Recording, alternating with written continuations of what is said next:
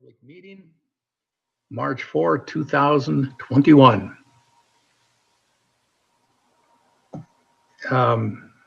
Everything seems to be working. We have everybody here. We have 4 commissioners in attendance. And we'll start off with some of the rules and regulations. Public comment. Public comment will be taken during the beginning and again at the end of the board meeting. Additional public comment periods may be allowed on individual agenda items at the direction and discretion of the chairperson. It is required that members of the public provide public comment on those agenda items when there are no when they are considered.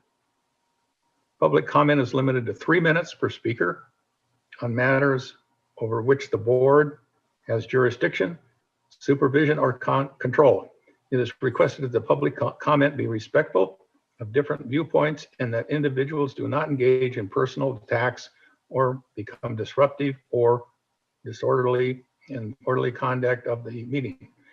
In addition, opening public comments will also be taken on the following agenda items as they are discussed by the board, the items 5 and 6.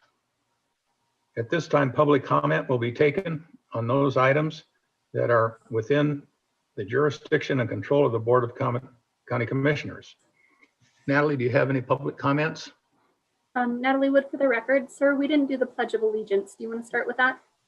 Gosh, you're trying to take my turn away from me. This is the first time I get to say it. And then I do have people raising their hand for public comment. So those that are interested, please raise your hand. And if we start with the Pledge of Allegiance, then I can get to public comment afterwards. Okay. Danny.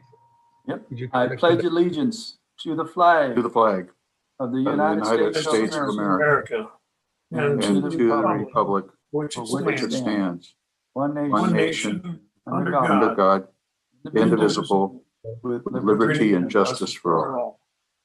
Amen. Natalie Wood for the record. I do have 4 individuals of the public that do want to provide public comment. Anyone else that would like to, please raise your hand. I will start by going through the list. I have Ellie Waller.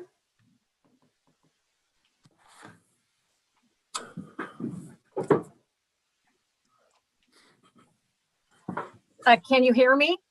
I can, thank you. Go ahead and state your name for the record and then I'll start your timer. Thank you. Ellie Waller, Public Works Agenda Item G, opposes drafted. I am asking this be pulled from consent for discussion today for the following reasons. Why is the Clear Creek LLC Schneider Ranch project being mentioned? Full disclosure and discussion is necessary of what is being contemplated or proposed for a future development on the Schneider Ranch property and should be separately noticed and be removed from the recitals and agreement in Agenda Item G. What does community development and public works think about commingling water rights with separate projects and one that isn't even on the table yet? A point of history. On March 15, 2018, the county manager sent a letter to the Bureau of Land Management that the BOCC voted to support funding for the acquisition of a conservation easement for Schneider Ranch, about 500 acres. Douglas County believes the Schneider Ranch is a tremendously valuable asset and resource to the Carson Valley. It connects the conservation easement already funded on the Esquaga Ranch, 1,200 acres, to 850-acre conservation easement donated by the Nature Conservancy. In turn, these protected lands are connected to the Tiobe National Forest, and this would create an unfragmented landscape of hundreds of thousands of acres. This is an epic statement. Sadly, the letter to the BLM did not make the cut for funding. I researched Round 18 preliminary recommendation expenditure for the Southern Nevada Public Land Management Act dated February 26, 2021, and nothing from Douglas County made the cut. Another issue with Clear Creek, new homes under construction are violating the Clear Creek specific plan view shed requirement as homes are supposed to be shielded from the adjacent Alpine View estates. The county doesn't have any code protections for violating a specific plan that I can find. So how do we stop this? In the specific plan, it says discretion to determine roof pitch shall be given to the design review committee. Decisions made at designs approved design review committee shall replace and supersede the standards in the Douglas County Development Code 20.690. This has set a very bad precedent and should never happen again. Allowing a developer to supersede the standards of Douglas County Code is unacceptable, as we have no way to defend ourselves unless we figure out how to contact the developer. Furthermore, I propose staff revisit the Clear Creek at Tahoe Development Agreement and revise to add another condition that the Clear Creek Schneider Ranch property cannot build until Clear Creek Tahoe is built out. Thank you. Thank you, Ellie.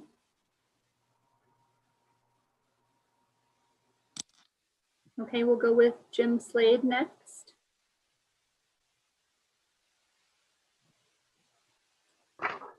Can you hear me now?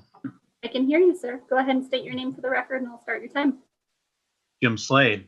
Also on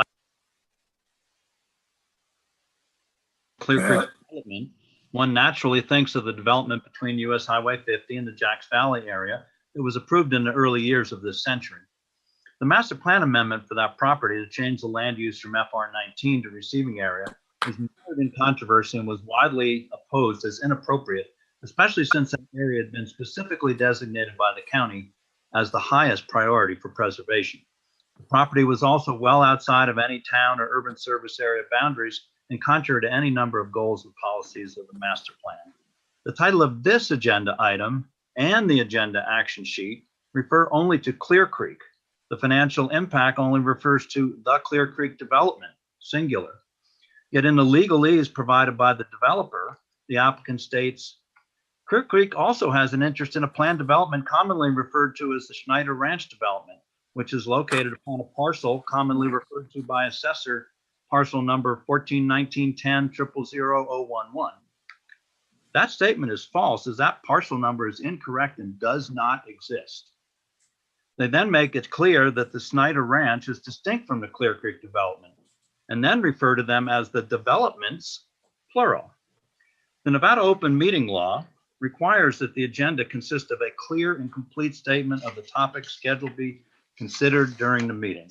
There is nothing in the title of this agenda that would inform the public that any decision regarding the proposed Schneider Ranch development might be made. It appears that the applicant was trying to purposely be vague as a subterfuge in order to deny the public the opportunity to know exactly what was being proposed for Schneider Ranch. Therefore, it would be an open meeting law violation to even consider this item today. The public has no knowledge of any development plans for Schneider Ranch, which has a land use of agricultural and zoning of A19. Community development has received no applications or plans regarding Schneider Ranch, as confirmed to me yesterday by Planning Manager Sam Booth. The board should not consider anything that might affect a possible sub-Schneider Ranch development. To do so would be putting the cart before the horse. Any future application for a Schneider Ranch development should be viewed skeptically by the board, as it would certainly be opposed by a majority of the Douglas County residents that you represent. The board should not even hear this item today because it violates the letter and intent of the open meeting law. If you do hear it, however, you should deny it, since the county has as yet received no applications or plans for Schneider Ranch development. In addition, no master plan amendments, nor new development agreements, nor payment of fees in lieu of dedicating water rights should be approved, in my opinion, prior to the completion of the county's new water studies, especially at that low price of $9,000 per acre foot annually. That price needs to be examined as to its fairness to the county. I believe that's the going rate. Thank you. Thank you, Jim. Okay, next we have Andy. Hi, can you hear me? I can. Go ahead and state your name for the record and I'll start your time. Great. My name is Andy Brewer, and are you hearing public comments on vacation rental permits right now? We're doing opening public comment right now. We will be taking public comment on items 5 and 6 when those items come up in the meeting. Okay, should I wait or is now okay?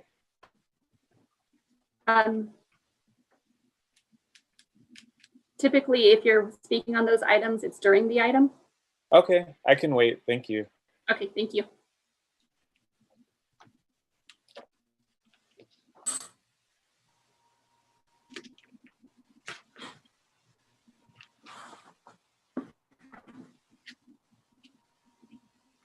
Okay, and then I have 3 callers that I'm gonna see if they're here for opening public comment.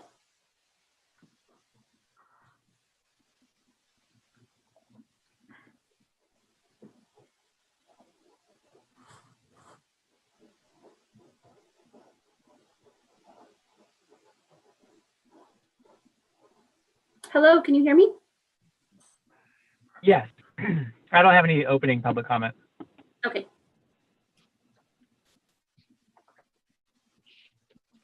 Okay, I'll go with the next number. Please let me know if you have any opening public comment.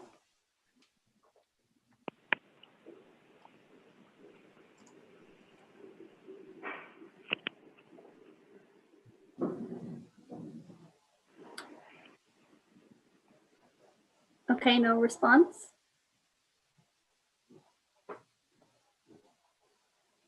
And then if you raise your hand and then unraise your hand, I assume you do not want to speak. So if you want to speak, please keep your hand raised.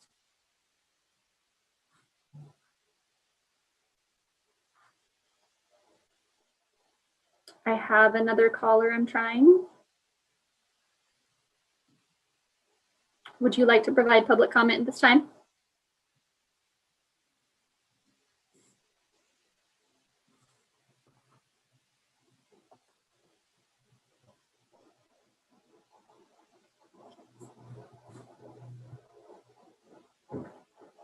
Okay, no response.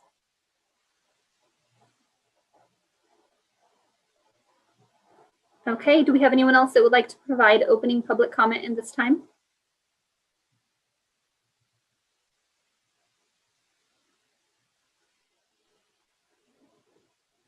Okay, Stephen? Yeah, is this in regard to, I just got on, and is this in regard to the VHR portion, or are you on a different portion right now? We're on opening public comment. VHRs are agendized as items 5 and 6. They will have public comment when those items are brought up on the agenda. Okay, so I would like to speak then, right? Yes, sir. Okay.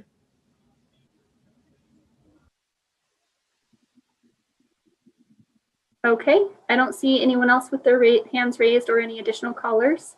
So I think we're okay to close public comment for opening public comment at this time.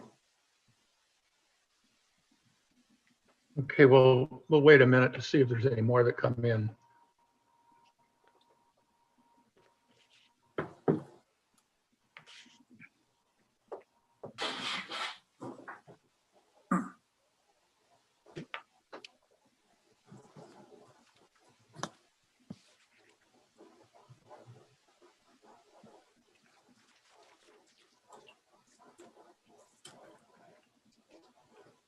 Do you have any activity showing up, Natalie? No, I have not seen any additional hands raised or any other callers call in. Let's forge on ahead with the approval of the agenda. For possible action, approval of the proposed agenda, the Board of County Commissioners reserves the right to take items in a different order to accomplish business in the most efficient manner, to combine any 2 or more agenda items for consideration, or to remove items from the agenda or delay discussion relating to items on the agenda. Would anybody care to make a motion on this? Make a motion to approve the agenda. Second. What about item G? I think when we get down to the consent calendar, we can remove that or move that, Mr. Ingalls. So I would second the motion at this time to approve the agenda as is, and then Okay, we have a when we motion. get down to that. We have a motion to approve the agenda, second by Commissioner Gardner. All those in favor signify by saying aye. Aye. Aye. Aye. Any opposed? Okay, approval of the previous minutes. For possible action, discuss to approve the draft minutes of the January 2021 regular meeting of the Board of County Commissioners. At the regular meeting of January 21, 2021, 1 p.m. Items appearing on the Mr. Chair. consent- Go ahead. Mr. Chair, Yes. before I make a motion, there is an amendment to those minutes. As I'm looking at the minutes on page 20 through 23, Mr. Hutchings speaks. However, his title is not stated on the minutes, except in the very first comment.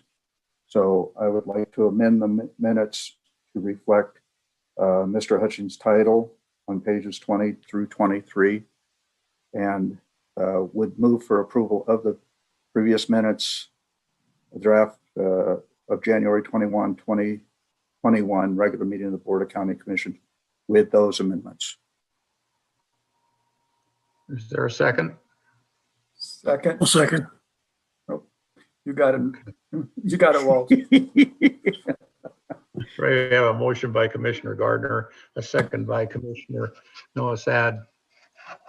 All those in favor signify with the amendments or the changes to the brought forward. All those in favor signify by saying aye. Aye. Aye. Any opposed? The motion carries 4-0. Okay, consent calendar.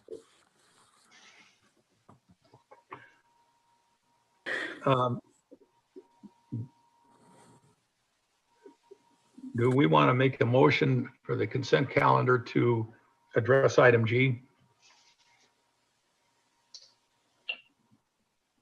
I'll make a motion that item G be delayed until a future time. Do I hear a second? I'll second that. Where did Mr. There he is. We have a motion by Commissioner Noasad, a second by Commissioner Gardner to approve the consent calendar, but to move item G to a later meeting. All those in favor signify by saying aye. Aye. Aye. Any opposed? Chairman, Carries 4-0. Chairman, Chairman, Yes, Mr. Cates is trying to get your attention. yes, Mr. Cates. I think Doug and I are both trying to get your attention. You may want to move that item to the administrative agenda so you could discuss it and get some more information. Looking at it, should this item be put before planning before it comes to the board? No, sir. The planning department's already aware of the item and they're here to talk about it. All right. and Chairman, if I may. Yes, Mr. Ritchie. Thank you. Doug Ritchie with the District Attorney's Office. I believe the actual motion dealt only with continuing consent item G. There wasn't a motion to approve the consent agenda as presented, except for item G. Okay, so the motion that was presented. What I'm saying is the consent agenda still needs to be, there needs to be a motion to approve the consent agenda as presented, except for item G. Correct. Okay. And the actual motion, as I recall, and Natalie, the recorder can read it back, but I believe the motion dealt solely with continuing item G. So you still need a motion to approve the consent agenda. Okay, I'll make a motion to approve the consent agenda except for item G. So moved. So seconded. Okay. We have a motion to go ahead with the consent calendar, but remove item G by Commissioner Tarkanian and a second by Commissioner Gardner. All those in favor signify by saying aye. Aye. Aye. Any opposed? Nay. The motion carries 4-0.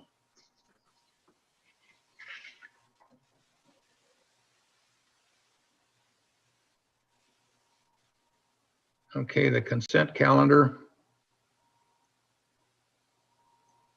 Items to be pulled from further discussion. Possible action.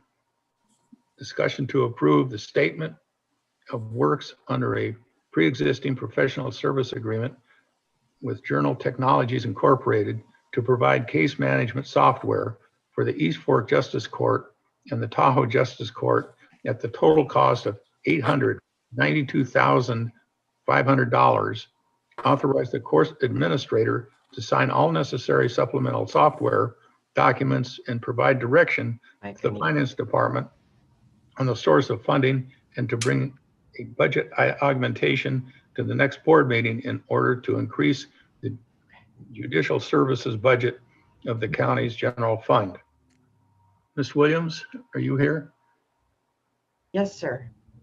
I'm preparing my PowerPoint. Mike. Yep. Just one moment, I apologize. Thank you.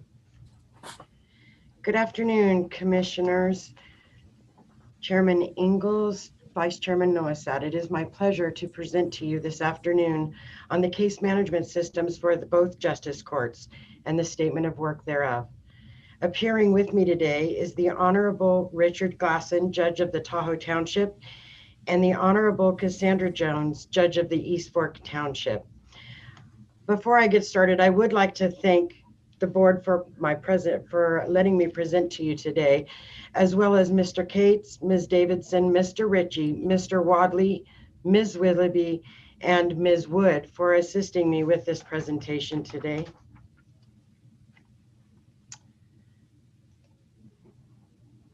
I'd like to give you some background on this item, as I believe that's necessary for you in this decision today. To begin with, in 2012, we began research for these case management systems.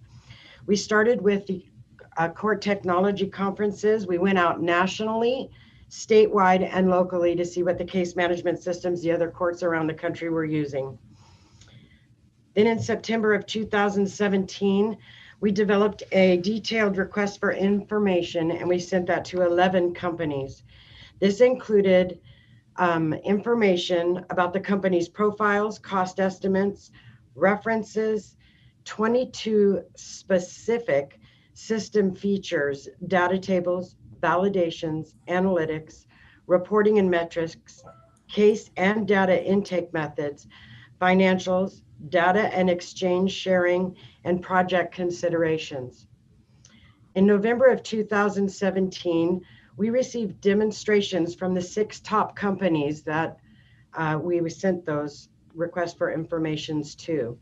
We received cost estimates and then did a review of project considerations. In January of 2018, we prepared a 70-page request for proposal and sent that to the 3 top companies. And those companies were afforded the opportunity to provide demonstrations. Those demonstrations included mandatory requirements, operational efficiencies, technological requirements, interface development, criminal and traffic features, document imaging, e-filing, financials, state reporting, and statutory mandated requirements needed for the courts. In February of 2018, we received the intents to bid from those companies, and the judiciary, the board, and staff were all involved in those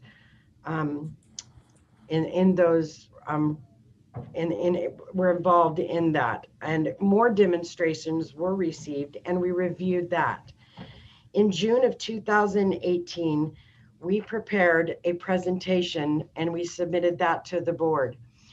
What we previously presented from those 3 top companies, Thomson Reuters gave us a basic system cost of $500,000.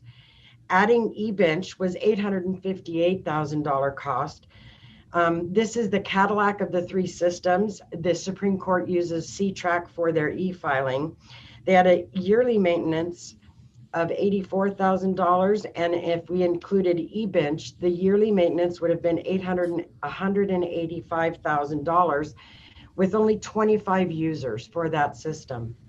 Tyler Technologies gave us a bid of $883,000 with a yearly maintenance of $63,000 for a hosted system for 25 users.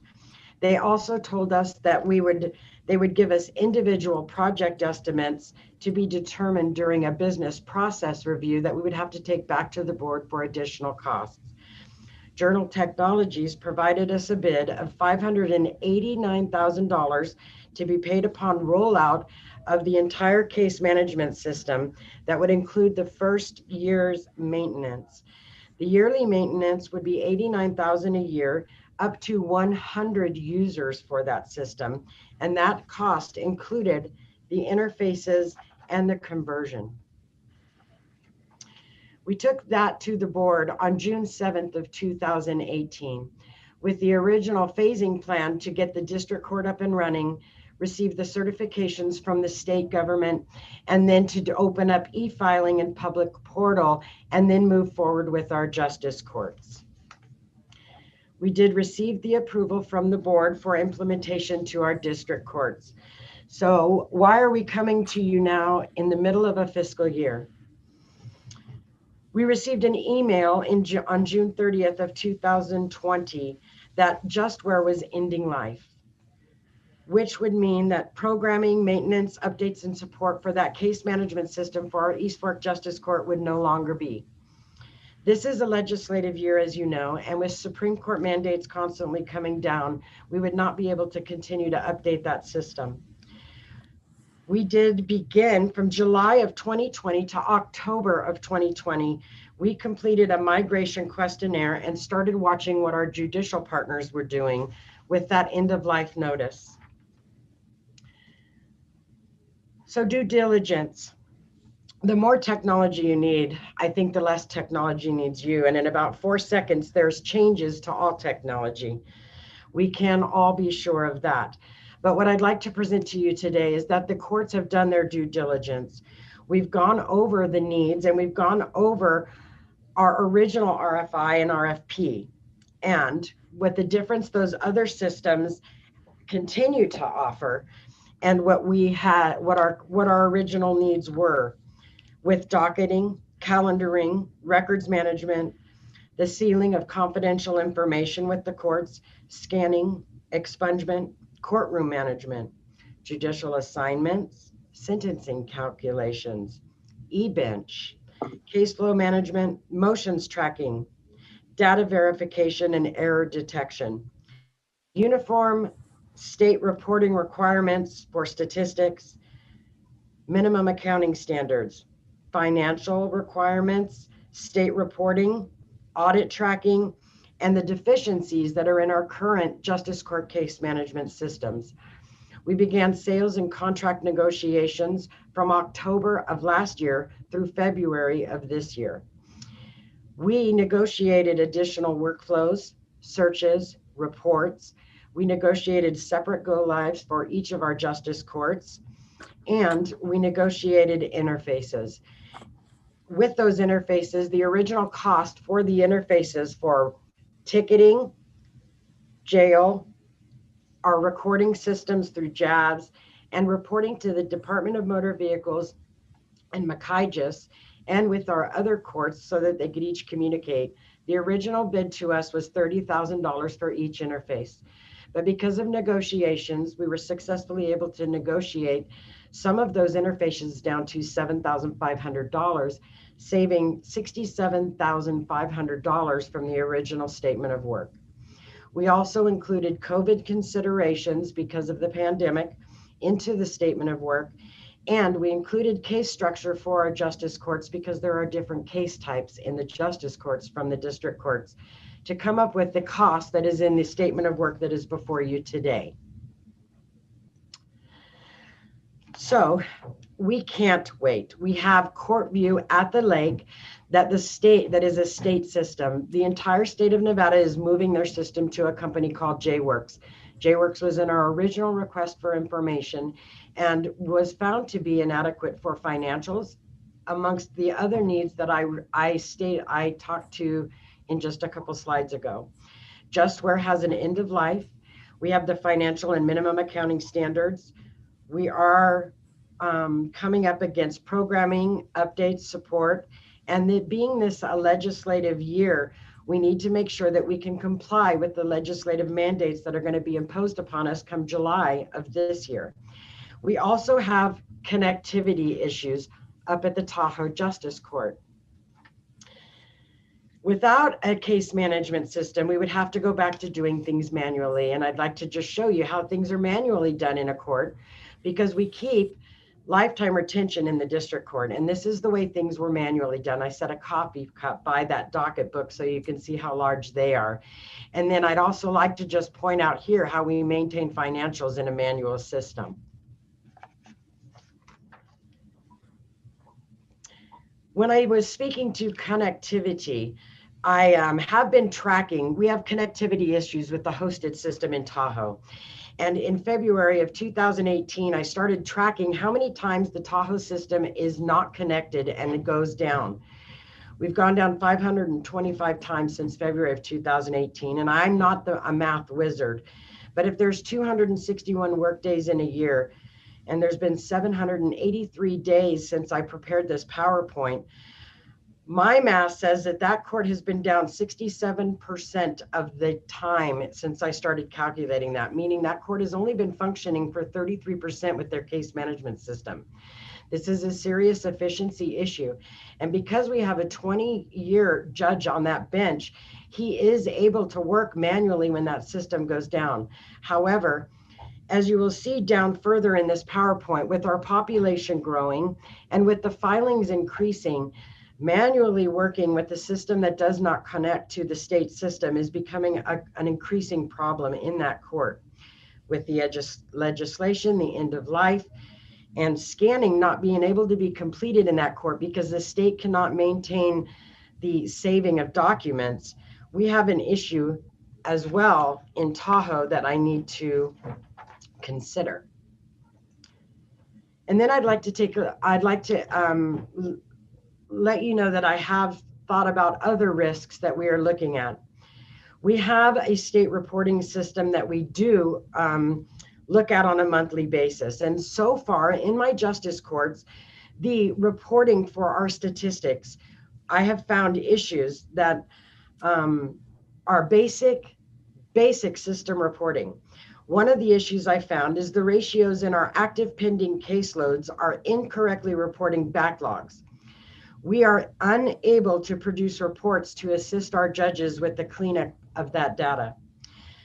We have a pending caseload magnitude that does not match month to month, which inaccurately and incompletely reflects our end of the month reporting.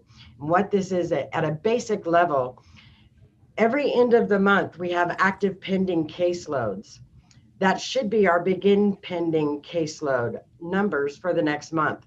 Those numbers do not match. So at the very surface of our statistical reporting, we're having an issue. We are also reporting 112 sentencing hearings for our judges, but yet we're reporting 650 guilty plea with sentence dispositions, which tells me that our judges are not getting the credit they deserve for those sentencing hearings, up to over 500 sentencing hearings per month. Our reopened reporting activity is incorrect as well, meaning if there is a sentence on a criminal case and they are sentenced to probation, if they violate that probation and have to come back before the judge so that the judge can either amend those probation conditions or revoke that probation, the judge is also not getting accurate credit for that. It happens in civil cases as well. So I think that's a huge issue. And then we have underreported caseloads as well, which is huge when we are asked to do revenue projections for the county. We also have scanning. So the Tahoe Justice Court is not able to scan their documents at this time because the state will not save those documents. We started scanning the East Fork Justice Court documents in February of 2021 just to see the magnitude of that. The East Fork Justice Court is scanning 10,000 pages a month. This is to provide copies to our judicial partners, and so that when we do go electronic, we can provide the public with a public portal so that they can access their documents as well. This speaks to efficiency in our courts. I will tell you that in the district courts, I know this is success. We used to have a part-time person that did nothing but scanning in the district courts. And one of the directions from our commissioners previously was to make efficiency and the retention of documents electronic. We have scanned almost 250,000 documents since going live, which equals 16,000 pages per month.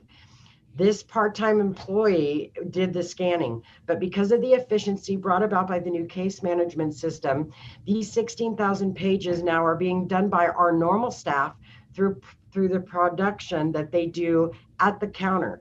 We no longer need a part-time employee to do the scanning. It is being done with their regular work. This is through process improvements and workflows that are designed with this new case management system. It is also accurately reporting dispositions, reporting to the state, and we have interfaces that are absolutely making work product more efficient. The case flow monitoring for our judicial assistants and our judges are on point.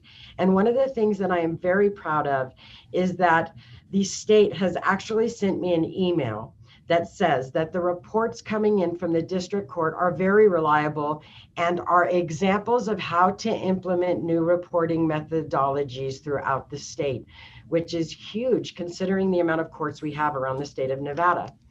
The financials are accurate, and our end of the month, our bank reconciliations and all of our financials and our end of the month is being done at a very, very, very accurate and good way. And I think Ms. Willoughby can also speak to that.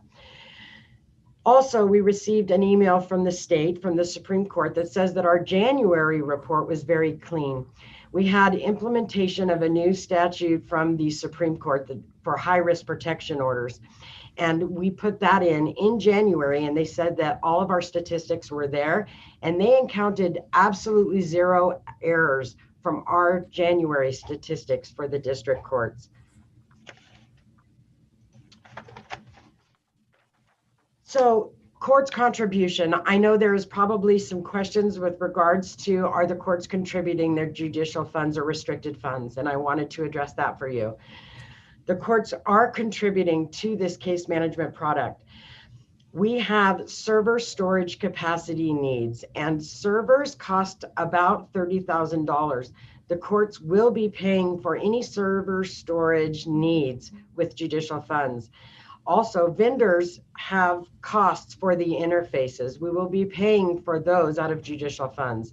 We are also paying for any hardware needs for this case management system out of judicial funds. And then we have data conversion costs from Justware and from CourtView. We will be paying for any of those costs as well. We also are working on a middle room remodel to allow public access to any of our documents once they become electronic. We're taking care of that. And then any office remodels that need to be taken care of for productivity and to make sure that we are being more, that our productivity doesn't go down because of this case management system. So anything that has to be done there will be paid for out of judicial funds. And then a question that I thought you might ask me is, do I need to put off our e-filing or any public portals because of this case management system implementation for 2 justice courts? And I will tell you no. We are currently in the middle of the middle room remodel. We have public portals for public facing documents. Once we go e-filing, we're working on that right now. The district court judges are working on modifying their court rules for that accommodation. Our next step would be for security protocols. We will be testing with our judicial partners, and then we will go live with e-filing and public portal as soon as we accomplish these things, and we do not have to wait. So the next slide is the cost. It is $892,500 for both justice courts.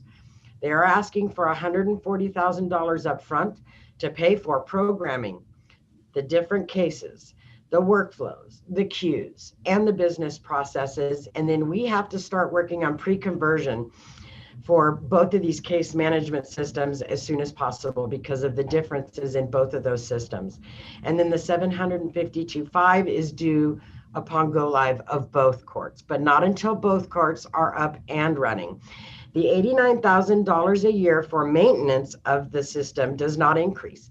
It will maintain static at $89,000 a year, except for the consumer price index increase for the western half of the United States, which is already written in the contract for the district courts. We will eliminate the $7,000 a year that we are currently paying for the court view system up at the lake, and the $17,000 a year we're paying for the maintenance of the JustWare program in the East Fork Justice Court. With that being said, commissioners, I appreciate you allowing me to present that today. And if I haven't answered questions that I thought you would have for me, I am happy to answer them now for you. Well done, Bobby. You always do a good job of presenting these things so they're simple and straightforward. Do any of the commissioners have any questions or comments? Yes. Commissioner Nosat? Yes. Question on the Journal Technologies package that you bought. Is this a product that you will end up modifying to suit your needs? Yes, this is a highly configurable system, Commissioner. Okay. And so we can absolutely do that. Okay, secondly, when you went to the RFP, it sounded like you had quite a lot of variables that you needed to pass on to them. Is that correct? Yes, sir. Okay, so my background deals with project management, and the very front end of any project is requirements. So I want to know from you, did you express all of the customer needs to this vendor? This was a very, very detailed, it was a 70-page RFP. I was very proud of that RFP. I worked for 2 years on it. And yes, sir, I absolutely considered all of the community needs with regards to case management for the courts. Judging from what I've heard today, given my background, I think we're heading in the right direction with this one. Thank you, Commissioner. Commissioner Gardner? Thank you, Mr. Chair. Ms. Williams, thank you for your great presentation. I thank Judge Jones and Judge Glasson for joining us today on this as well. The presentation was very enlightening. My question really is posed to, where did she go? Our CFO. There she is. My question is for Ms. Willoughby, actually.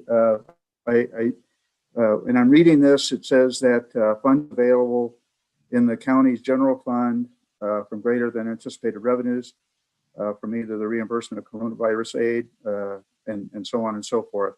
So I guess my question to you, Ms. Willoughby, is should we pass this, where would you suggest is the best financing of this?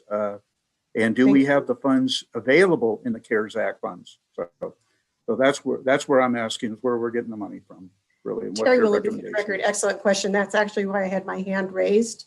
Okay. On the financial part, this is all general fund money. The courts are contained within the county's general fund. They are general fund departments. The funds are in the general fund. They are funds that were reimbursed to the general fund in the amount of $698,000, roughly $700,000 for reimbursement of CARES Act. The alternative, as you'll recall, in February, I provided the board with revenue estimates, and there was an additional $1.6 million of the state consolidated tax that was greater than anticipated. My recommendation would be to use the one-time reimbursement CARES Act money up and then use the balance from the consolidated tax. Okay. And that's Thank all you. with the county's general fund, and it is available. Do we have any other questions or comments? Judge Jones, do you have anything you'd like to say? I know that Ms. Williams, Judge Glasson, and I have been working on this project for quite some time. Ms. Williams has used her considerable skill and the background that this was implemented with that we've already gone through a part of the process with the district court. And so I have every confidence this is what both courts need to meet our current obligations, but also to move into the future. I believe the interfaces have the opportunity to have us work really well. One of the things I am actually looking forward to is an interface with the sheriff's office that allows us to get information going both ways. And that'll save a lot of manpower in my court as we do a lot of business with our judicial partners. Judge Glasson, do you have any comments? Thank you, Chairman. Richard Glasson from the Tahoe Justice Court. You know, the third branch of government, the judicial branch, is an independent but unfunded branch of government. But we like working with our executive partners. We certainly like working with Bobby Williams. She's put this together. It will bring us into compliance. It will allow us to grow. She had that picture of that leaky boat. There comes a time when you just can't patch it anymore, and it's time to haul it out and start over again. That's what we've done. She's been very fiscally prudent. Before I leave office, I want to see this thing up and going so we can maximize our resources and maximize our benefit to the entire county. And I thank you very much for your time, and I thank Bobby again for her preparation. Thank you, Your Honor. Any further questions or comments? As an old systems guy, I'd like to commend Bobby on the clarity that she always brings with these things. And I have a question, Ms. Williams. One of the things that's real important with any of these systems is for the staff that has to use it. And I would gather from your presentation that this is going to be pretty intuitive for your staff to use. Yes, sir. I will tell you that the district court clerks have been using it since October of 2019. And they, even with new staff that comes on board, that's the word they use is intuitive. They also say it is user friendly. And so it absolutely is a good system. And then we work with our judges also to make sure that it speaks to all of the needs. And then it actually takes their workload, and we can make this do things and notify them. And even when they make an error, and when I was talking about the USJR reporting, the statistical reporting, if they enter something wrong, this system will tell them, you've chosen this wrong, fix your error. And it makes them fix it so that we don't have inaccurate reporting, which is so important to the Supreme Court and to the state agencies that we work with, the Department of Motor Vehicles, the Department of Public Safety, and other departments and other agencies. So I think this is going to be a huge benefit to the staff, especially. Thank you for that question. Thank you for your presentation. It's very enlightening. It was a pleasure to appear for you today. Would any of the commissioners care to make a motion? Mr. Chair. Commissioner Gardner? It's with great pleasure that I move to approve the statement of work under a pre-existing professional services agreement with Journal Technologies Incorporated to provide case management software for the East Fork Justice Court and the Tahoe Justice Court at a total cost of $892,500. Authorize the court administrator to sign all necessary supplemental software design document and direct staff as to the source of $892,500 in funding for the augmentation of the judicial services budget requested by the justice courts. Is there a second? Second it. We have a Second. motion by Commissioner Gardner, a second by Commissioner Tarkanian. All those in favor signify by saying aye. Aye. Aye. Any nays? The motion carries 4-0. Thank you, gentlemen, and thank you, Ms. Williams. It's good to see you again. Thank you so much. And thank you Judge to everyone who helped me with this. I appreciate it. Thank you. Jones and Judge Glassens, thank you for participating. It's good to have you folks in there. You're welcome, sir. Thank you. You're welcome. Thank you for having us. That's quite some office you have there, Judge Glassen. Is that your courtroom? I've never been in it. It's the most reasonable facsimile that we could find online. Thank you. All right. Good work. All right. Item number 2, for possible action, discussion to review and accept the fiscal year 2019-20 auditor's report on internal control orders over financial reporting, the Douglas County Corrective Action Plan, and the federal awards report in accordance with the uniform guidance. Ms. Willoughby, you have the floor. Thank you, Terry Willoughby, for the record. As you recall, we brought the county's comprehensive annual financial report to the board back in November 30th in a joint meeting with the audit committee. At that time, the single audit was not ready due to the delay in guidance. And today we have the single audit and the management letter comments for you. And I have David Showalter and Chris Eng from Eide Bailey, and I will turn it over to them. And when we get to the findings, we will go through them one by one, and I'll give you our response to each finding as we go. Turn it over to David Showalter right now. Good afternoon, board members. My name is David Showalter, for the record, with Eide Bailey. And we are here to present the results of the 2020, June 30th, 2020 single audit report. As Terry mentioned, we were in the process of completing the single audit report when we finished the audit of the county's financial statements. And due to delay in guidance from the Office of Management and Budget, we had to delay the audit of the single audit. But we just recently have completed the audit, and I can share my screen, and we can put the report on the screen, and I can go over the reports real quick. So give me 1 second here.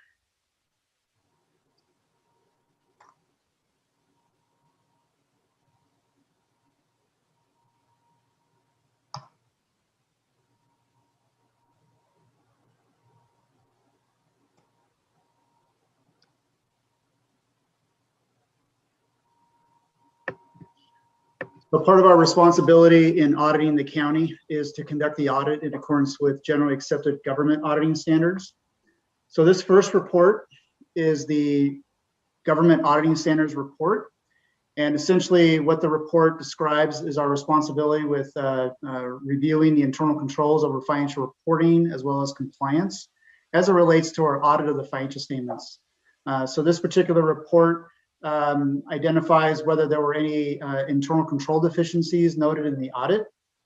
And in the paragraphs to the bottom of this page, we've identified a few findings related to financial reporting. One of those is considered a material weakness, which is basically a deficiency or a combination of deficiencies in internal control, such that there would be a reasonable possibility of a material misstatement in the entity's financial statements. That's a definition of material weakness. And then the rest of the findings are considered significant deficiencies. And those are labeled 1 through 5 and 7 and 10 in our schedule of findings and question costs. So we had a few financial statement findings. Again, we went through all of these findings in detail with the audit committee.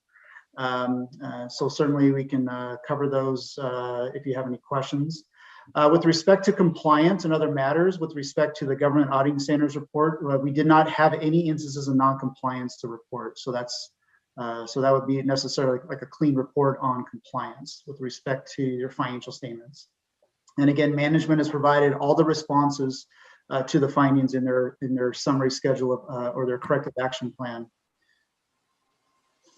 With respect to the single audit, so what basically the single audit is an audit of your federal awards. So each year the county applies for and receives federal grants in order to implement various programs within the county. And if the county has expenditures exceeding $750,000 in federal grants, then the single audit is required. And the single audit is basically, again, that's that audit of those federal programs. We're required to follow the uniform guidance, which is provided by the federal government. So we're required to follow those guidelines in order to plan and select the various programs for testing. And for this particular year, because of COVID and because of all the other funding that the federal government provided through various means through the CARES Act, it did delay the implementation of the compliance supplement. The compliance supplement is what we use as an audit program in order to audit the programs with respect to single audit. So there was a delay in that compliance supplement, which resulted in a delay in getting the single audit done for the county. With respect to the results of the single audit, our opinion on each of the major federal programs with respect to compliance is unmodified, or it's a clean opinion. So that's good for the county. And then on the next page, we did identify one finding with respect to one of the programs we audited. And so that finding is required to be communicated, but it doesn't impact the opinion on compliance. And that finding is noted in our schedule of findings and question costs as item number 2020-11. And again, the county has provided their responses to each of the findings. And the schedule of expenditures of federal awards, this is what we're auditing. We're auditing these programs, and what happens every year is we are auditing the larger programs each year that exceed a certain threshold. And for the county, that threshold is $750,000. So any programs that exceed $750,000 in expenditures are invariably going to be audited on a cycle basis. Usually it'd be every 3 years. So for this particular year, we audited the airport improvement program, which had total expenditures of about $2.5 million. And we also audited the formula grants for rural areas and tribal transit program, which had expenditures of about $940,000. So those were the two programs we audited in the current year. Going into next year, since this county did receive a substantial amount of CARES funding from the state for 2021, that program will be audited in your next year's single audit.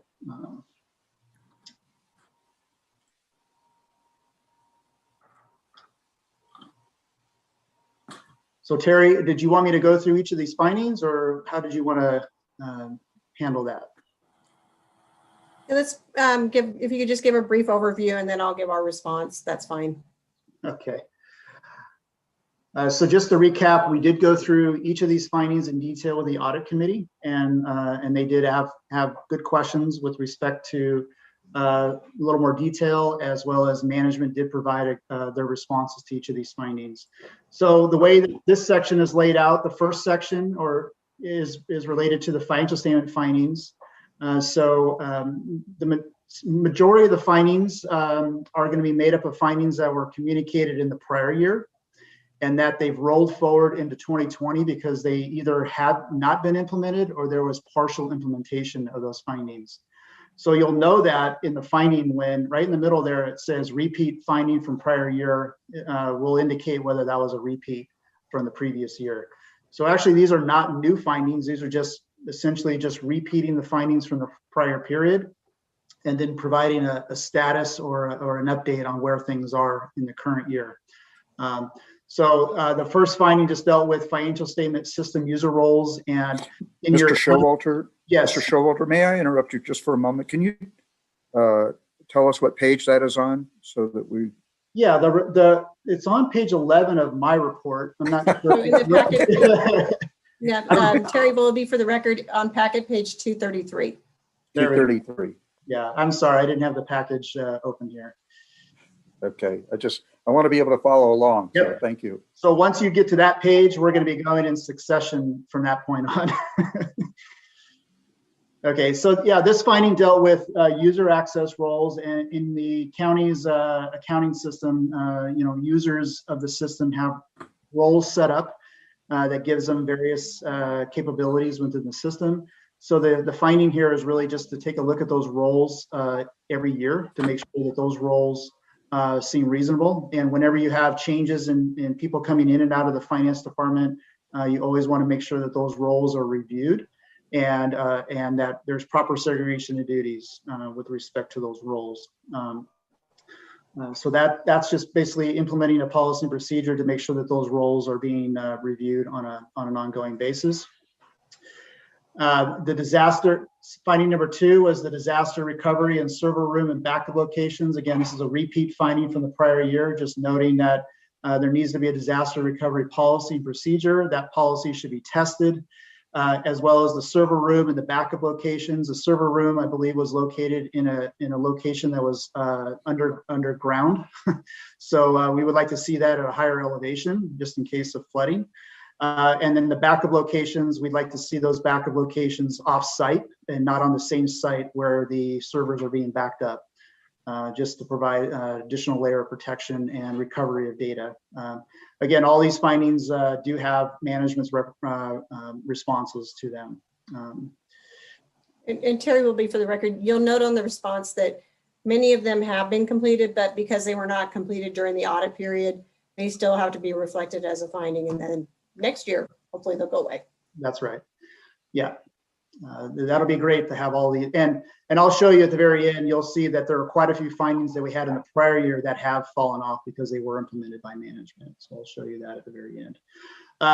Finding number 3 deals with vendor file maintenance. So again, the county operates an accounting system, and whenever new vendors are created, there's a file that's maintained in the accounting system, so that whenever you're going to pay those vendors, they're already set up, they're already established. So we want to make sure that there's controls over that vendor file, so that no one outside of the accounting would have access to that file in order to manipulate any of the data. So again, we want to have proper controls over the access of that file, making sure we're reviewing who has access, and also reviewing the vendor maintenance file just to make sure that the vendors appear appropriate and that there's supporting documentation that supports those vendors. Finding number 4 dealt with outdated procurement policies. Again, I think we noted that the last time that the county's procurement policy was revised was back in 2008. So it's been a considerable amount of time. And since then, there's been, I'm sure, quite a few changes within the state as well as the federal guidelines on procurement. And more recently, the uniform guidance at the federal level changed how procurement is conducted with respect to federal grants. So I would like to see, I think it's a good recommendation to go back and revisit that policy, make sure that it conforms with what you're doing in practice, because a lot of times in practice you're doing different things than what your written policy is stating. So going back and just taking a look at that policy and refreshing it into the current practice. And Terry will be, I'll just break in for a minute. That has been updated. That was brought at the joint meeting of the board and the audit committee on November 30th, and it is in place. So, great. But it'll continue to be updated. Yep. Finding number 5 deals with debt covenants. Again, this is one of these processes that are done as part of the year-end closing of the financial statements. What we observed last year was that the covenant calculations and monitoring was done on a calendar year basis as opposed to a fiscal year basis. So when we were asking for that information as part of the audit, the county had to go back and pretty much revise everything so that it could line up with the county's fiscal year end.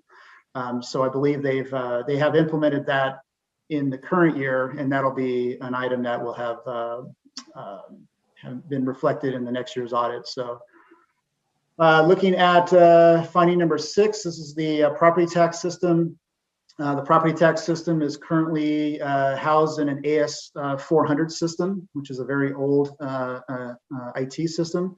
And so in this particular case, we noted that there weren't any review or approval of changes made to the system. So if somebody goes in and makes any changes to that system and then puts that into production, no one's reviewing that.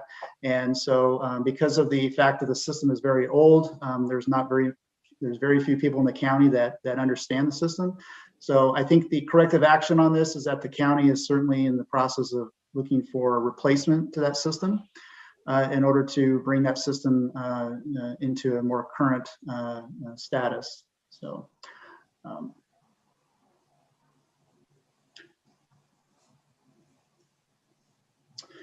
Finding number 7 deals with general computing controls, exception logs. Again, so anytime that there is any access into the system, we're looking for exception reports that demonstrate who accessed the system and that those exception reports are being reviewed on a frequent basis. So our finding was noting that the county did not have policies in place to ensure that those exception logs were being reviewed and that the reviews were being documented. Again, this was a carryover finding from the prior year. And so what ends up happening is that some of these findings might have gotten implemented at some point during 2020, but we're looking for these corrective action. We're looking for the corrective action to be implemented for the entire year so that we can say that those controls are operating throughout the year. Finding number 8 deals with the payment card industry and network security.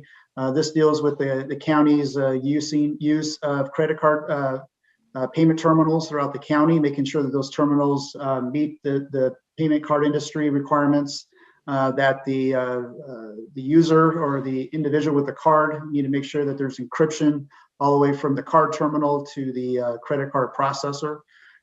So I think in my understanding, the county is in the process of implementing this finding currently.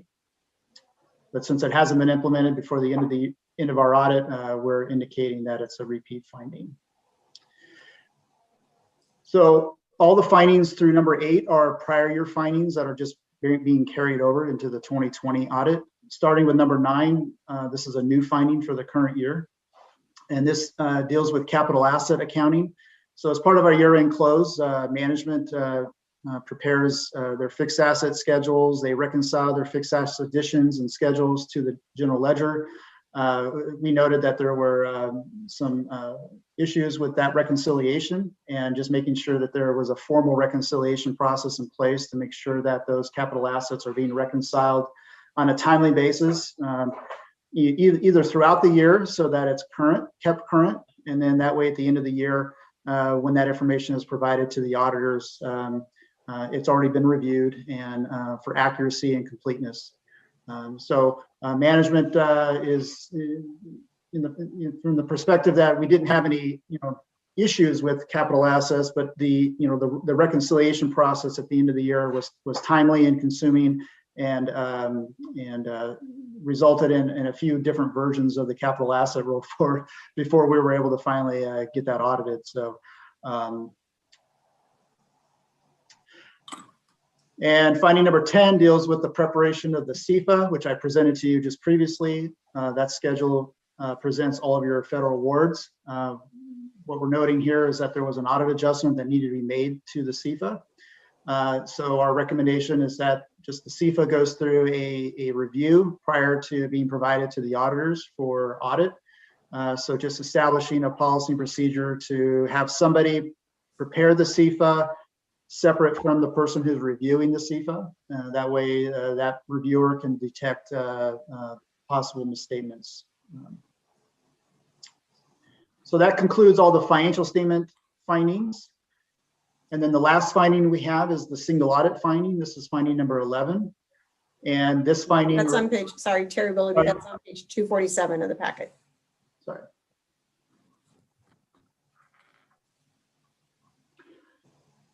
So this finding is related to program formula grants for rural areas and travel transit programs. So it's one of your transportation programs. This is a compliance finding related to allowable cost principles. And the issue at hand here was as we conducted our audit over allowable costs, we identified certain costs that had been charged to the grant, and there was also indirect costs that were charged to the grant. And we observed that payroll costs that were charged directly to the grant, those payroll costs were also included in the pool of costs that were then used to apply an indirect cost to the program as well. So essentially, there was a kind of a a double charging of those payroll costs. So management backed those expenses out of the CFA, but nonetheless, we still need to identify that as a question cost for the single audit report. And again, management provides their response to all the single audit findings as well. And then the last page, on my page, it's 27 at the bottom, starts the summary schedule of prior audit findings. It's packet page 249. And in last year's audit for 2019, we had a total of 22 findings. This year we have a total of 11. So we've split that in half. So that's good for the county and making good progress with addressing these findings. You'll see that there's the finding number from the prior year, the description of the finding, and then in the far right column is the status of corrective action. So if the finding wasn't implemented from the prior year, you're going to see what the current year finding number is. And so anything that says not implemented, those have been repeated as a current year finding, and I've already gone through each of those with you. And then you'll see the items that have been implemented, and we just indicate that they were implemented. We don't have to explain, what was done. Our responsibility is to follow up on the prior findings, to just observe that those controls appear to be in place, policies and procedures have been developed, so that we can obtain just that reasonable assurance that the findings have in fact been implemented. So for all the findings that are identified as implemented, they have been in place, and they've been in place throughout the entire fiscal year.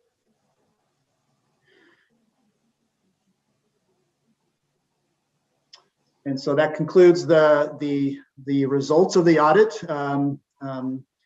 And I definitely want to thank Terry and her team for all of their help with the single audit, and also for the CAFR audit. I know it's a great undertaking to get everything completed. The county has to have the single audit completed technically by March 31 under the Single Audit Act.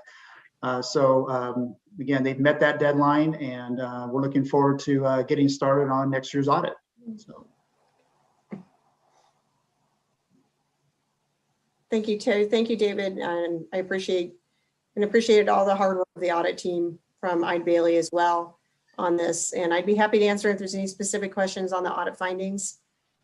I can address those. Ms. Willoughby, if I may make a comment, you have brought this financial department and county department a long way from where it was. So it's very commendable what you have achieved. The one thing that was mentioned in regard to the AS400 system, and we've been wrestling with this since I've been a commissioner. And is there any progress? Or is there anything out there that we've seen? Terry Willoughby, for the record, the assessor has identified a system. He does expect that new system to be in place in 2022. And in the meantime, he has developed some mitigating controls where he's running change logs of all the changes that happen in the system. And then he reviews those and signs off, and he maintains all those logs so that the auditors will be able to review those changes when they come in. So we're making progress on all of them. It's just some of these have been around for a long time, like PCI compliance. So it takes a while, but we're making progress on all of them. Yeah, that AS400, I mean, that's almost getting back to an IBM 360. Some of the guys probably weren't even born then. So, thank you. Any other questions from the commissioners? Mr. Ingalls, Chairman Ingalls, I have a couple of questions. Mr. Gardner, you have the floor. I'm surprised that you didn't bring this forward, because I've listened to you previously ask about this question, disaster recovery and server room and backup locations. I know that was a hot topic that you mentioned a couple years ago. And so I guess my question is, we have that server in a basement, as I understand it. So are we moving forward to relocating that to ensure that we don't have an issue with that. And also when Mr. Showalter indicated recommend a off-site location, even outside of the county, for backup in case of disaster. How far outside of the county are we talking about to mitigate that possible issue? I can address that, Terry Willoughby, for the record. The board in December 7th of 2020 approved a hosted solution contract with Tyler Technologies, which covers our financial system, where they will be hosting our system in the cloud.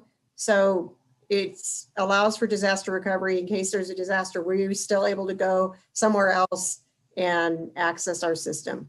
So and we're also taking the steps of moving some of the physical equipment, and Mr. Cates can chime in here, to another location outside the basement of the courthouse. So Yes, Mr. Chairman. Yes, go ahead.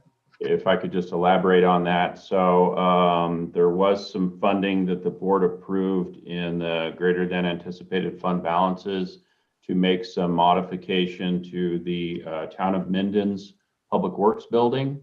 They have their data center located upstairs in that building. And we're looking at making some minor renovations there to move our data center in there.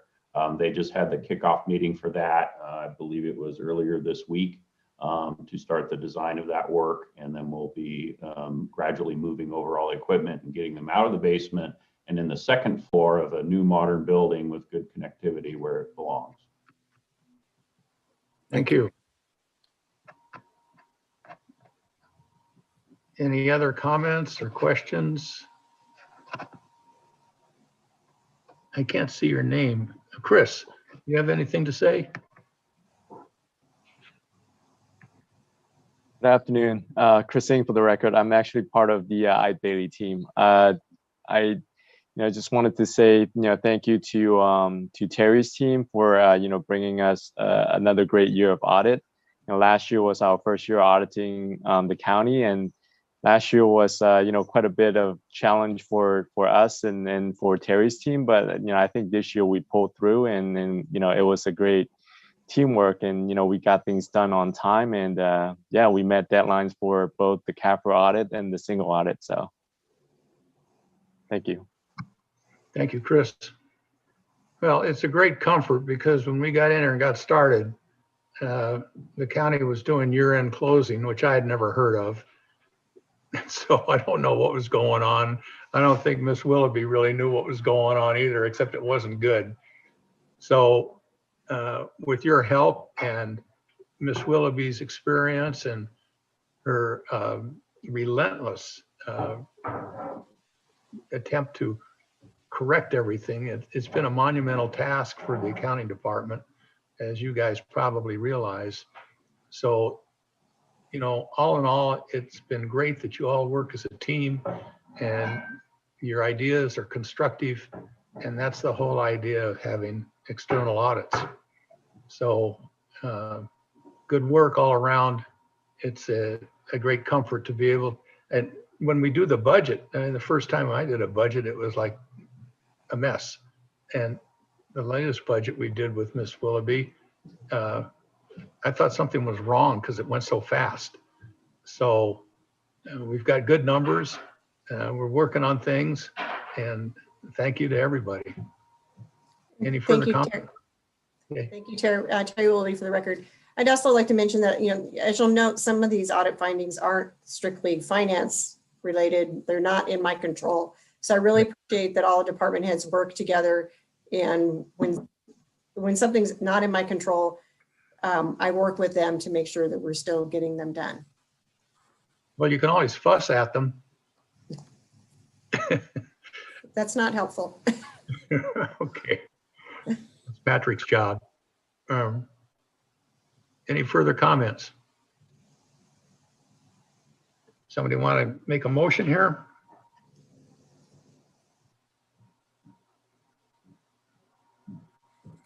One of the commissioners care to make? Commissioner Gardner? Yes, I was waiting for Mr. Noah Sad's a financial genius as well, so I figured I'd wait for him to chime in here, but it's muted.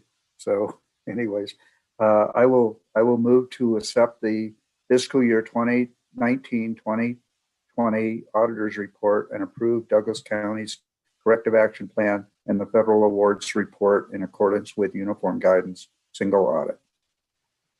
I'll second it. We have a first and a second. All those in favor signify by saying aye. Aye. Any opposed? The motion carries 4-0. Thank you, everybody. That was Thank you. well done.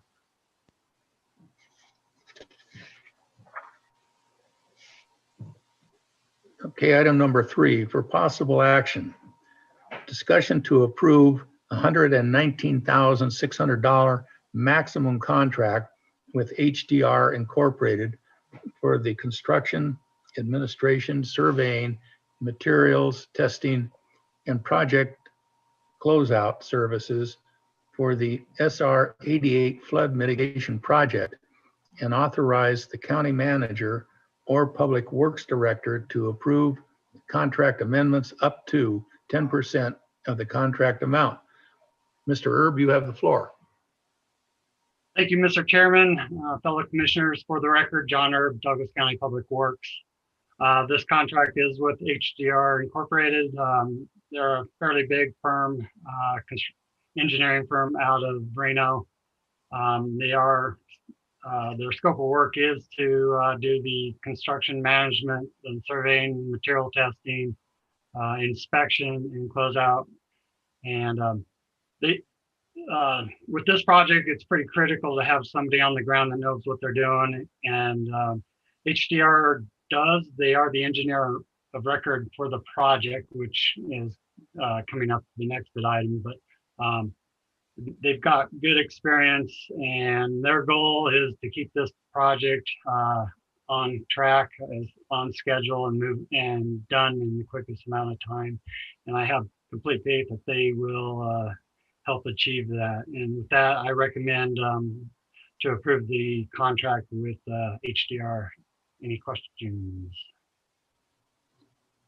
Do any of the commissioners have any questions? Yes. No. Go ahead.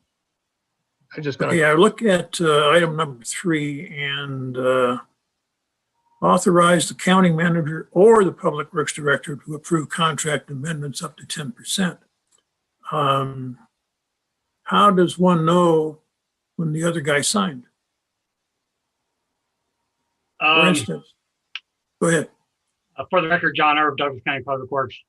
That's a good question. When we do an amendment, I would do the amendment and I take it to just one person, not 2 of them. They have to be through me and approved by me as far as the work that the engineer or HDR is recommending above and beyond their time and materials that's already in place. So there's checks and balances for that. I would review their amendment and bring it to either Mr. Cates or Mr. Richter for final approval.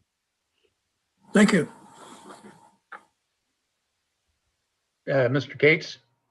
I just wanted to add the difference between when Phil or I would sign is based on the dollar amount, because we both have different signature thresholds. Commissioner Gardner? Yes, Mr. Erb, I believe last month we approved the culverts for this project. Are the 2 projects intertwined there? That's what I'm trying to. Yeah, for the record, John Erb, Commissioner Gardner, you're correct. This last month we pre-purchased the box culverts so they can be under construction right now. And okay. Then the next item on the agenda is for the placement, the bid that we received for the placement of the actual boxes within the roadway itself. Okay, thank you. Mr. Erb, have you shown the YouTube video of the 97 flood? We don't want that again. Of course, we can't control the flood, but during that flood, the bridge over the Carson River on 88 almost got washed out. It started getting undermined behind it. This project will help alleviate that problem. It was pretty intense. Yes, it was. Ms. Foster, do you have something you'd like to add? Thank you, Mr. Chairman. Carrie Rosser with the DA's office for the record. No, I think John has covered everything. I'm just here in case any questions come up. Okay. All right then. Anybody want to make a motion here? Sure, I'll do it. Okay, Commissioner Noah. All right, discussion, we'll approve the discussion to approve $119,600 maximum contract with HDR Incorporated for construction administration, surveying, materials testing, and project closeout services for the State Route 88 flood mitigation project, and authorize the county manager or the public works director to approve contract amendments up to 10% of the contract amount. I'll second that. Okay, Commissioner Noah brought forth a motion and Commissioner Gardner seconded the motion. All those in favor signify by saying aye. Aye. Aye. Any opposed? The motion carries 4-0. Thank you, gentlemen. Now we'll go to item 4 for possible action. Discussion to award a construction contract to the lowest qualified bidder to install the box culverts for SR 88 FEMA flood control project and to authorize the public works director or county manager to approve changes orders up to 10% in the total contract amount. The engineer's estimate for the installation of the culverts is $550,000. Mr. Erb, you have the floor. Thank you, Mr. Chairman. John Erb for the record. So as Commissioner Gardner pointed out, this is phase 3 of the agenda items. So early in February, we advertised in the paper and on our electronic bidding website for bids for the placement of the box culverts underneath State Route 88. We advertised it for a total of 3 weeks, and on Monday at 1 p.m. I did open bids. They were quite a bit higher than the engineer's estimate. I guess the engineers, being myself and HDR, underestimated the amount this project was going to cost. We did compare it to other past projects, and but we did receive 3 bids. They were all within pretty close of each other, but they were substantially above the engineer's estimate. I can share my screen here.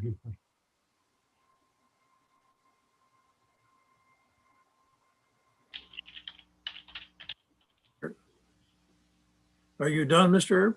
No, so I wanted to share my screen with you on, can you guys see my screen?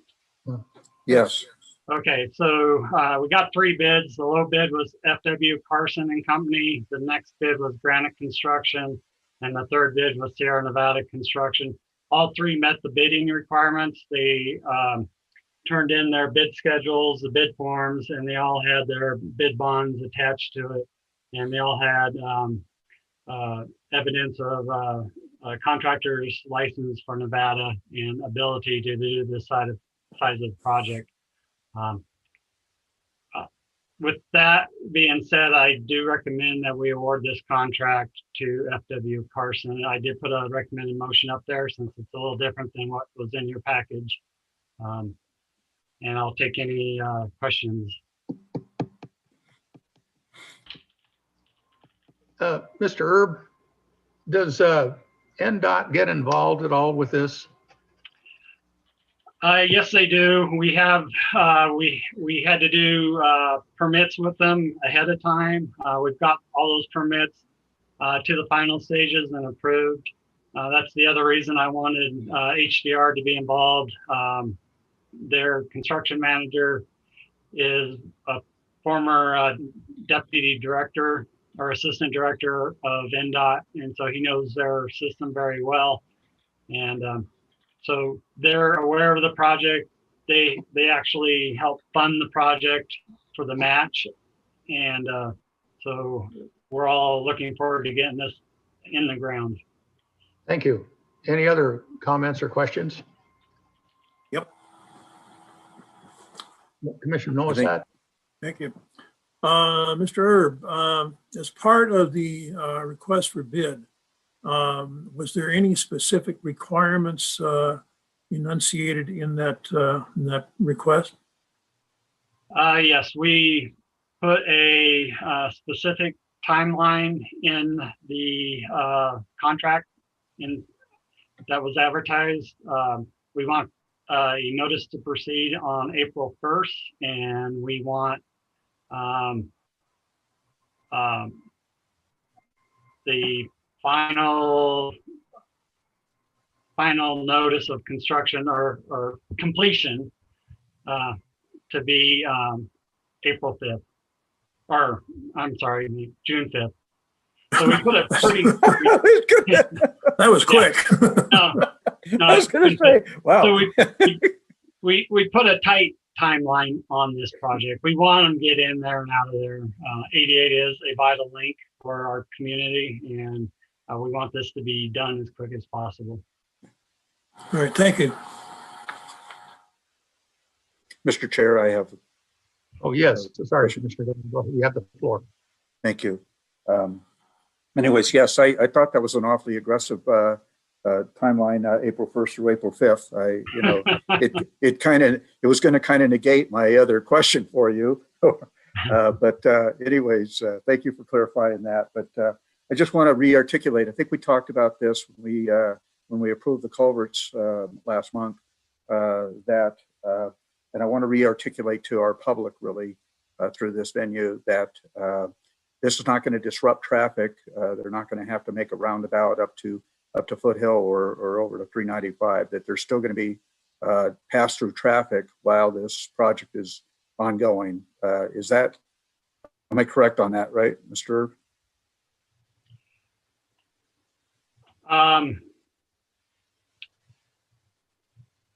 So, Mr. Gardner, yes, the traffic control requirements on this is 1 lane of traffic must be open at all times. They're going to have to do traffic control and have flaggers out there 24 hours a day once they start digging the hole open. They'll do half the road at a time.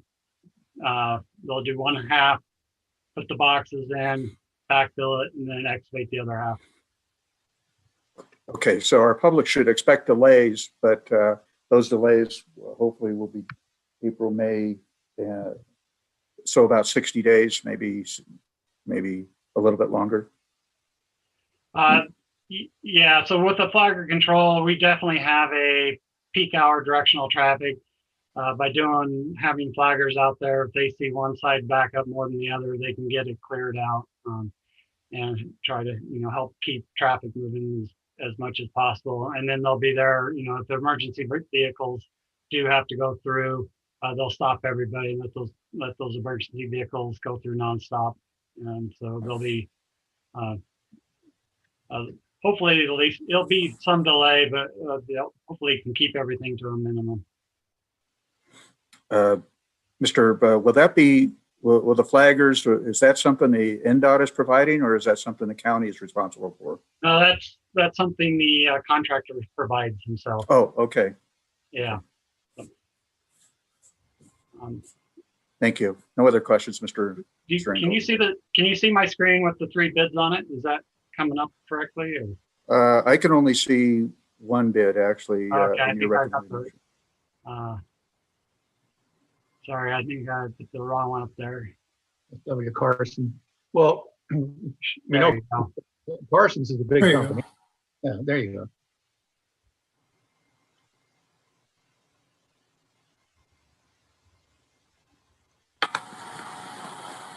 You want me to make a motion? Commissioner Tarkanian, you have the floor. Go ahead. Figure I'll make my first motion. I make a motion to award a contract to, whoops, you just took off what I was reading. Can't make a motion if you do that. I'm not sure what happened there, but You're winging it. You're winging it. That was an intentional thing to embarrass me, huh? I'd like to make a motion to award a contract for the installation of the precast concrete box culverts for the State Route 88 FEMA flood control project to F.W. Carson Company at the bid price of $970,631.90, and authorize the Public Works Director or County Manager to approve change orders up to 10% of the total contract amount. Do we have a second? I'll second that. We have a motion by Commissioner Tarkanian and a second by Commissioner Gardner. All those in favor signify by saying aye. Aye. Aye. Where did Walt go? thank you, commissioners.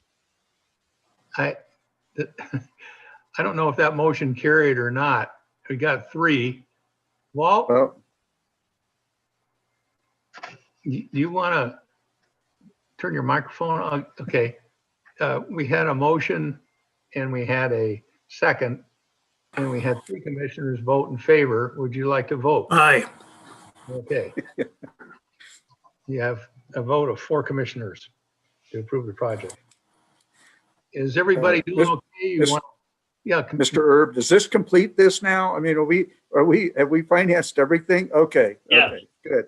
Okay, thank you. We're within the FEMA grant as well. So thank you very much. Now give me your first name again. Would anybody want to take a break for 10 minutes or forge on ahead for the next I would couple? like to, if possible. Okay. I agree. Okay. Well, let's see what we got here. We got 10:37. How about if we get everybody back at about 2:45? Does that sound good? Sounds good. Right. We'll see everybody at 2:45.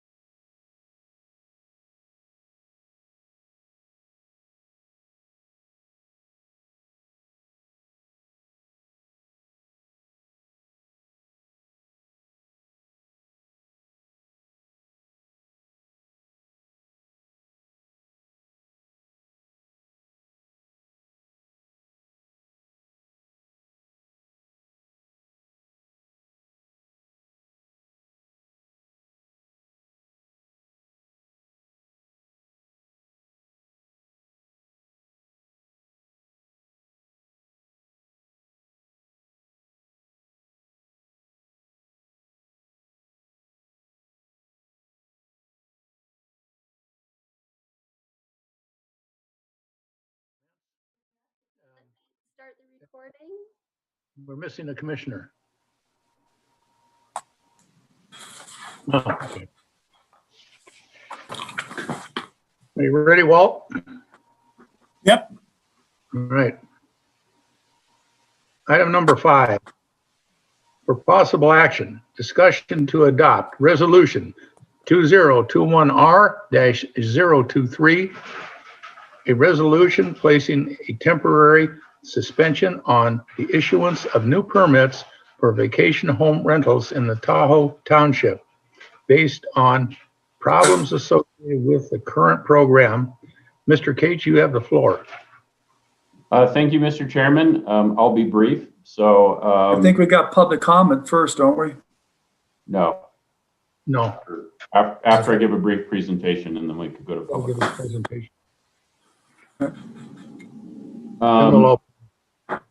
So at the February 18th board meeting, the board voted to temporarily suspend issuance of new VHR permits.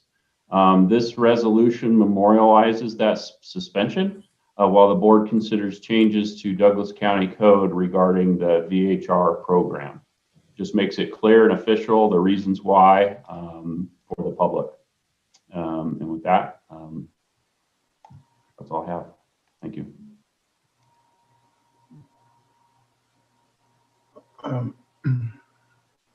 Natalie, are you prepared for public comments? Yes, sir. Natalie Wood for the record. If anyone would like to provide public comment on this item, please raise your hand and we will go through those people. I will start with the people in the meeting and then I'll go to those that have called in. I will start with Gary.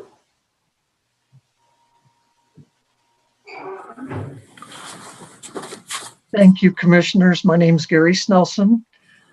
My wife and I have lived in Upper Kingsbury for about 12 years, and up until just recently, it has been absolutely ideal.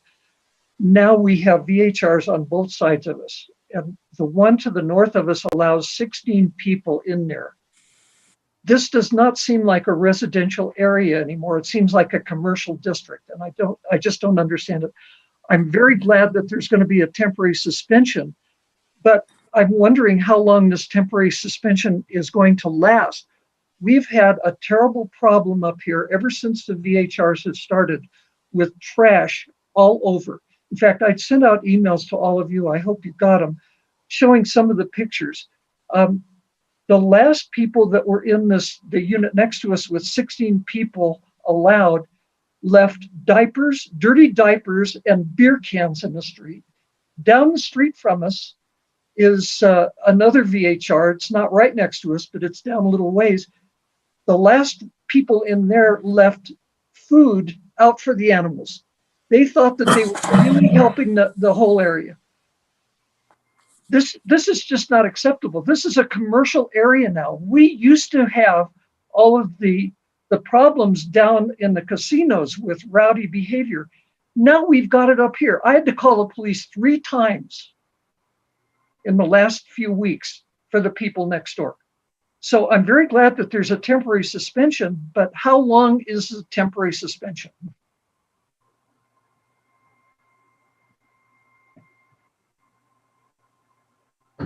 Thank you, Gary. Was that the end of your comments? Yes. And additionally, you provided some pictures that I can share my screen with real quick. They were added as supplemental, but I know you wanted to show them today during your public comment, so I will show those right now. Great.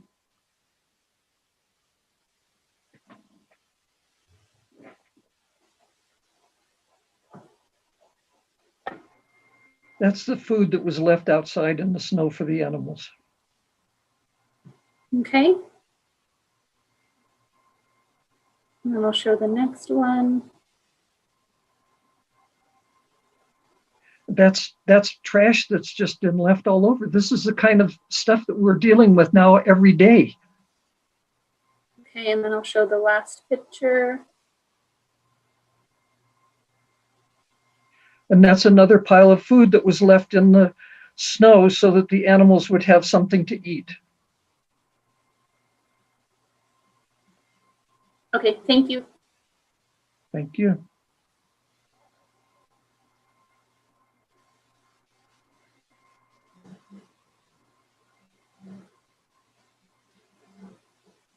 Okay, Daniel Davis will be our next one.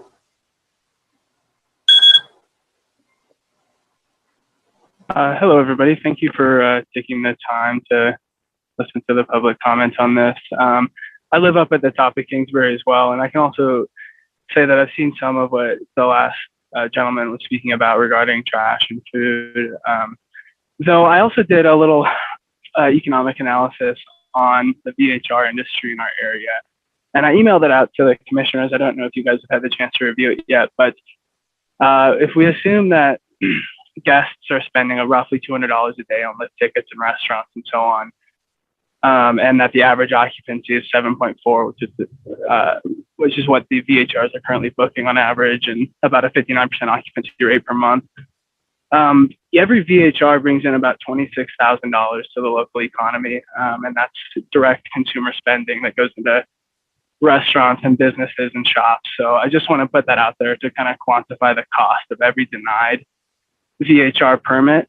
Is at $26,000 is paid out of local businesses and local employees. So I just want to factor that into the conversation. I also sent some proposals for solutions to the trash and parking and noise issues as well.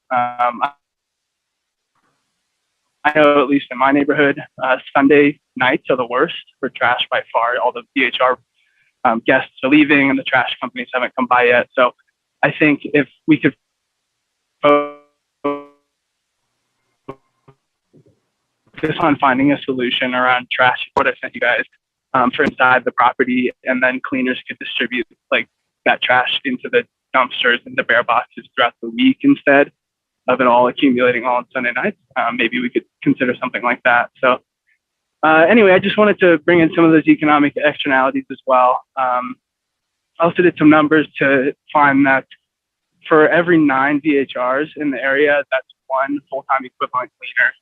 And that's, at about $18 an hour in wages. So for every 9 that get denied, that's 1 full-time job in the area that gets denied too, not to mention appliance technicians and, repairmen and so on. So anyway, I hope you guys get the chance to review that report. I appreciate you guys very much for opening this conversation up to the public.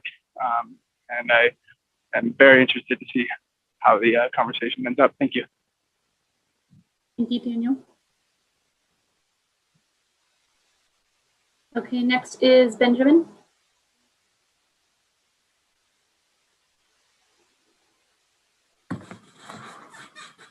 Yes, hello, can you hear me? Yeah, go ahead and state your name and then I'll start your timer. Yeah, hi, this is Ben Harmon from State Line, Nevada, Lower Kingsbury. First, I want to thank your board very much for implementing an interim suspension of VHR permits while regulatory and enforcement issues are addressed. As you consider next steps, I want to call out what I believe is a fundamental problem with how we're approaching this issue. We're treating all VHRs as the same, and they are absolutely not. I've read the public comments provided to the board for the meeting today. These are highly divided with strong support for and against VHRs. Many, if not most, of those speaking in favor of VHRs cite personal property rights and refer to having the option to rent out their home. One quote that represents the opinions of many states, "There really is no difference in a visitor who pays to stay and one who is a family friend and stays for free." I completely agree. And in my opinion, such a rental would be appropriate in an area zoned residential. But many VHRs bear no resemblance at all to this description. Rather than being someone's home, they are commercial properties owned by someone who never lives in, and in some cases never even visits the property. I've seen the owner of the VHR across the street from me once in 3 years for about 5 minutes.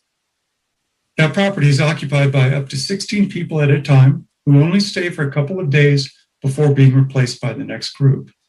There's absolutely no comparison with, quote, a home where a family friend stays for free. As long as we lump these different use types together, we will never get anywhere. Local property owners will be correct in objecting to excessive restrictions on their property rights. And local residents will be correct in objecting to the abuses to their neighborhoods by commercial enterprises. To resolve this, we need a clear definition of commercial use. I don't think this would be too hard. There may be gray areas, but many of the problematic VHRs fit every possible definition of a commercial enterprise. Those should not be allowed in areas zoned residential, period. The current set of recommendations do not adequately address such distinctions, nor do they consider proximity or density of VHRs in neighborhoods. These must be taken into account. Many of us who live in the Tahoe Basin are very unhappy with the negative impact of VHRs on our neighborhoods. Our quality of life has gotten significantly worse, particularly in the last couple of years. Several currently remote property owners writing in support of VHRs have stated that they want to move to their property in the basin at some point. I suggest that they look carefully at what is happening up here and, for their own sake, help support putting a stop to those purely commercial enterprises that are negatively affecting our neighborhoods. That's all I have to say. Thank you very much. Thank you, Benjamin. Next, we have Andrew.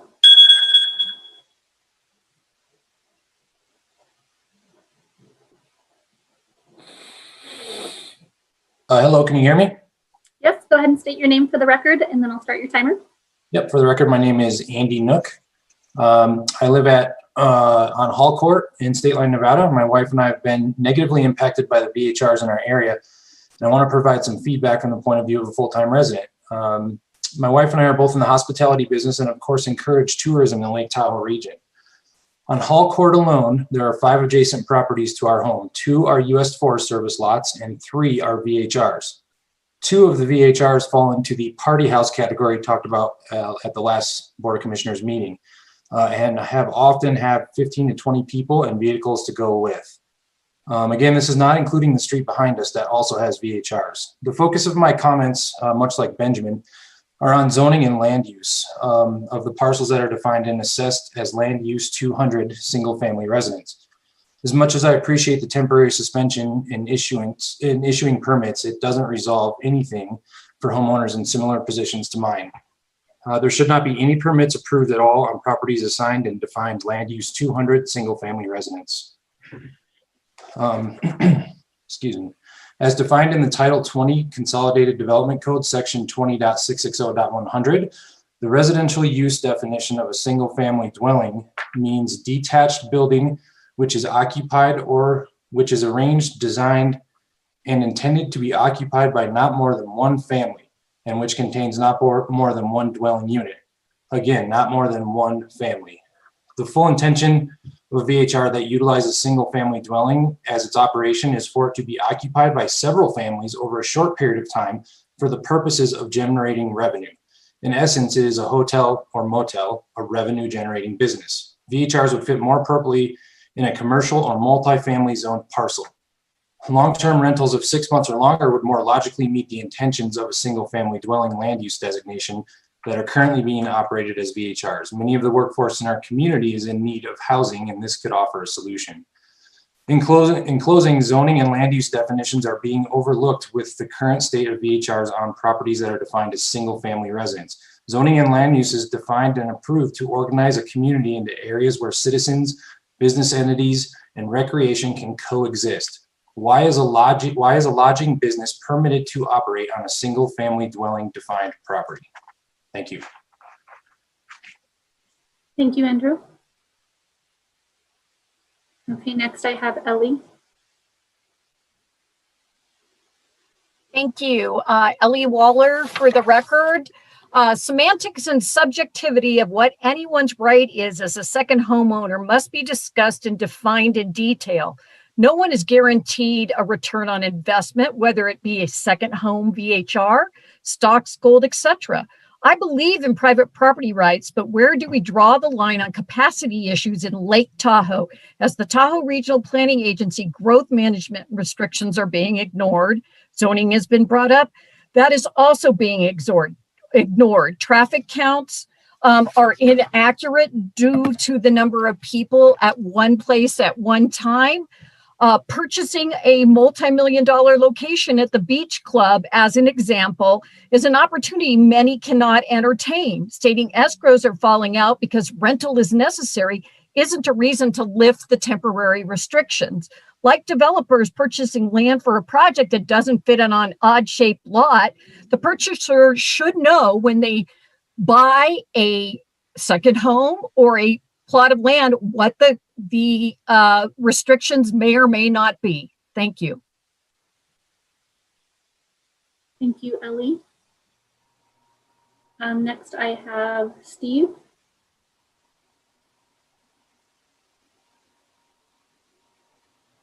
Good afternoon, Steve Teixeira on behalf of Tahoe Chamber, members of the County Commission. We did not support the temporary suspension. We think it's an unnecessary step, and we respectfully urge the Commission to move on to the real solution-oriented item, which is the next item on your agenda, the additional regulations and enforcement activities. Thank you. Thank you, Steve. Next, I have William. Hi, I'm still just listening at this point. Yeah, I might make a comment after we move to 6, but thank you. Okay, thank you.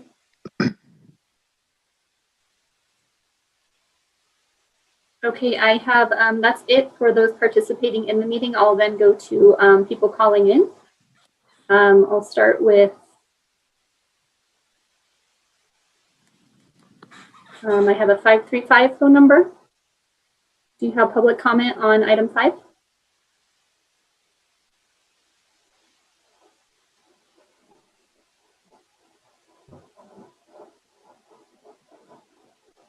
Okay, no response.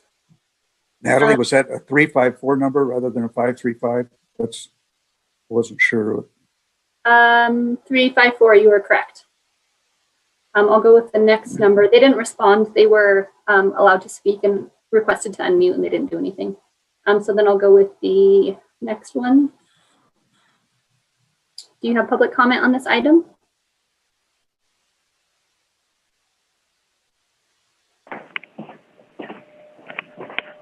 Hello? Hello, hi. Do you have public comment on item 5? Yes, I do. Go ahead and state and spell your name for the record, and then I'll start your time. Okay, and let me clarify on item 5, can it be regarding the whole general issue of vacation home rentals? Or is it more specific? I'm getting nods, yes. So go ahead and speak to the HRs. Okay, my name's Julie Bruto. I'm a resident of South Lake Tahoe. And I know that Douglas County isn't the first resort community to experience all the problems that we have had due to vacation home rentals. And I really appreciate all the work the commissioners are doing to help get it under control. I know vacation home rentals are here to stay, but without the tight rules, permit limitations, and harsh fines, we will continue to spin out of control like so many other resort communities have. I know our neighbors to the south in Santa Cruz and Pacific Grove had very lax rules. They issued extensive permits, and they are now experiencing the same exact problems that we are. They're looking to tighten restrictions, limit the permits, just like we are. It's the only way to protect our communities so that we do not become glorified commercial districts. I'm not sure if you're familiar with Carmel's vacation home rental rules. They do allow rentals, but all along they've had very tight restrictions. And they're a resort community like we are. They have not experienced any of the problems that Douglas County has. So let's use what works as an example on how to proceed. The tight restrictions, permit limits, harsh fines, revoking permits for those who don't follow the rules, and rule enforcement obviously works. And I hope we can do the right thing for our community. Thank you. Thank you, Julie.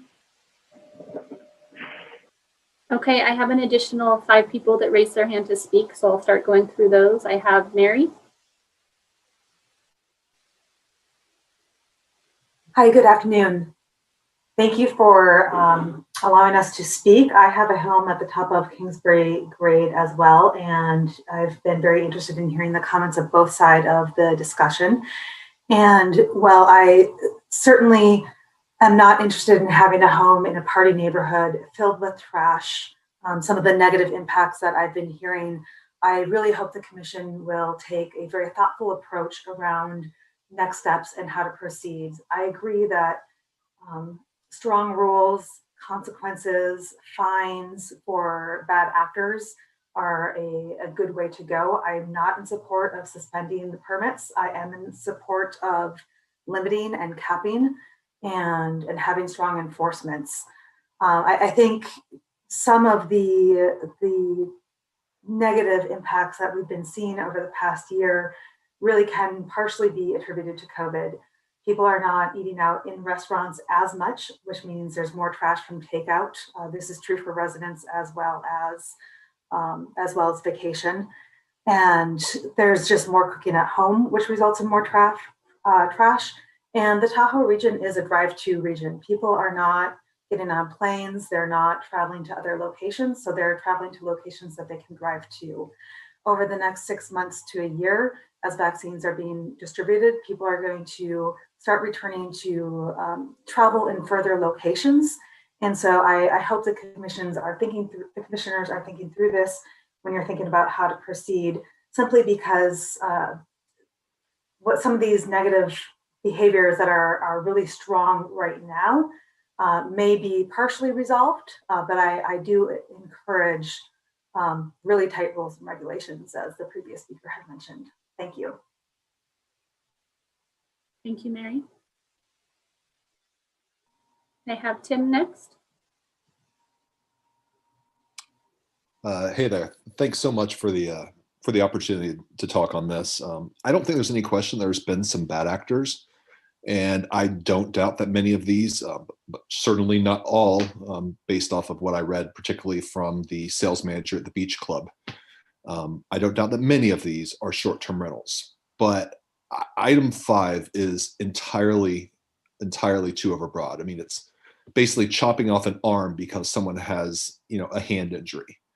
And I understand it, and I understand the frustration that some of the people who've spoke already today have articulated. But I would also know that oftentimes, an overbroad draconian solution, it's the easy solution, but it's also the wrong one. I fully empathize with anyone who's been impacted by bad behavior. I do not empathize with completely overbroad calls that would simply hurt other people. When I hear statements like I heard just earlier today that vacation home rentals, quote, should not be allowed in areas zoned residential, period. When I hear there shouldn't be any permits approved at all for single family residences, comments like that aren't constructive.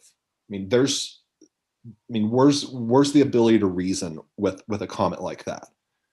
Item 6 strikes me as a starting point for constructive, good faith conversations here. And to me, the conversation needs to be one about enforcement. It all comes down to enforcing the rules, actually making a good faith commitment to enforcing the rules and doing it equitably, because I don't think there's any question that the vast majority of people involved with vacation home rentals, that means owners, guests, and property managers, are doing things the right way. And it's not appropriate to shut everyone else down because of a few bad apples. And again, thank you for the opportunity to speak on this. Could you state your name for the record? My name's Tim Paskin. Thank you. Okay, next I have is Natalie. Hello, my name is Natalie Yanish. I live on top of Kingsbury Grade. I submitted a letter on behalf of the Contractors Association of Truckee Tahoe, who had quite a few concerns about a moratorium, especially how it would impact transient occupancy tax, visitor-driven sales tax, impacts on the county budget, but also negative effects on new construction and redevelopment of the existing built environment, loss of construction industry-related jobs, and negative impacts to private property values and loss of property tax to the county. I'm also a full-time realtor, and I represent a variety of different clients. I've lived here on top of Kingsbury Grade since 2002. I'm speaking in opposition to a moratorium, and I ask that the county commissioners do not put in place a moratorium on short-term rental permits until at which time a comprehensive policy can be put forward. Short-term rentals are an incredibly complicated issue. The task force that was created and spent quite a bit of time on this issue the last year, well, couple of years, should be re-engaged to collaborate with the commissioners. I think that that would help this process along quite a bit. By revisiting the carefully crafted recommendations of the VHR task force, that would provide meaningful direction and discussion with the commissioners, and some clarity on the reasoning behind the suggested policy will assist and move forward with ordinance changes that are reasonable and meet the goals of the commissioners. I did also serve on the VHR task force. I ask that you also start with enforcement. I'm echoing some of the comments that have been made, which everyone recognizes as the #1 problem. I haven't heard one person who is not in support of enforcement. So I think that that is the place to start instead of putting in place a moratorium or creating overburdensome regulations that are costly to private property owners, private industry, and the workforce. Thank you. Thank you, Natalie. Next I have is Jennifer. Yes, hello, can you hear me? Yes, go ahead and state your name for the record and then I'll start your timer. Thank you. My name is Jennifer McLaughlin. I really appreciate you guys taking the time to hear me out and share my story. I'm a new homeowner to the Lower Kingsbury area. I'm absolutely in love with Lake Tahoe. My husband has always wanted to live in the mountains and I've always wanted to live by a lake. We've actually been searching for a place to settle down and start a family for the last, oh God, I'd say 4 years now.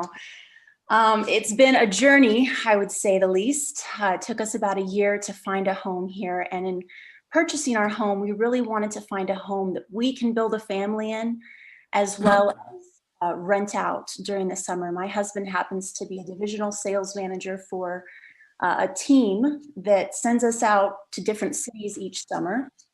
And so in doing that, we would have an empty home, and I just feel that you know, this area is a tourist area and it attracts a lot of people from all over the world who want to enjoy the beauty. We happen to be big travelers ourselves. And whenever we book travel, we always stay in an Airbnb or a VRBO because we love the beauty of being able to enjoy someone's home. Now, some of the pictures that Gary Snelson shared were very disturbing. I'm a clean freak. And to see those was very saddening to me. You know, I've met all my neighbors. I'm very respectful to all of them. And I know that in order to implement a very respectful and responsible way of renting my home, I wanted to create a high price point to attract families that are looking for, you know, a home of that they will respect, have a max of 8 people, have video surveillance of the exterior, just to kind of keep an eye on the home. And so I definitely don't support the suspension, and I was quite shocked when this came to my attention, but I do support 6, which is going to implement revoking permits to those bad apples, as I should say, or those irresponsible homeowners that aren't taking this very seriously and may be disturbing the community. And I'm all for tight restrictions. So I'm a very fair person, and I hope that those responsible homeowners that did make big investments like ourselves to build a home, build a family, and also be able to have the opportunity to rent our home out aren't taking the hit for those irresponsible people who are causing a disturbance to the community.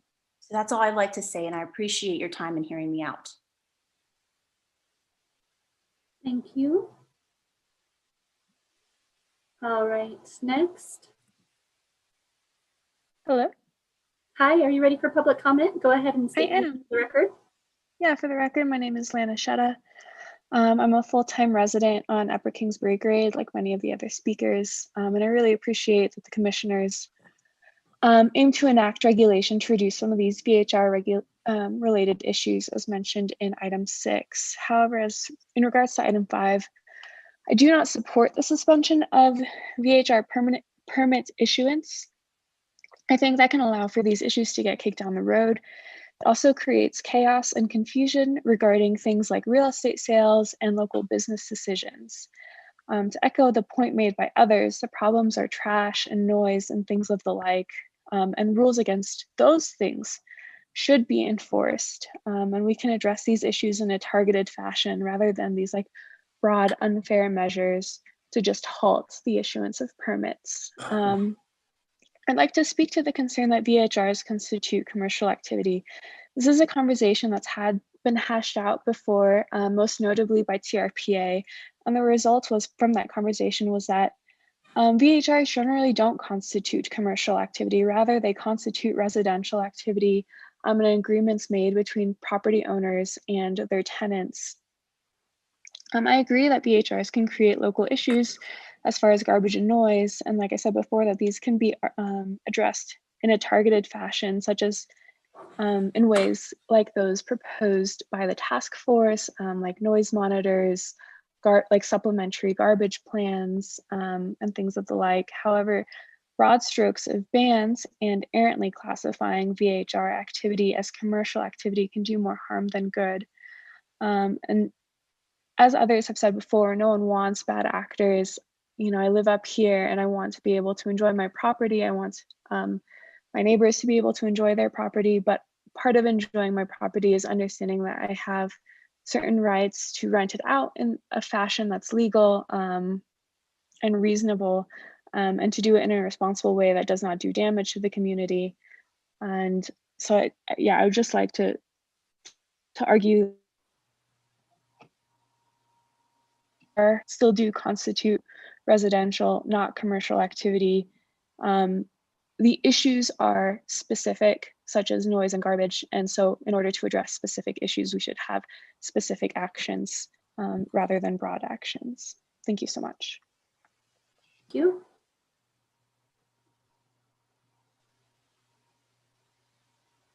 Can you hear me now? Can Yes. you hear me? Oh, this is Stephen. Hi, this is Stephen Shiner. I live at Tahoe Beach Club, and I really appreciate what the commissioners have put in place with the suspension. I believe that the suspension will enable us to get our hands around what needs to be done in enforcement, and also taking a look at what the rules are, what the fines are, what the permits cost. I know that the fines are very small, and so are the permits in comparison to what I've seen, where people could rent as much as $2,000 a night, $10,000 a week, $30,000 a month, and a permit might cost them $200 a year. So I think we can gain a lot of revenue by raising the violations and making it painful for anybody that brings in people that violate our communities. And the permits could, be well north of $1,000 a month. I don't think there's any shortage of the new popularity of Lake Tahoe. I think that there's a lot of people that would like to live there long-term. I think what's happening right now is that the STRs are enabling people to, the property values have gone up so much that because people can rent out their places for so much money. So many of the long-term residents that live there are selling their places so that they can sell them to people that will use the facilities as STRs. And really not, I think when this was approved for STRs in 2004, it was approved as residential use. And it is apparent that there's a lot of commercial use going on. Through this whole COVID thing, there were thousands of STR bookings while hotels were shut down. And it appears that there's going to be no shortage of tourism. As a matter of fact, it appears that there's going to be over-tourism in Lake Tahoe for the foreseeable future. And if we don't shut down these STRs now, there will be very few long-term residents able to live there. And I definitely understand, people's rights, but I believe that there are also people's rights that want to be long-term residents. And there's a lot of reasons. If you look at the TRPA Tahoe Tribune article, it really spells out exactly what's happening. And it's not just happening in Lake Tahoe, it's happening all over the place. This is a major issue. And for people to think that it's something that shouldn't be addressed and a suspension shouldn't be in place, I don't think they're being fair. I mean, the suspension's a great idea. Let's get our hands around it. There's so many there's densities per neighborhood. I mean, there's many neighborhoods. I believe there's Lake Village. I know at the Tahoe Beach Club, there's, you know, a lot of people buying in now. So densities need to be addressed. You can't just look at it overall. And whatever the rules are for the VHRs, it needs to be county. Okay, Stephen, your time's up. Okay. Thank you. Thank you. Okay, next I have Alan.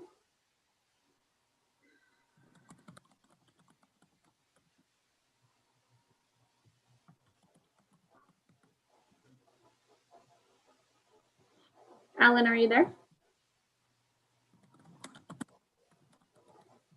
I'm right here. I'm sorry. I'm sorry. I didn't unmute. Okay, go ahead and state your name for the record and I'll start the timer. Yes, my name is Alan Miller. I am a retired 69-year-old veteran who has faithfully saved and carefully invested my life savings in vacation rental property. I purchased my first vacation rental over 20 years ago near Yosemite, and I've added 2 more SDRs and 1 long-term rental since then. I have owned and operated an SDR in the Tahoe Township for the past 2 years. I pride myself on being a good listener, a responsible citizen, and a caring and sympathetic neighbor. I have an extreme amount of empathy for any full-time resident who complains about having up to 12 or more noisy STR guests staying on a floor directly above them, as I heard in the meeting a couple days ago. This should not be tolerated, but the most shocking question and answer during your last meeting was asked by Commissioner Tarkanian when he asked, how many STR owners have been fined? If I understand correctly, the answer that came back was 0. I must ask, how can you go forward with such radical plans to limit property owner rights if you have fined 0 violators or not even penalized them in some way? That's unacceptable. There was a second very, I want you to take, I'd like to see the board take strong action against the abusers, yes, but no, don't punish the rest of us who are law-abiding and caring members of the community. There was a second very perceptive comment made during the meeting that pertained to the age of the violators. One of the commissioners suggested that the minimum age of responsible SDR renters need to be raised to 30. I would heartily agree with that statement and even suggest raising it further. From my significant experience with STRs, I am extremely confident in suggesting that if there was a minimum age of 30, you would cut the number of complaints by at least 75%. And if you increase that even further to 35 or 40, the number might be close to 0. Older renters are simply not party people. They not only respect owner property, but they respect their neighbors and quiet hours. I've even had neighbors call and tell me how much they enjoyed meeting my older short-term renters. I will go one step further to suggest that 90% of your complaints are Airbnb rentals. They don't hesitate to lie about the number of occupants and vehicles, etc. They also routinely read the procedures or don't read the procedures and rules you send them. It can be maddening to a responsible owner. I'm considering dropping Airbnb as a sales platform for my 3 rentals. Too many young people with a lack of respect for personal property, neighbors, and community. This is a huge problem for short-term rentals. And it forces me to ask more and more questions to try to find out, why are they there and how many people there are, and are they lying, etc. A third point I might have some general agreement with the Douglas. Thank you, Alan. Your Yes. time's up. Thank you, sir. Okay, thank you.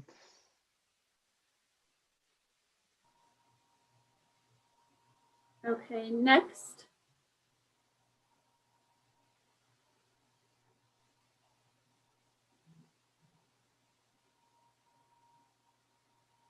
I believe that's Zambricki. I apologize if I'm pronouncing that wrong. Are you there?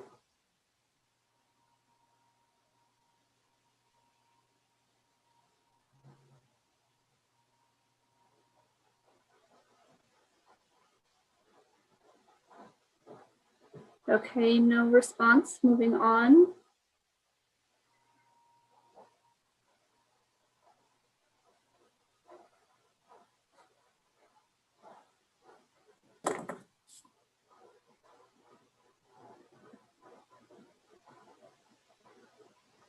Hi, am I unmuted? Yes, go ahead and state your name and I'll start the timer. Hi, my name is Andy Brewer, and I've been a homeowner in Douglas County since 2016. I've operated vacation rentals in Round Hill in a very residential neighborhood, and more recently up here in Tahoe Village at Heavenly across from the Stagecoach Lodge. I appreciate everybody who's taken time to share their story and the commissioners for listening to everyone. The stories that stuck out for me were Gary's, specifically. The photos of the trash on Upper Kingsbury, completely unacceptable. Ben's and Andy's stories of large parties in residential neighborhoods. I've heard a lot of ideas about what we can do to fix this. Everybody wants to fix it. One idea is zoning, right? No commercial businesses in single family residential areas. Another one's the vacation rental platforms, no Airbnb. Another's the number of guests, no large parties. I think these, kind of like Tim, Lena, and Alan were saying, these are the big hammers rather than the scalpel that we need. My vacation rental is a single family residence. It looks directly at the Stagecoach Lodge. It's in a highly it's in a tourist HOA. And I think that we could come up with location specific rules. So people like me can host 16 people who are going to be loud on a Tuesday, and we're situated right next to a hotel and other vacation rentals. I just don't want to create rules that protect great family-friendly locations like, you know, Browdovich Park and Upper Kingsbury that should be residential, next to schools that should be residential, and lump us who, you know, no family wants to live on Quaking Aspen Lane on a one-way street in a tourist area. This is meant to be hosting, and I would love to continue to do that. And I love that we have examples from South Lake Tahoe of banning rentals.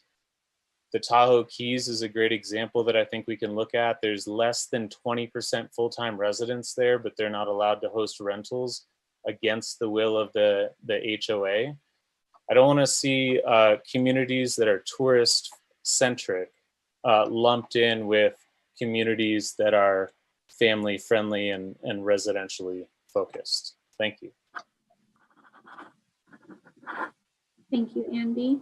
Next, I have Doug.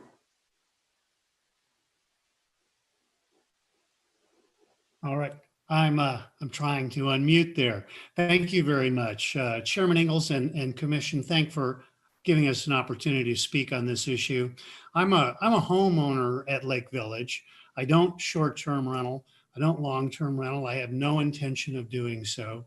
I do have one that's right next to me and have absolutely no problems with it. It's properly managed. It's been cared for. We just haven't seen some of the problems some of these other individuals have talked about. That doesn't mean they don't exist. That doesn't mean that doesn't have to be dealt with.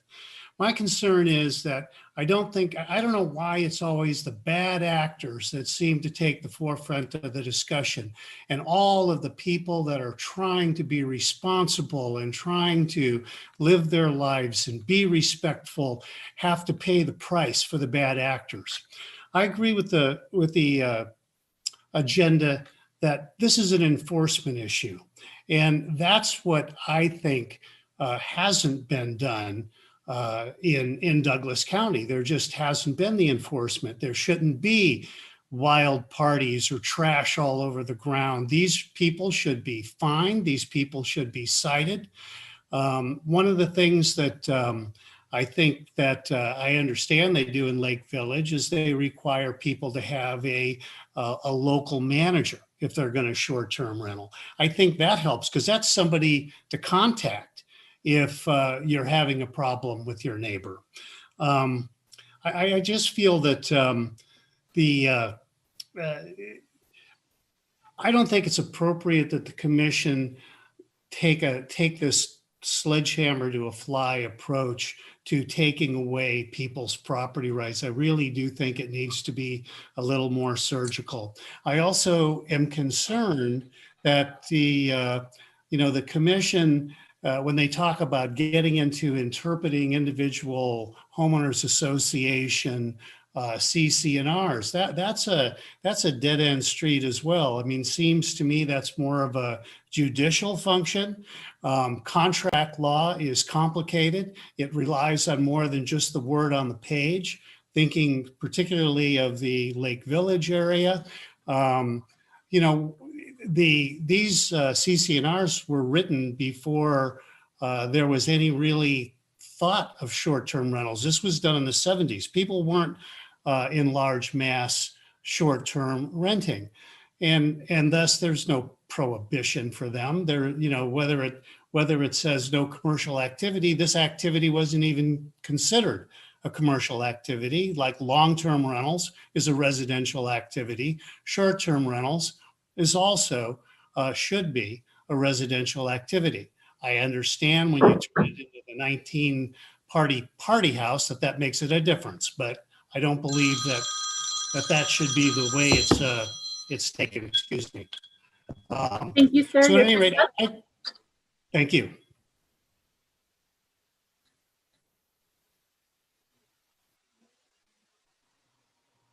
Okay, next I have Ralph.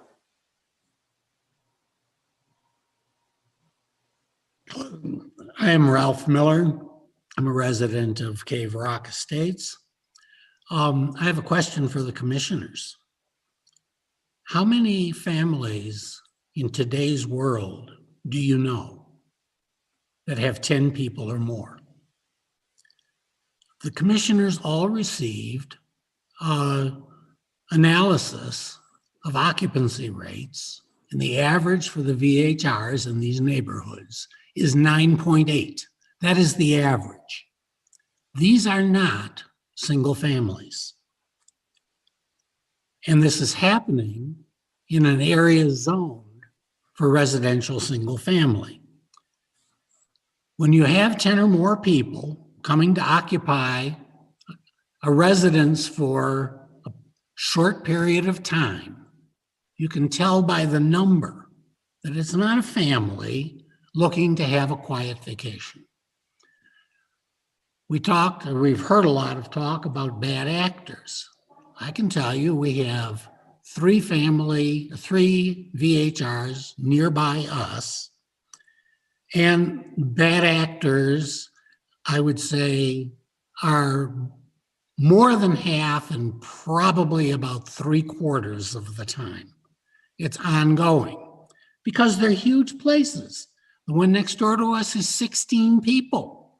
You can't bring 16 people together and expect them to behave like a family in a quiet residential area. So I think that the zoning issue is an important one. And we can see on the face of the numbers that what is being done on average grossly exceeds any expectation of single family. Thank you. Thank you, sir. Okay, next I have Tim. Hi, Tim Barabee here.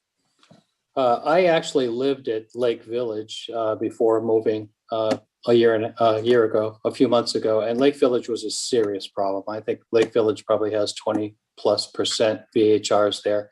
And we had to go to the office and complain numerous times. But I would like to address something else.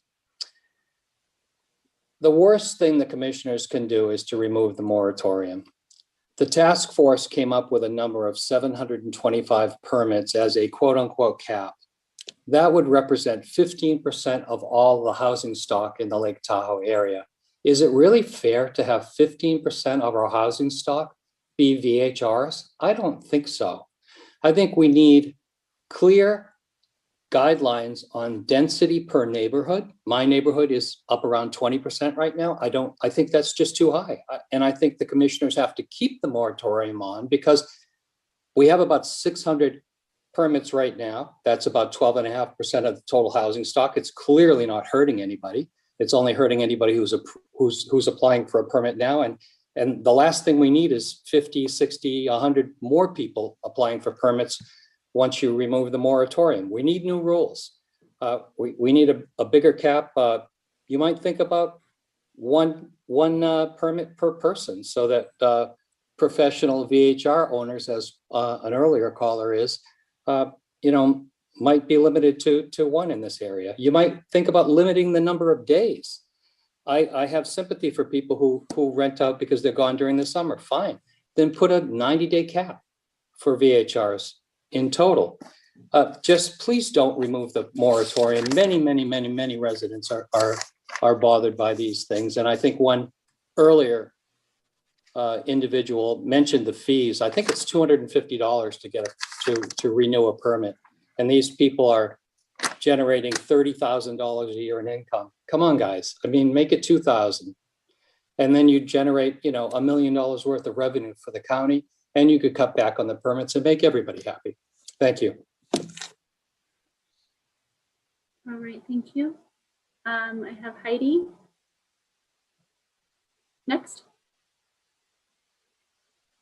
Hi, Heidi Gunter. I live on Kingsbury Grade, and I'm also the owner and operator of World Class Property Management. I do not agree with a suspension on issuing new permits. There are rules in place, and I believe the problem houses are the ones not being properly managed or controlled. If property managers were local and hands-on with their renters, then our neighbors would not have a problem house next door. My company enforces the rules of noise ordinance, trash, and occupancy. We use noise monitoring systems in each of our houses. We even have ring cams on a few houses monitoring the parking situation. We are also available 24/7 to any of our neighbors if there happens to be a problem. And we have a response time of about 10 to 20 minutes because we are local and hands-on. I would like to be a part of the VHR task force so I can be a part of the solution in my neighborhood. I would like to help weed out the problem houses so that VHRs can continue. Thank you.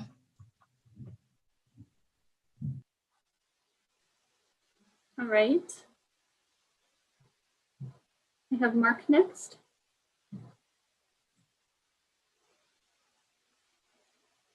Hi, Mark Sweetland, resident of Skyland. Enforcement, I think, is the clear, at least to me, the clear hole in the strategy to deal with a problem when it arises. I think it should be also mentioned that whether or not you have a permit or not, problems arise in residential neighborhoods.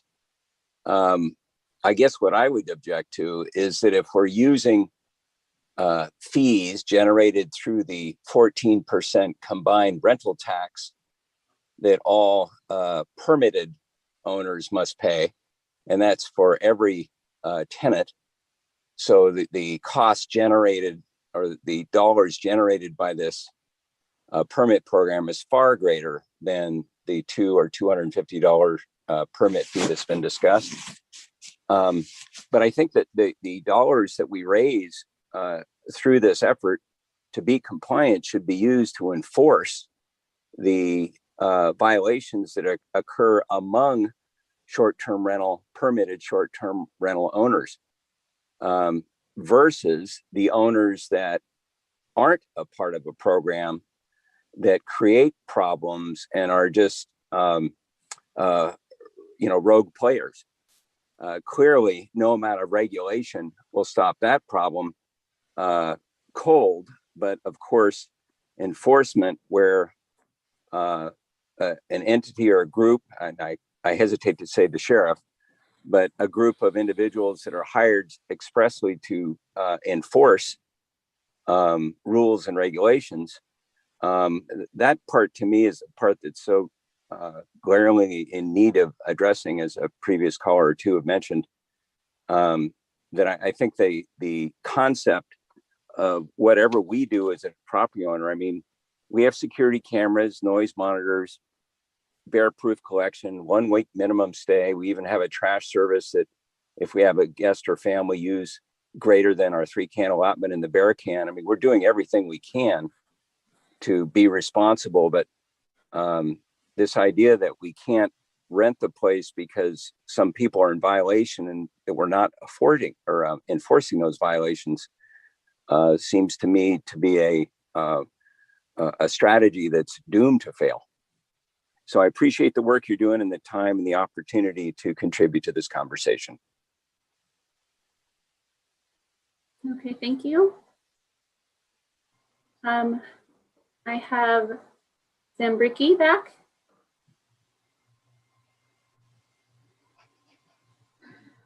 Are you there?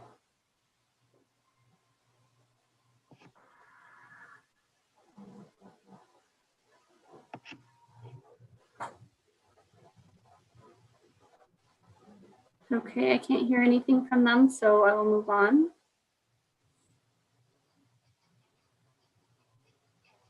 I have Ralph Miller again. You've already had an opportunity to talk. Do you happen to have a second person with you, Ralph? No, I don't. I don't know how I got on twice. I'm sorry. Okay, no worries. Okay. I have Jim Slade. Yes, can you hear me? Yes, go ahead and state your name and I'll start your time. Jim Slade. I don't live at the lake, but I have a number of friends that do, and some of them, not all of them, have had problems with VHRs in their communities with the usual trash and noise and parking issues. But no one is suggesting banning VHRs. I mean, certainly I'm not. As others have said, the real key is enforcement. But I think while that is being set up and while the policies are being determined, the board's priority should be to protect permanent residents, many of whom are families, often with children, many of whom have lived here a long time. Their quality of life, I believe, should take priority over the desire to profit from rentals, money of which will continue anyhow. Obviously, it's important to determine whether these enterprises are commercial or residential. And, you know, some anecdotal story about what TRPA believes is pretty irrelevant in that regard. When you're in a SFR, if you live in a single family residential community, you know, 16 people in the house next to you is not a single family. And, you know, that's where some of the issues come in. I know there are a lot of conscientious people who rent their places and make sure people follow the rules, and we don't want to punish them. But as I understand it, this moratorium is only on new permits. And I think that that's a reasonable idea for a couple of months to get the requirements, the stringent requirements and enforcement in place for these VHRs regarding principally the same three things: trash, noise, and parking. But I think I would recommend that you set a time limit on the moratorium. I would suggest 3 months, and that would force you to, you know, come up with not only with the regulations themselves, but also get the enforcement in place. And then when you open back up again for new permits, that the enforcement would be ready, that the fines would be prepared and determined, that those fines would increase with multiple offenses, and that there'd be a limit of a certain number of offenses, I don't have an idea in mind, before people would have their permits for VHR revoked if they continue to have problems. So those are my opinions on that. You know, I think a moratorium for a few months on new permits is not a bad idea. Thank you. Thank you, Jim.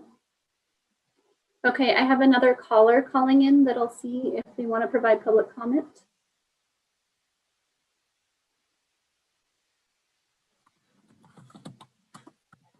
Are you there?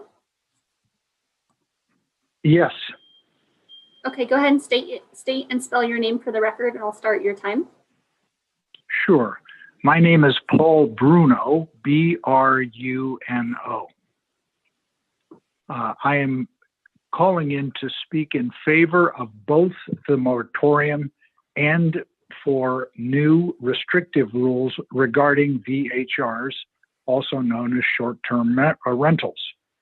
The trash, noise, parking, and congestion that we've heard of, too many occupants and density problems, all of those issues where some people say it's a few bad actors.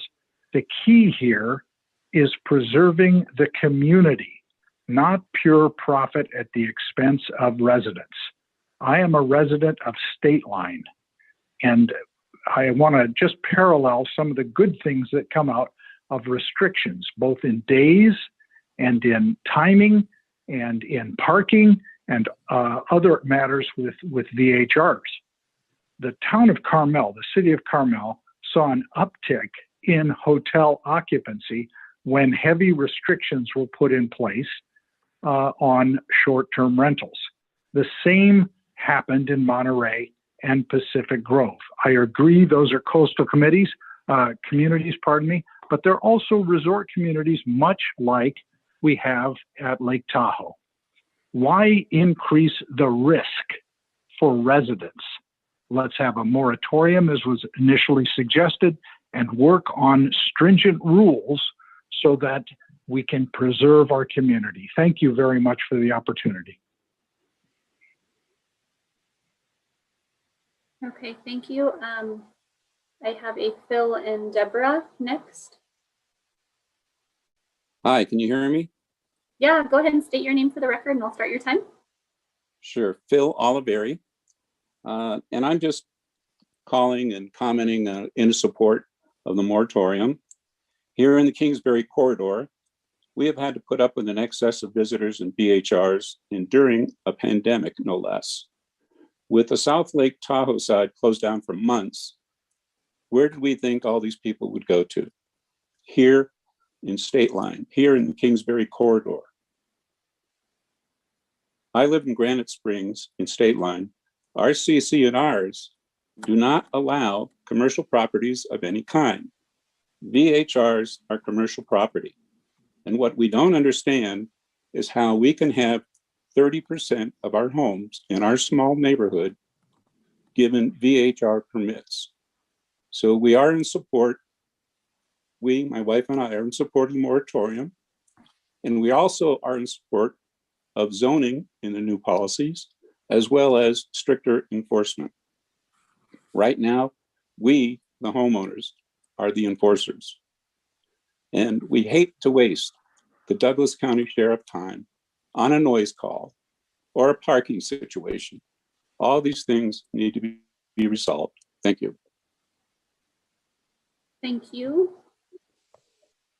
Okay, I have Zambricky one more time. Maybe they figured out their audio. Hi there. Hi, how are you doing? Could you state your name for the record? Yes, my name is Zambricky Lee, and so sorry about my connection earlier. I bought a headset for this, and I guess I don't know how to use it yet. No worries. Go ahead. I started your time. Thank you so much. I want to thank the commissioners and all of the people here who are putting time into making our community better. I think it is really important, and I appreciate the nuance that has to go into this to make sure that we can all live safely together as a community and have mutual respect.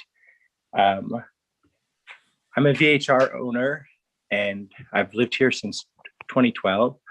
And since then, we've been part-time VHR owners, and we went through the process. We've always got our fire permit and worked with our HOA, who has pretty nuanced rules and regulations in regards to VHRs.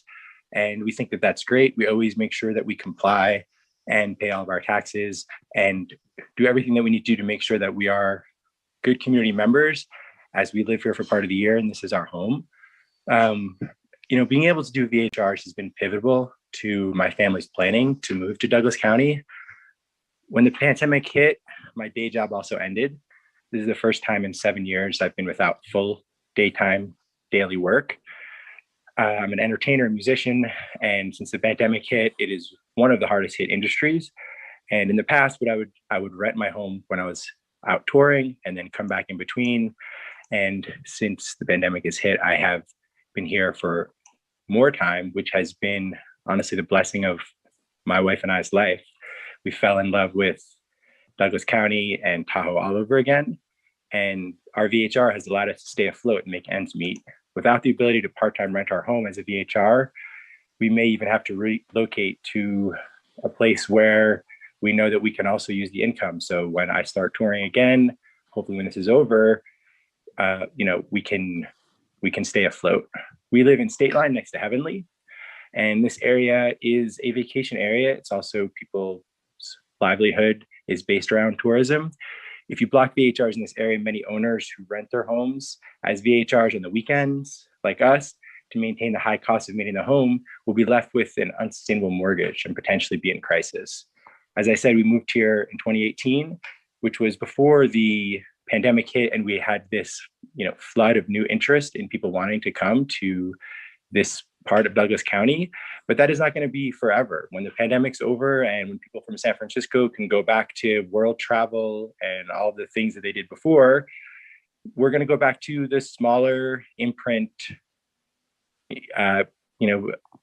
thing that it was before. So I don't want to change all the rules around in this kind of extreme situation. And then when the extreme situation passes, people like ourselves can no longer stay afloat. And I think the taxes does matter here. I agree that you could probably raise them some and we would be okay with that. And I think that enforcement is important. Sorry about that. Your time's up. Thank you. Thank you so much, commissioners, for your time. And thank you all. And sorry for my earlier snafu with the Zoom. No worries. Thank you. Thank you.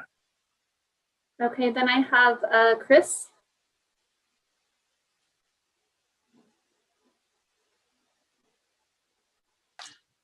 Yes, hello, Chris Larson from Round Hill.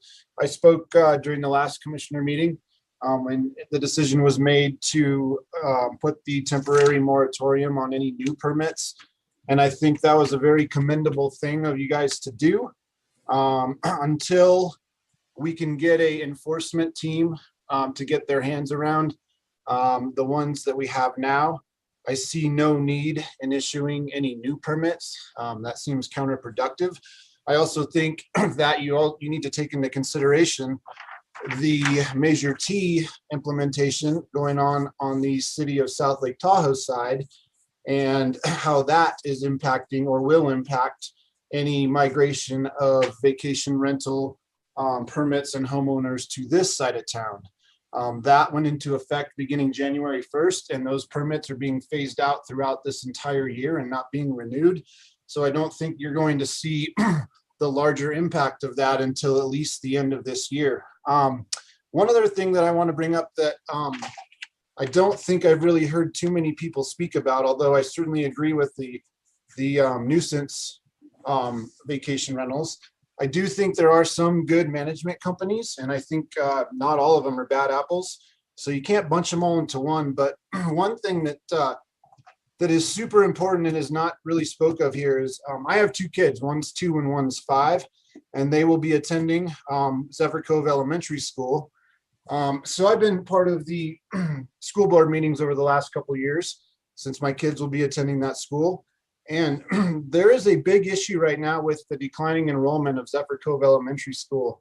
And the community up here has essentially been given an ultimatum that if we can't figure out a way to increase the population of that school and then the enrollment of that school school could potentially close within the next 5 years. And certainly right after that would be the high school.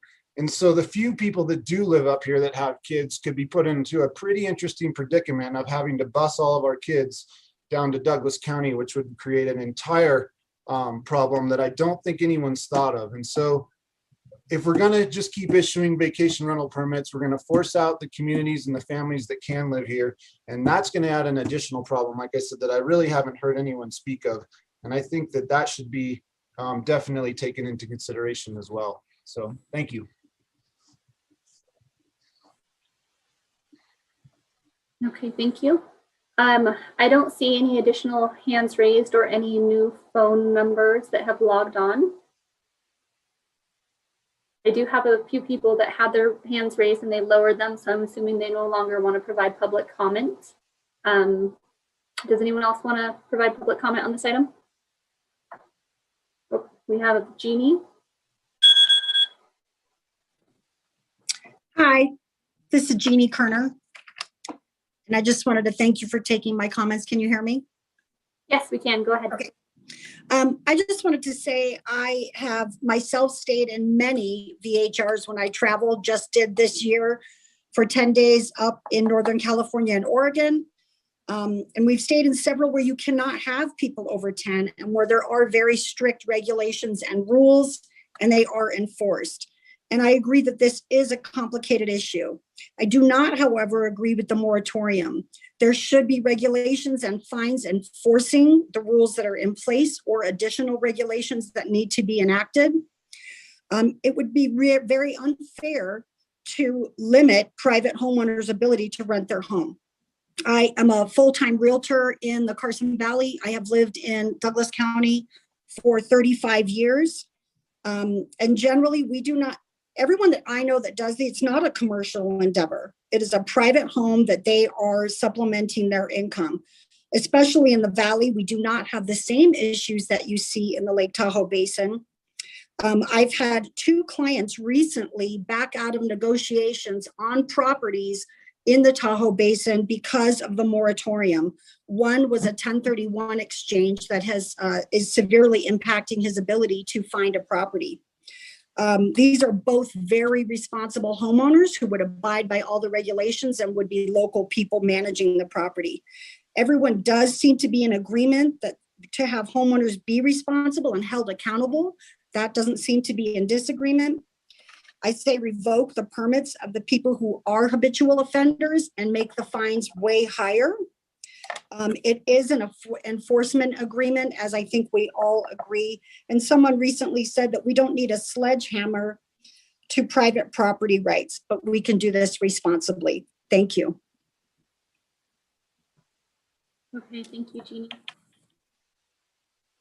Do we have any additional public comment at this time?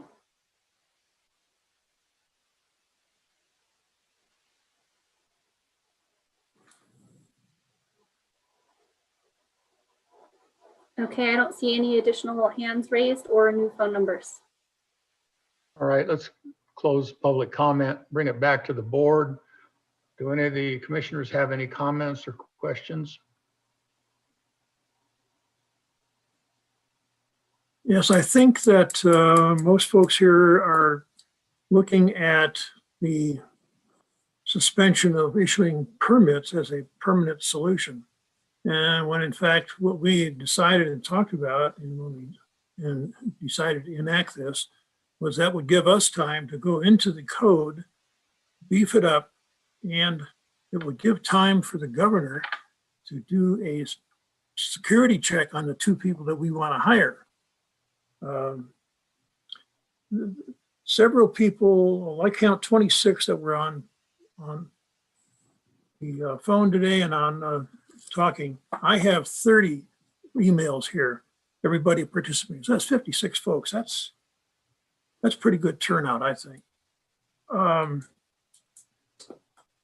Some of one, well, I'm gonna get ahead of myself here.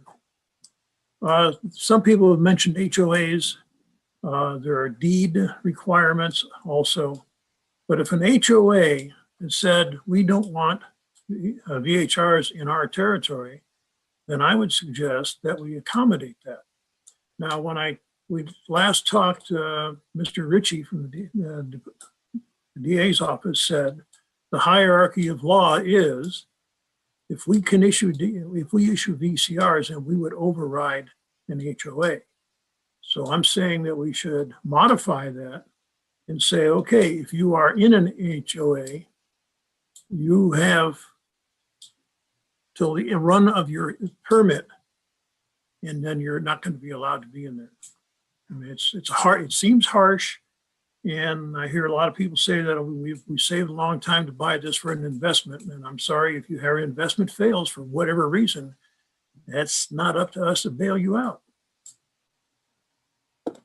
Oh, and by the way, permits actually cost $626. Commissioner Gardner? Yes, thank you, Mr. Chair. Right now, under this particular agenda item, we're discussing the resolution that's before us and the process of that, and whether or not our actions on February 18th were correct or not, and whether or not that those actions need to be rescinded or changed. And I'm not of a mindset to go backwards on this issue. It's been stated that once again, what we're doing is we're discussing the issuance of new permits, not discussing during this portion of the agenda the existing permits that are currently outstanding. It has been mentioned by a member of the public, and you know, this issue. It's interesting that, you know, when I pull up my iPad and I go into Google, I get 5 or 6 a day of different municipalities and jurisdictions that are tackling this exact same issue. But I believe we still need to impose a suspension upon the new permitting process until we can totally wrap our arms around this program. And that's what we're going to be discussing in the very next agenda item. I would, it's been mentioned, and I agree with the thought process that we should probably have something that's time specific within this particular resolution. So I would entertain the idea in the 7th paragraph of whereas, and maybe Mr.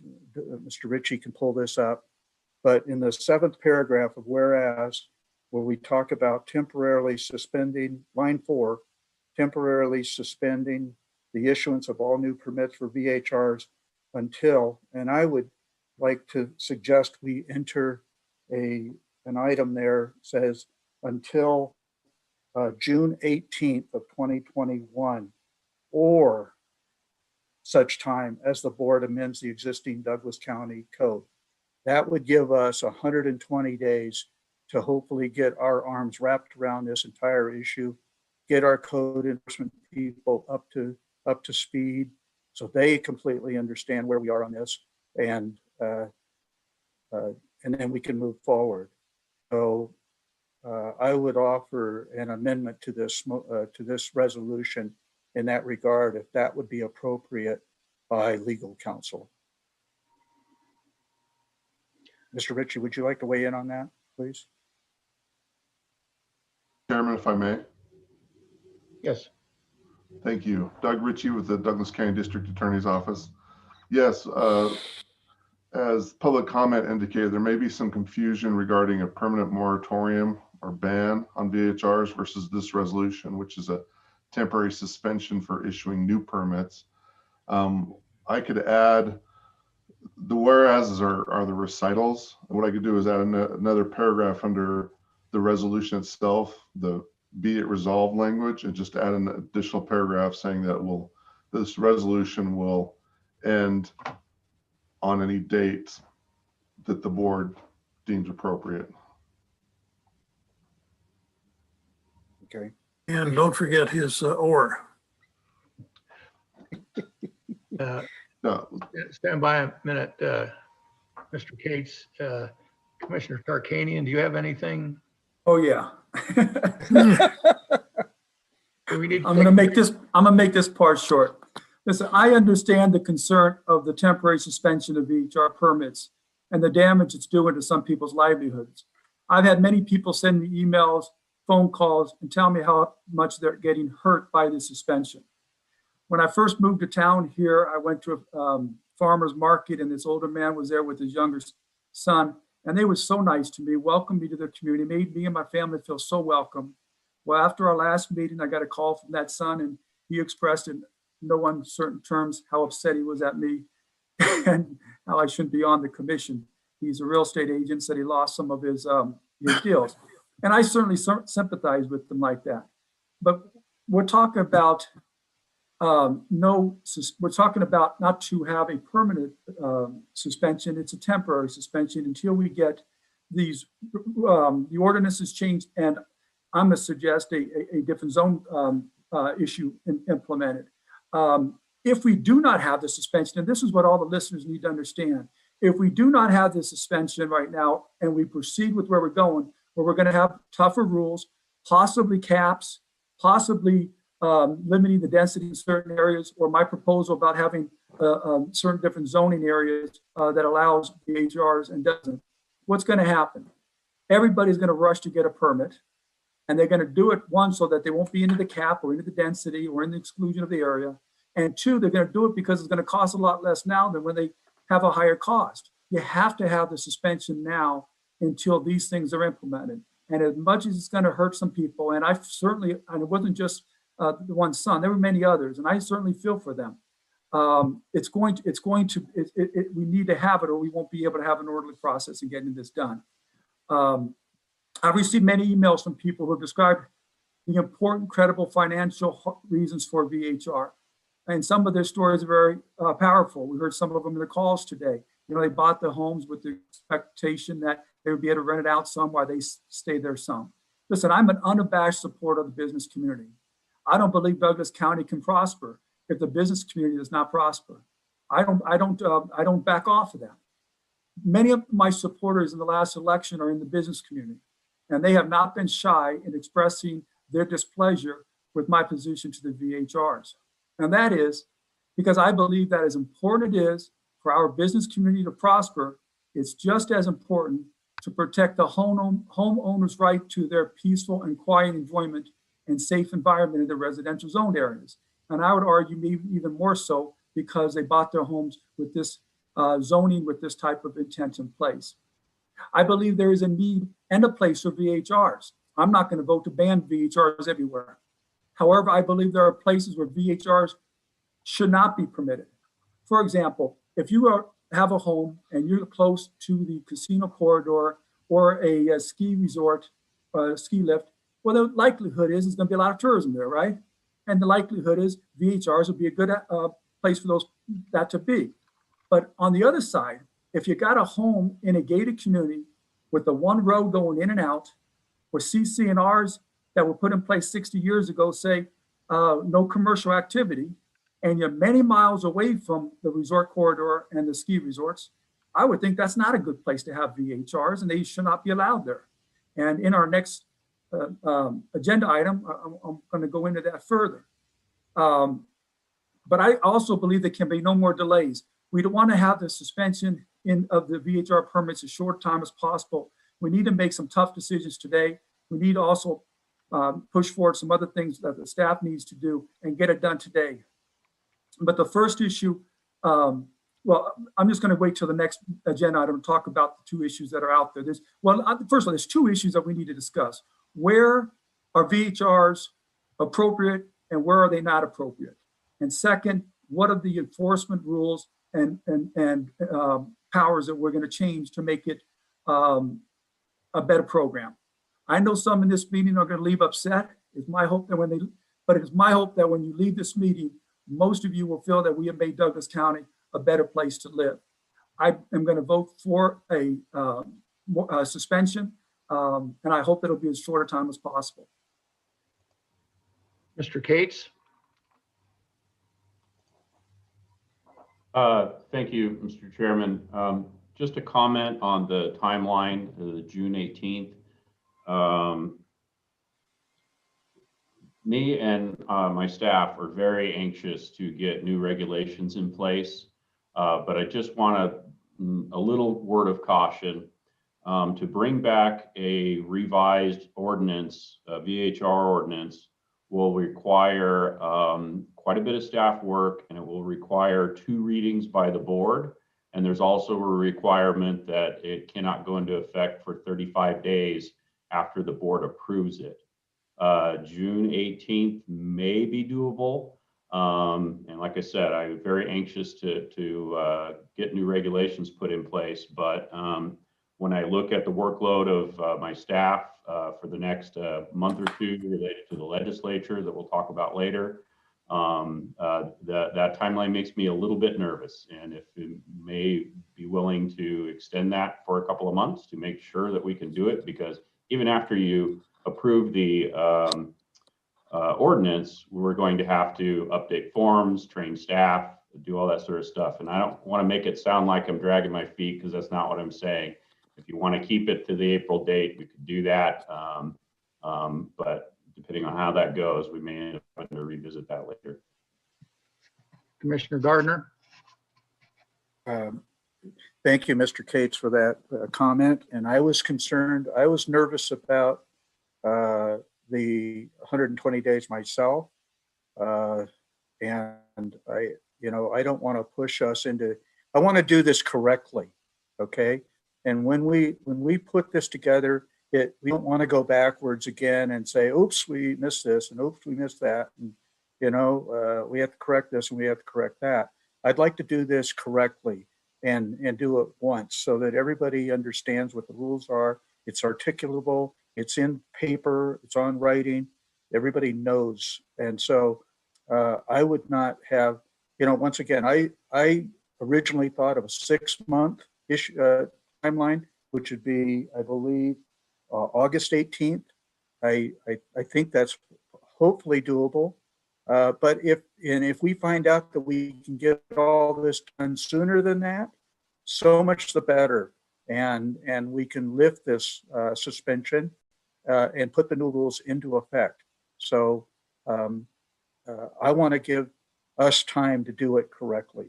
So I appreciate your comments and the requirements on staff. And it's certainly not something I'm going to do or Chairman Ingalls is going to do, or Mr. Noasad, or Mr. Tarkanian, or Mr. Rice. It's going to be, that's all going to have to be on staff and legal counsel to put all this together.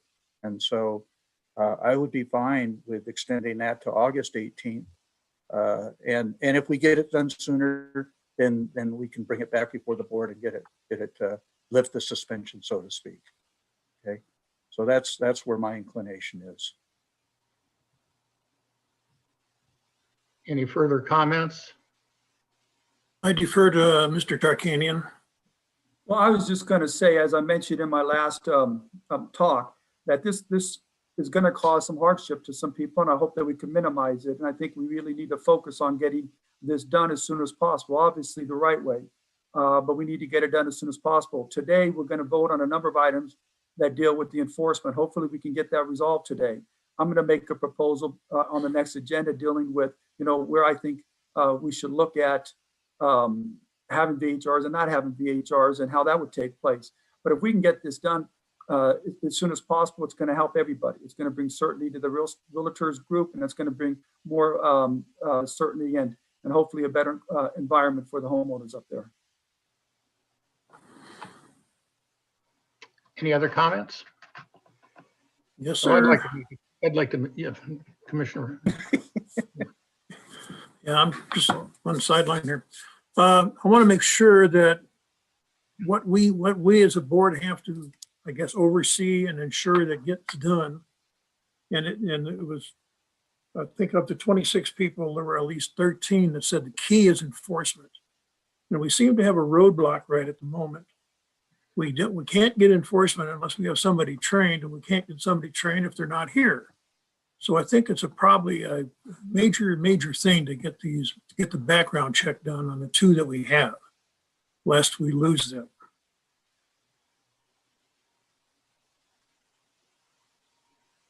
Are you finished? Okay. Any other comments? Well, I'd like to make a couple of comments. I agree with Mr. Shiner's comments. And to further make an analogy of what's going on, we're watching the community up there dissolving. People are moving out because of VHR activity.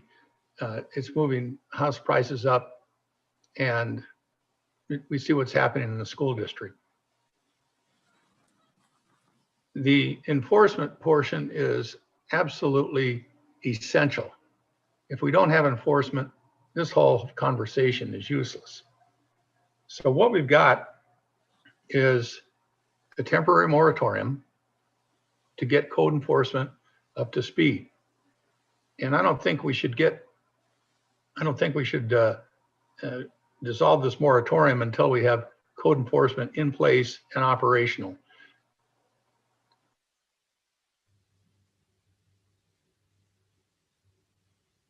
Until such time, the moratorium should stay in effect, because it all comes down to code enforcement and the folks that are going to be for the lake area. It's also essential for down here in the valley. So there's a lot of moving parts to all this, and I'm in favor of the moratorium. I'm not in favor of a time limit until we get code enforcement in place and up to speed, and then we reevaluate it. So do I hear a motion? Mr. Chairman, I believe Mr. Rishi was trying to get in. Oh, I'm sorry, Mr. Ritchie. Thank you, Chairman. No, you seemed to cut out for a minute there, so I was trying to pay attention to what you're saying. Oh. Well, Yeah, you did. Mr. Cates? Thank you, Mr. Chairman. I was going to mention this briefly in the next agenda item, but since it's a topic of conversation regarding code enforcement, the 2 code enforcement officers that we hired started Monday. Hoorah. They are here, and we're working on onboarding them and getting them trained. All right, that's the starting gun. And they have a huge task for them. Commissioner Gardner. Well, in light of the fact that you're not in favor of a time limit, then I would then move for the adoption of Resolution 2021R-023 as presented, based on the numerous complaints that have been received, the need for the new board to analyze recommendations of the VHR task force and the county manager to temporarily address ongoing public health and safety concerns, the feedback from the public, and the discussion of county commissioners. Do I hear a second? Second. Sam? Taylor? Yes, Mr. Chair. Thank you. I just wanted to point out that there's one small error that I'd like to correct in the resolution, and that is the need for an open parenthesis in the first whereas right before the VHRs in quote. So I just wanted to put that on the record that I planned on adding that. Sorry. Can we take the motion as is? Yes. Okay. So that's Yes. a technicality. It is. All right. We have a motion. Nikki had asked me to add that. I'm sorry. We have a motion by Commissioner Gardner, a second by Commissioner Tarkanian. All those in favor signify by saying aye. Aye. Any nays? The motion is carried 4-0. Now we'll move on to item number 6, which is going to be a lot of discussion on this. Discussion regarding a regulatory framework for the vacation home rentals, VHRs program, including direction on the future amendments to VHR ordinances. Mr. Cates? Thank you, Mr. Chairman. So we've got a lot to chew on here with this agenda item. Let me just lay out a little bit of the process that I hope we can follow in this meeting going forward. The purpose today is to get clear policy direction from the board, centered mostly around the VHR report, which has been published going back to October. So, I mean, it's out there. I know all the board members have read it thoroughly. And once we have this direction, staff will come back and draft regulations.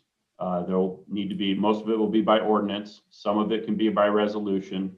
As I mentioned in the last agenda items, ordinance must be heard twice by the commission before they can vote on them. And then there's a 35-day requirement before they can become effective. So there'll be multiple steps. The goal for today is to get as much clarity and direction as we can get from the board. There's probably some things we're not going to be able to solve. There may be some things that we have to go back and do some more work on. But we want to get as much of this stuff in as we can. One thing that I would just ask you to keep in mind, or a couple of things really, is, and I've talked about this before, but the VHR task force met for a long period of time. It had 15 people on that board. There were residences of both the Eastport Township and the Tahoe Township, extensive research, and I think they presented some very solid recommendations as a basis to move forward. And there may be some other things that we want to try, and you may want to do that today, and that's fine. But I would just keep in mind that if we can move forward with some simple direction, we can get this stuff off of the ground. And another thing I'd ask you to think about is we want to try to put regulations in place that are strong, but I would suggest that we start with least restrictive measures, and then we could ratchet them up over time if they don't appear to be working. The other thing is part of the recommendations talks about forming an appeals and advisory board.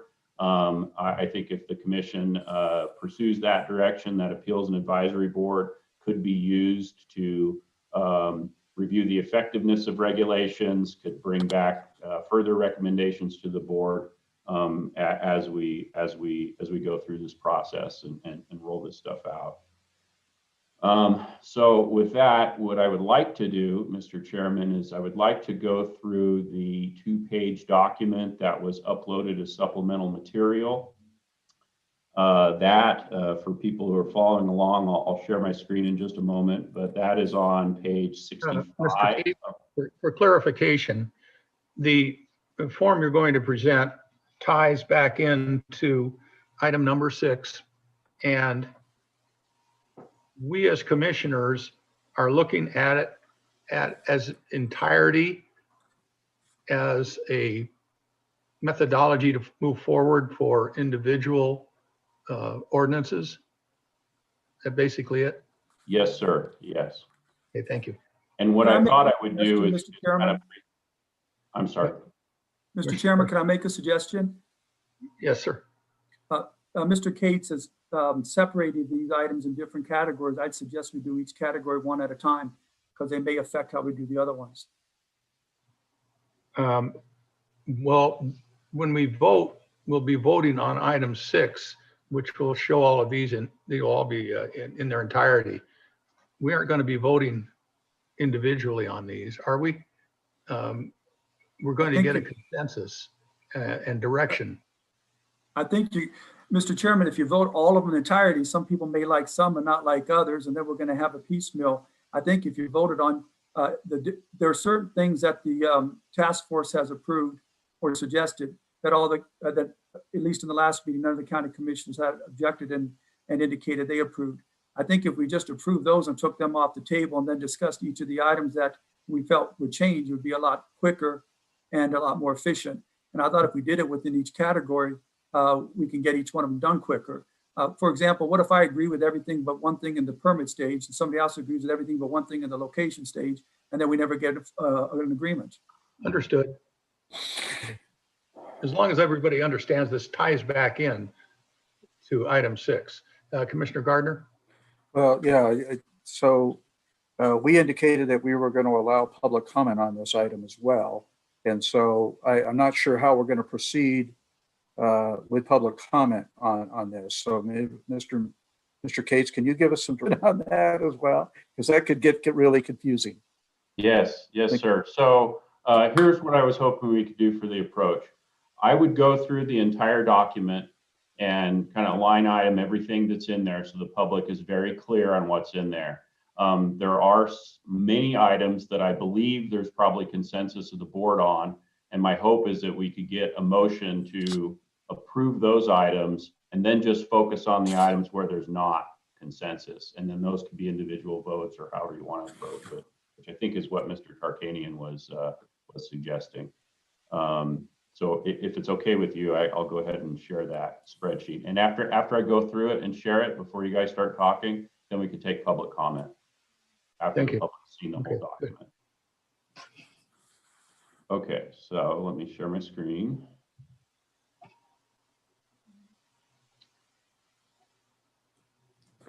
Okay, it's open. Where is it? There it is.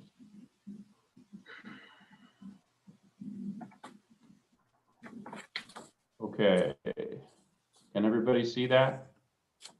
Yes, sir. Okay, so this document lists all of the recommendations of the VHR task force, as well as some other suggestions. There's a column here to show what came directly from the VHR task force, or the report really, which is my recommendations. I followed most of the task force recommendations at a few variations that we've discussed previously. There also are a few items here that were proposed by commissioners. I had an opportunity to walk through this document with each of the commissioners, and we made some changes to it based on things they wanted to talk about. You certainly have the prerogative to add things as we go if you want to. And there were also some suggestions from staff. Now, this column, possible consensus. I put in here where I thought there was probably broad consensus among the board members for these recommendations that we could move forward with. As you talk about these, you may feel differently and may want to take them off of that column and have further discussion on them. That's just based on the conversations that were had at the last meeting and some individual conversations that I've had with commissioners. So certainly not set in stone, and this is intended as a working document as we go through the discussion as what you feel there's consensus on and what there's not.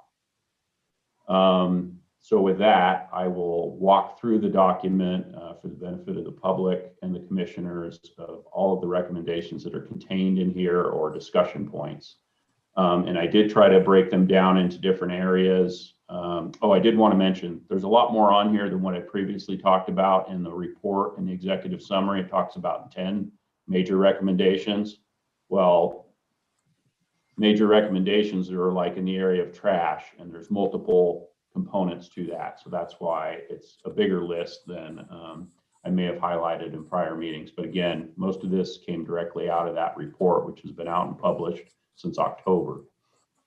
Okay, so the first category that I put here is location restrictions. Item A is to maintain the current ban in the East Fork Township.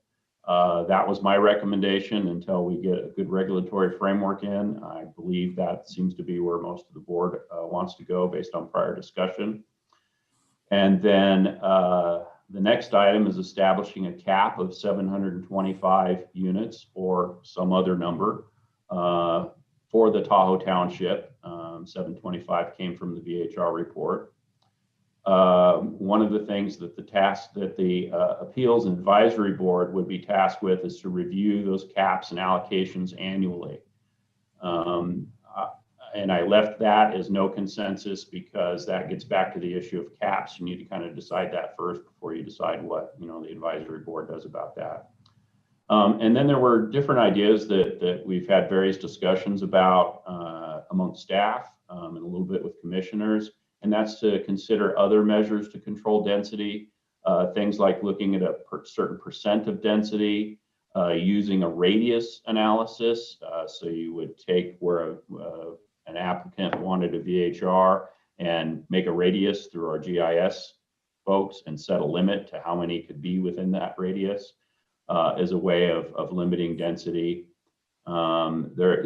Another approach could be to have possible exclusions to density or higher density allowed in tourist and recreation corridors. That's something that would have to be established what those tourist and recreation corridors are, but those are just some multiple things that we could talk about how we could restrict the locations of VHRs so that they're not overwhelming particular neighborhoods.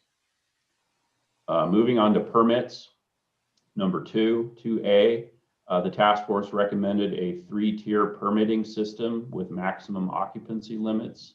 Tier 1 is a true host on site with no more than 2 visitors.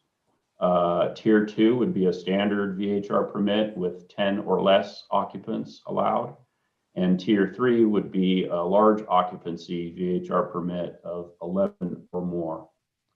Can we comment on these?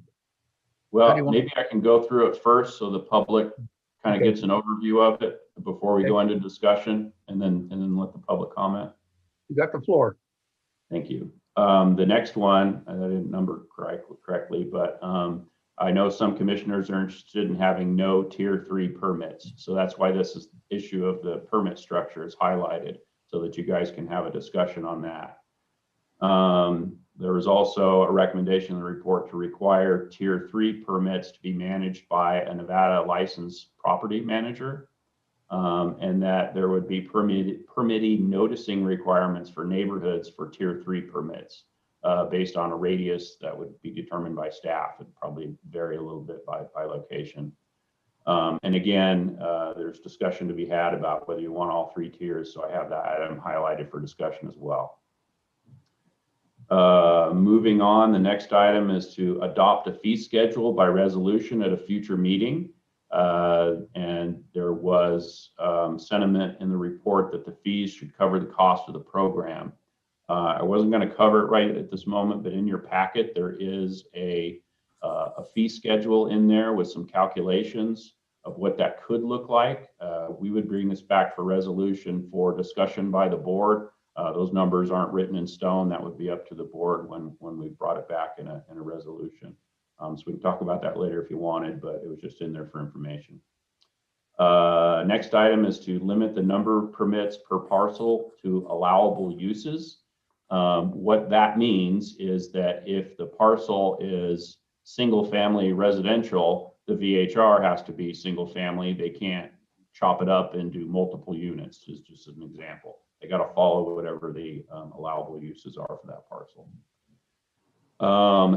Another recommendation is that permits be considered a privilege license that's subject to revocation by staff for non-payment or non-compliance with a review process, which presumably would be through the Appeals and Advisory Board. A requirement that the permittees be the property owner. And a requirement that they must designate a 24/7 responsible party. That person has to either be the owner or a licensed manager. And the responsible parties must be notified immediately of a complaint and must be on call and available to respond within 30 minutes.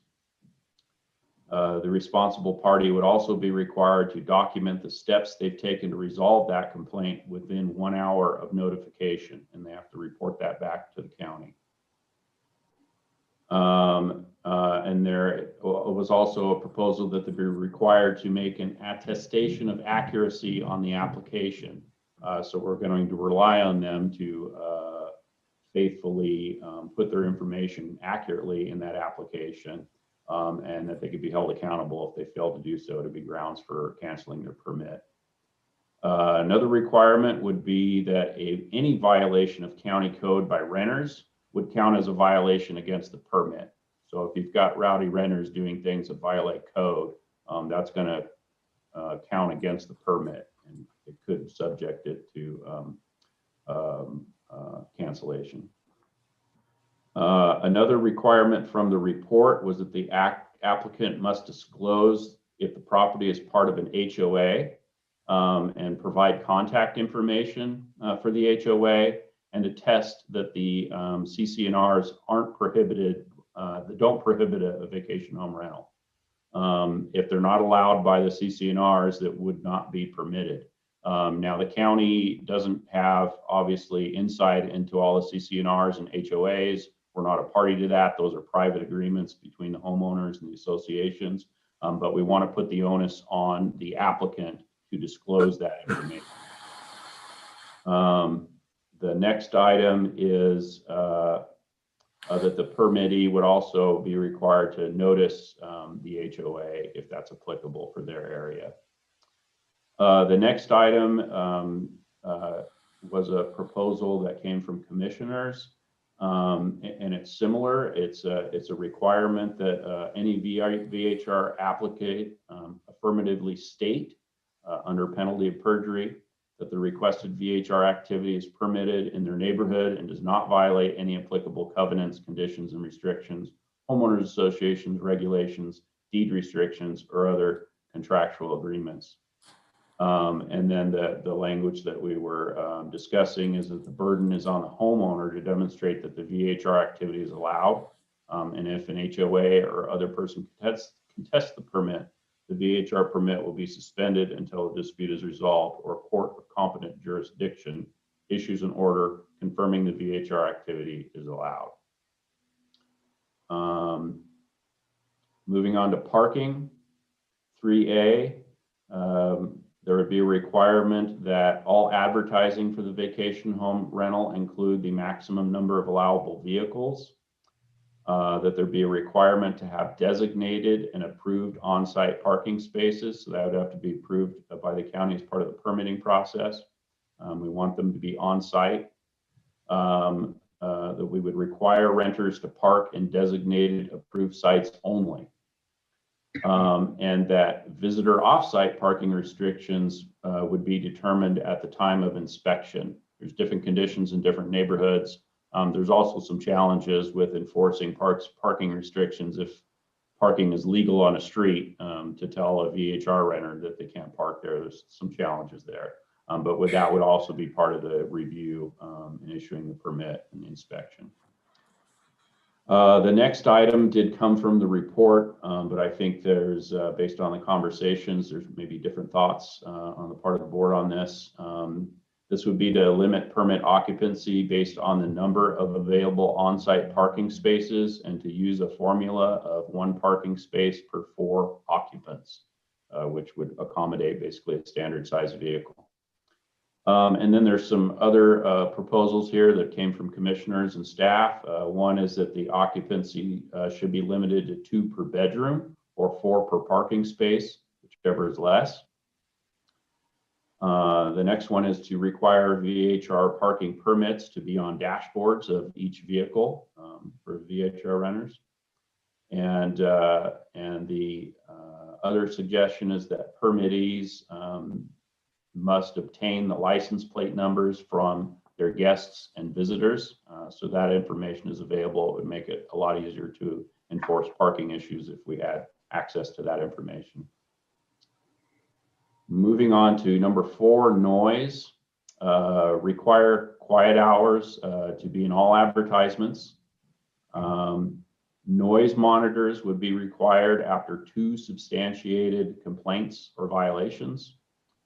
Noise monitors would be required for all Tier 3 permits. So regardless of violation or not, you'd be required to have noise monitors if you had a Tier 3 permit.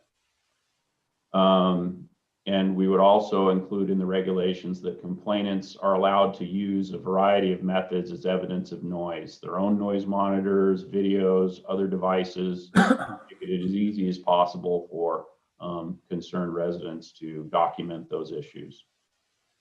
In the report, the recommendation was that quiet hours, occupancy limits be strictly enforced during quiet hours and that those be established between 10 p.m. and 7 a.m. From commissioners, we've had a recommendation that that be changed from 9 p.m. to 8 a.m. And that we put a minimum age for renting a vacation home rental at 25 years. Moving on to health and safety. All life safety inspections must be passed prior to issuance or renewal of a VHR permit. That seems pretty straightforward. A requirement to provide certification of insurance for property with a $500,000 minimum liability coverage for the owners, the renters, and visitors. And that could be increased at the discretion of staff, depending on the type of VHR and its size, that sort of thing. Occupancy limits are subject to life safety inspections that they would have to agree to be subject to unscheduled inspections on suspicion of life safety issues. And owners and managers would be required to grant access to the property for re-inspections. There would also be a requirement, or we'd put it in code, that permits may be suspended when there is an open building permit. And we'd also put language in there that a permit may be suspended by the county or the fire district at any time for life safety reasons. Trash, A, would require trash service per whatever the applicable jurisdiction is, health district, waste management, HOA, or GID rules. Basically, we're trying to mandate that they have trash service. And that trash storage must be sufficient for the maximum number of occupants. And that's something we could inspect as well. Another recommendation is that we require bear boxes for all VHRs or a reasonable alternative in the Tahoe Township. I know there are some situations where a bear box may not be appropriate. For instance, condos where they have a communal garbage. So that may not fit in every situation, but generally if you got a single family resident, we would want a bear box placed there if you're gonna rent them as VHR. Bear boxes are not generally mandatory in the basin, but I believe that they should be for VHR permit purposes. Number 7, compliance enforcement, fines and penalties. A, the recommendation from the report to create a VHR appeals and advisory board. One of the items that the board would be tasked with would be reviewing fines and recommending changes to the level of fines. Another recommendation is to create a VHR compliance education certification program for owners and managers that they'd be required to take so that they understand the rules. And also the creation of public information materials, a good neighbor flyer that would be designed to educate renters. Another proposal from the report is that 3 separate instances with substantiated violation in 1 year is grounds for revocation of the permit. That says process, it should say permit, sorry about that. The remaining items under this section came from commissioners. One is a proposal that the majority of the appeals and advisory board should be residents without VHR permits. The next one is that the advisory board should be composed of 5 citizens from the lake and ex officio members from Tahoe Douglas Fire Department, Code Enforcement, and the DA's office. There's also a proposal from commissioners to establish the fine for violation should be $1,000 per occurrence and $1,000 more every day that it persists, with a maximum civil penalty. We currently have a maximum civil penalty that would be eliminated, and it would be up to the fair market value of the home, because basically we would put a lien on the home, and we wouldn't want to have more penalties than the potential value of the home.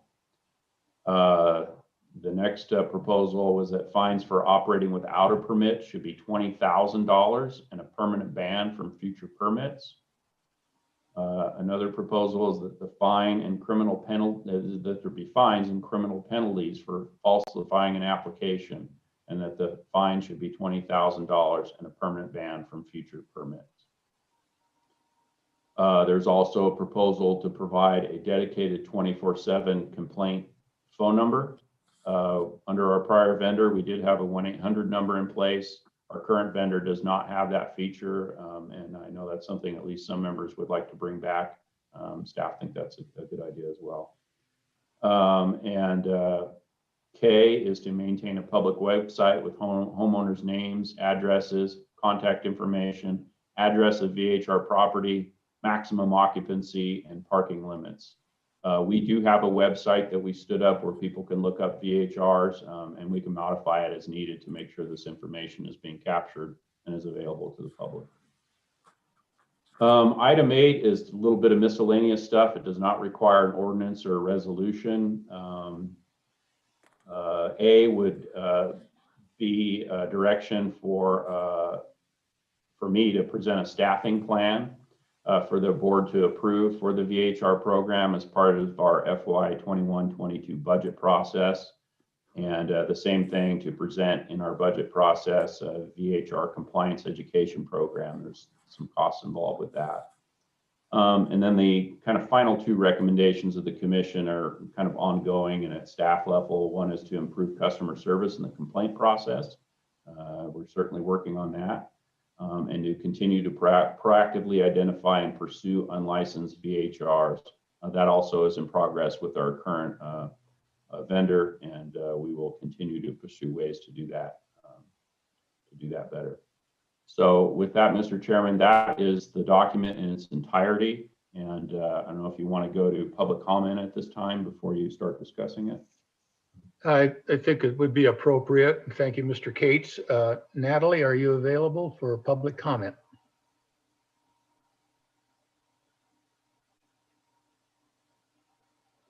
Yes, sir. Natalie Wood for the record. Please start raising your hand if you'd like to provide public comment on this item. And I'll start going through the list. Please remember to state your name for the record before you speak. And I have a couple that have raised their hands, so I'll start with Tim. Yes, thank you again for the opportunity to speak. My name is Tim Paskin. I live at 245 Logging Road, which has an address on Logging Road, but it's effectively on Kingsbury Grade. I agree with the overwhelming majority of what's in the spreadsheet. So with the caveat that my intent is not to be a Debbie Downer, I only have a couple minutes here, so I'd like to highlight one or two items that I pretty vociferously oppose.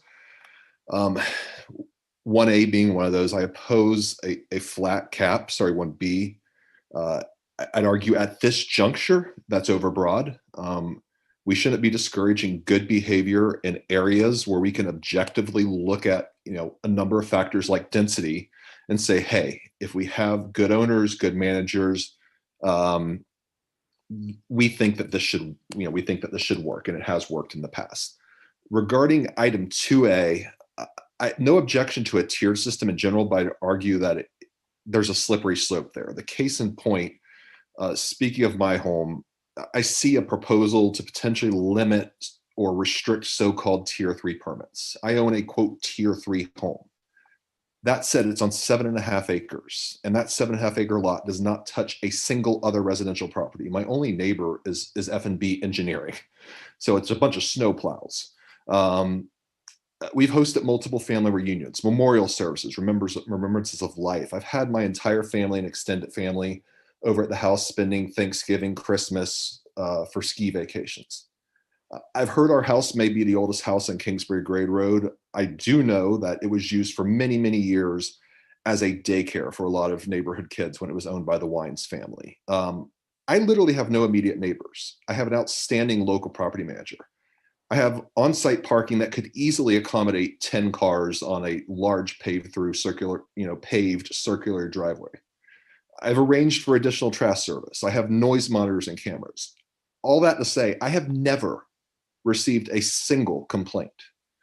My point of rattling off all these particulars is to illustrate that if we're simply restricting permits based off something that's overly broad, like the size of a home or the fact that the home is in a quote unquote residential neighborhood. I mean, my home is nominally in Middle Kingsbury, but again, I don't have any neighbors. If we're painting with this broad a brush, we're solving a problem that in many cases doesn't even exist. Like it doesn't exist at my home. I'd argue it doesn't exist with the gentleman with the bear on his roof down in front of the Stagecoach Lodge. Now, this is my home. It's my primary residence, but I'm activated on active duty. And I can tell you that renting this home for periods when I've been absent on active duty has been an absolute godsend.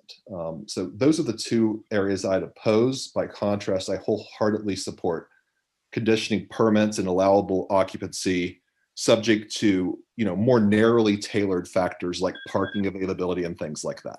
So thank you again for the opportunity. Excuse me, what was his name again? Natalie? My name is Tim Paskin. Tim, thank you. Okay, thank you. Next I have Ralph.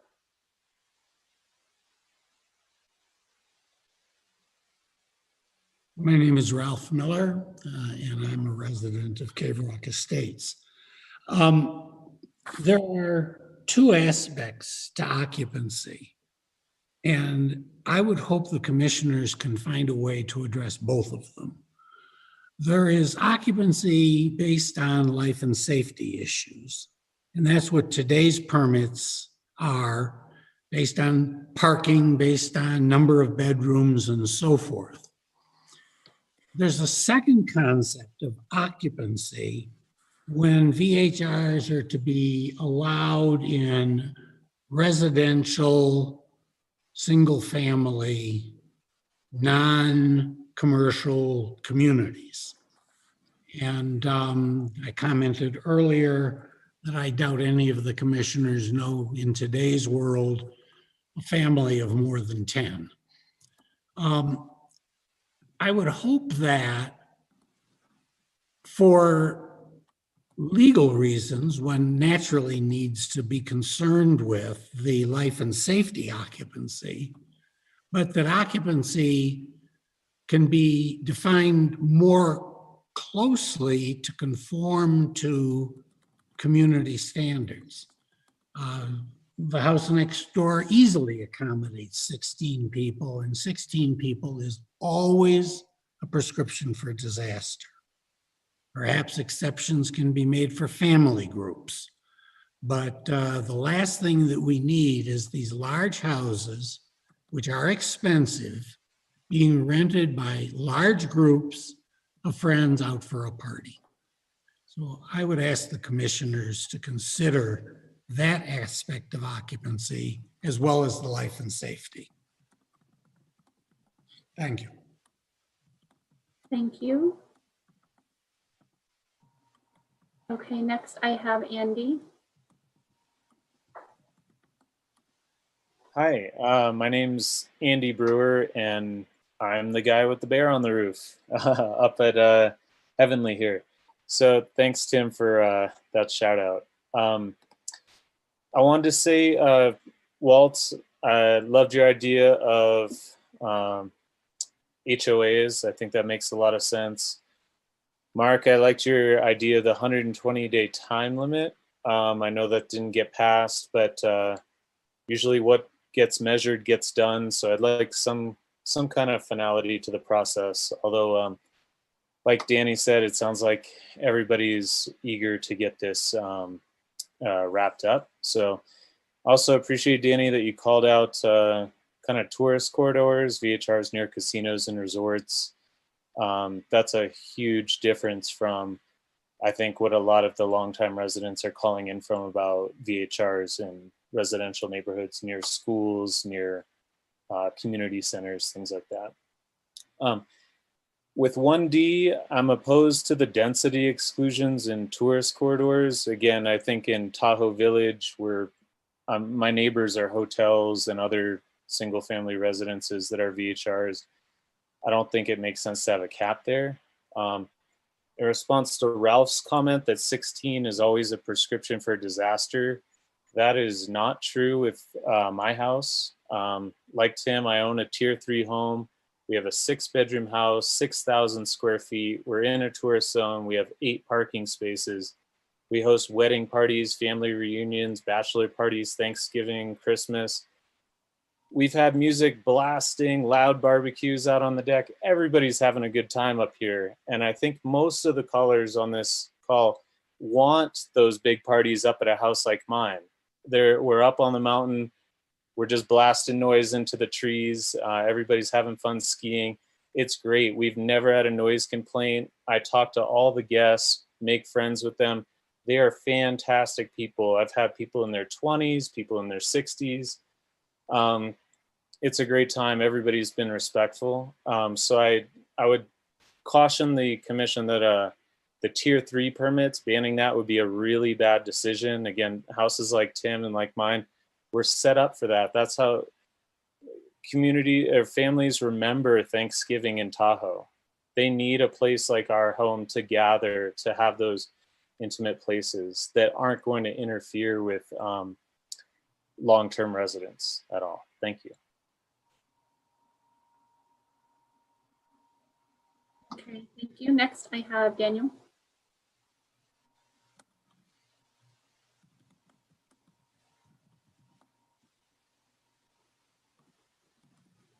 Are you there, Daniel?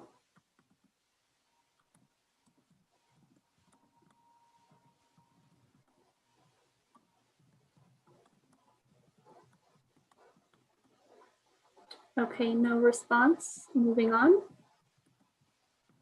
Hello, can you hear me? Yep, go ahead and state your name. Hi, my name is Lana Shetta. For the record, I spoke a little bit earlier. I appreciate the thoughtfulness that was put into some of these recommendations. And I have a few comments. I'd like to start by adding some color to the revenue figures. The vast majority of these properties that are being used as short-term rentals are not like big wig money makers. About 55% have 2 or fewer bedrooms, and that figure jumps up to around 80%, which have 3 or fewer bedrooms. Like, these are local owners in a lot of cases trying to provide for themselves and their families and contribute to the community. Once you take the average revenue for these properties is approximately $4,000 a month, which doesn't, ends up being a lot smaller as far as profit goes when you take into account 14% transient occupancy tax, cleaning, property management, a mortgage, utilities.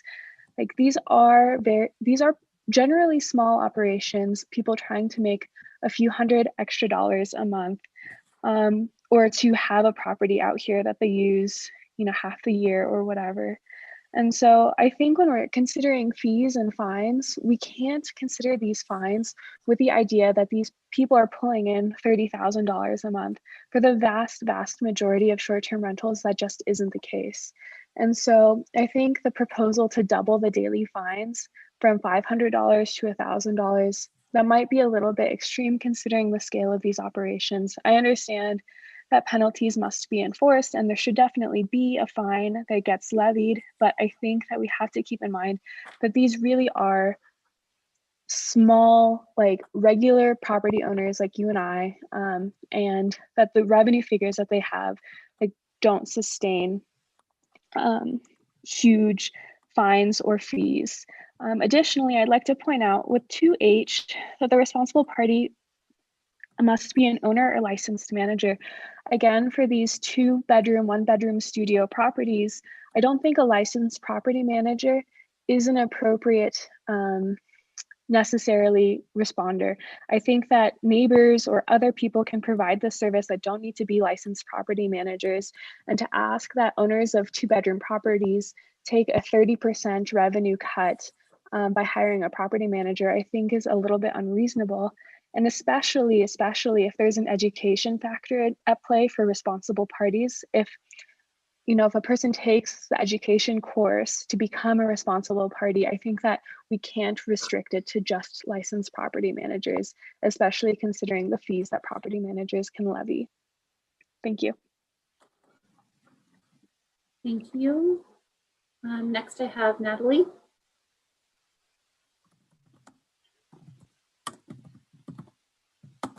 Hello, this is Natalie Yanish. Again, I'm a resident at the top of Kingsbury Grade. I appreciate that the commissioners are taking into account some of the items that the task force had brought forward, because we did spend a lot of time going through a lot of these items, and there was a lot of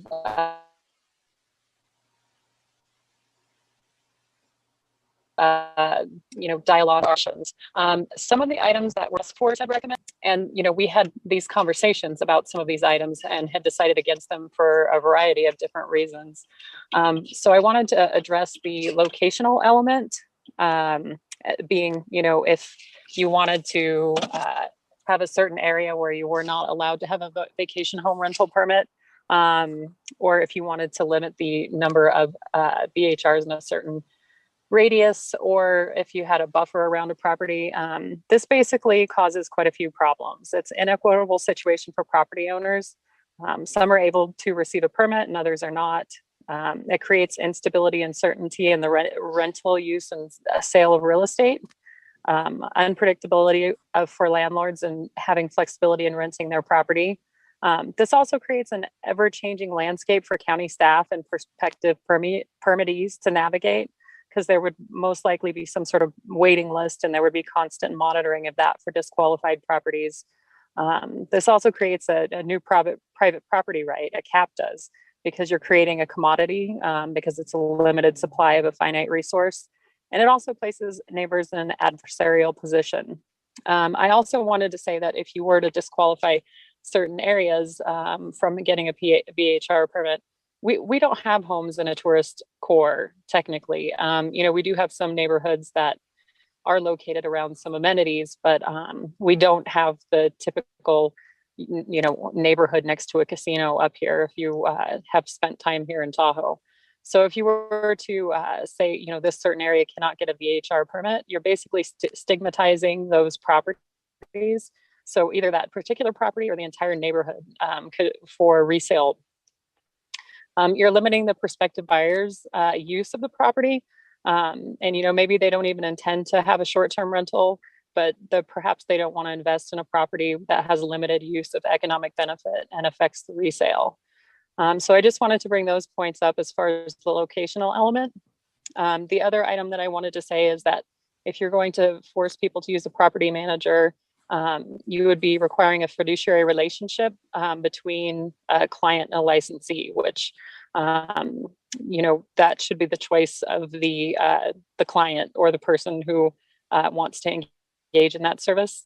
And then also the occupancy at 2 per bedroom, I think, is quite low. We do have a lot of homes that have the capacity for accommodating in the space, for more than 2 people per bedroom. If you have a couple of 2, That's your time. yep. Thank you. So if you have a couple of couple coming in and you've got some kids that you throw in there, you're going to. Okay, thank you. Time's up on that one. Okay, next I have Steve. Thank you. Good afternoon, commissioners. Once again, Steve DeSheriff for the record on behalf of Tahoe Chamber. I've seen every presentation that Mr. Cates and the team have done. I was a member on behalf of the Chamber of the VHR Advisory Task Force. And I'm hoping that the commission will want to move forward with at least some of the recommendations today. The report has been published since October, as the county manager indicated, so we keep hoping the commission is going to go forward with some of these new regulations. However, it was very impressive today to see the way that the county manager presented the recommendations to show which are from the VHR task force, is modified by the technical team from the county and the county manager. It was also good to see some of the things that the commissioners have put forward in recent meetings. Our respectful suggestion would be, so that we can move forward with some of these changes that many people are asking for, including commissioners, is that you today give staff direction to move forward on those items identified as possible consensus, because I think there is a lot of consensus around those. Then if there are other issues that should be further debated, that's fine, but let's at least move forward today with those recommendations identified as possible consensus and move forward with those. Thank you. Thank you.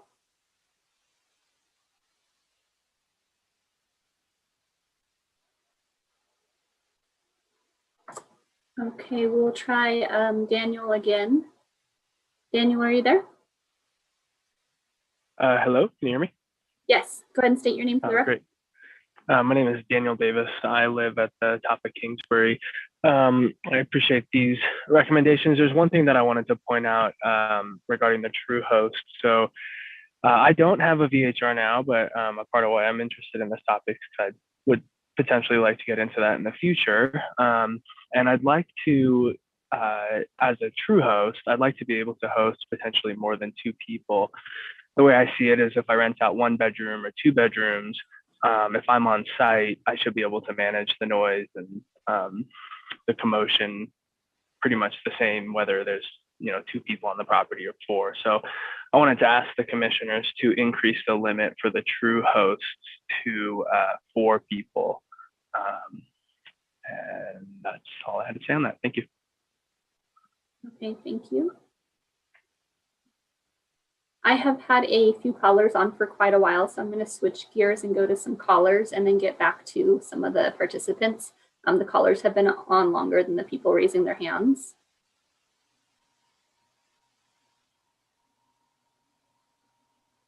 I hope it's helpful to the board. I'm trying to highlight the areas of the report when people are talking, so you're just to orient you. Okay, I have the first caller on. Do you have public comment for this item?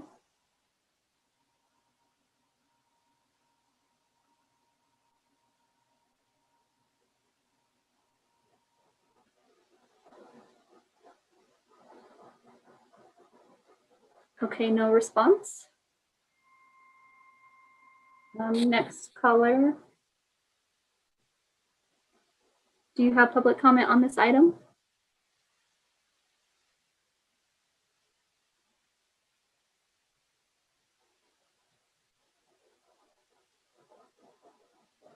Can you hear me? Yes, I can. Hello, can you hear me? Thank you. My name is Keith Byer. I'm a State Line resident as well.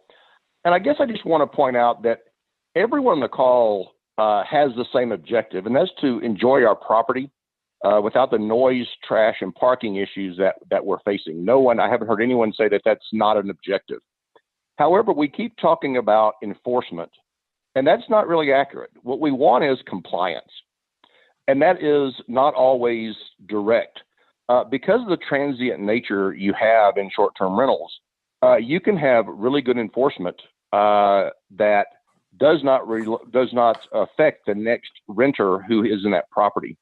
Now, I did notice that after one of the recommendations is that 3 violations in a year would submit the permit to rejection. And I guess I asked the commissioners, is that the right number? 1 doesn't seem right, but 3 per year seems like a really significant issue. Maybe the number can stay 3, but over a longer term, but 3 per year doesn't seem like a very high bar. I would also suggest, and it was great to hear that the new enforcement officers are on the payroll now and enforcing. I would suggest the commissioners in a couple of months, or maybe even before they pass these regulations, get a report from those enforcement officers and see what compliance is. Again, not enforcement, what compliance. Are we still having noise, trash, and parking complaints, or was enforcement the answer to that problem? Lastly, I noticed in the recommendations that they're still wanting South Fork to not have STRs. And my reaction is, before something is passed finally, I'd like the commissioners to explain why a homeowner in the lake has different rights than a homeowner in the valley. We all have the same property rights. We all have the same expectations of enjoying our property, and that those property rights being either to rent out your property or to enjoy your property in peace, or both. Those rights seem pretty universal. So having a difference between the lake and the valley on a long-term basis, to me, is very difficult to justify. Lastly, I'd like to point out there are always rules, and I think we could always have exceptions to the rules. We had a couple speak about very large party houses, if you want to call them. And again, I don't think anybody is against large houses because they can accommodate large people. They're against them because of the noise violations. I think you could have a carve out for large houses if they were remote. You could also have different restrictions on them about the number of noise violations that would result in the permit revoking. So I don't think anybody's against large properties for that sake.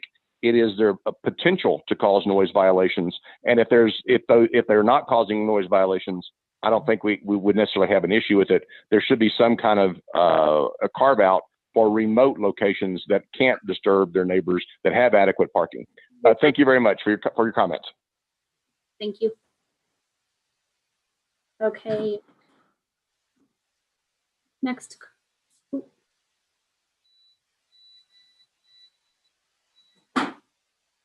Next caller.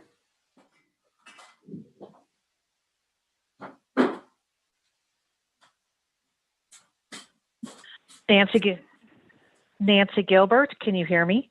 Yes, go ahead and start. Thank you. My name is Nancy Gilbert. We own a home in Elk Point, Douglas County.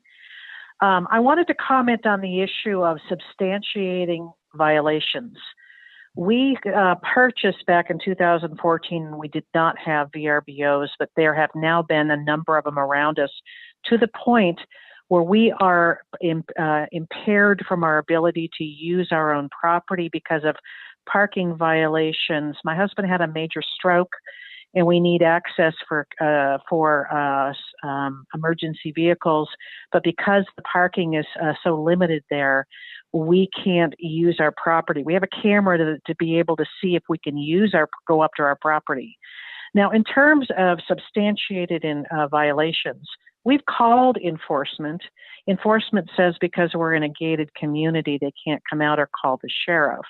The other issue is when we have reported it, we have received retribution from the rental owners who do not return our calls when we call them, because oftentimes it's like at 10 o'clock at night or the noise is at 2 in the morning.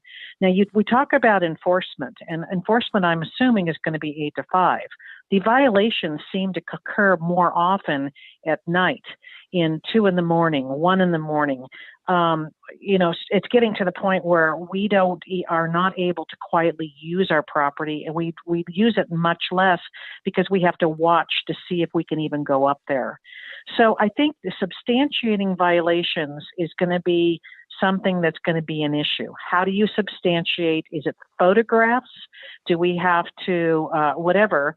And there has to be some kind of system that makes it so that people that actually live in a residential community can use it without fear of being retribution by people that are making, we know from the information, at least from some of the renters around us, they're making $100,000 or more a year because they rent almost every day. So I think substantiated violations needs to be an issue. How do you substantiate? How do you involve enforcement on a 24/7 basis, which hotels and motels are required to do? So I'd ask that they address that issue in terms of substantiation. Thank you. Thank you, Nancy.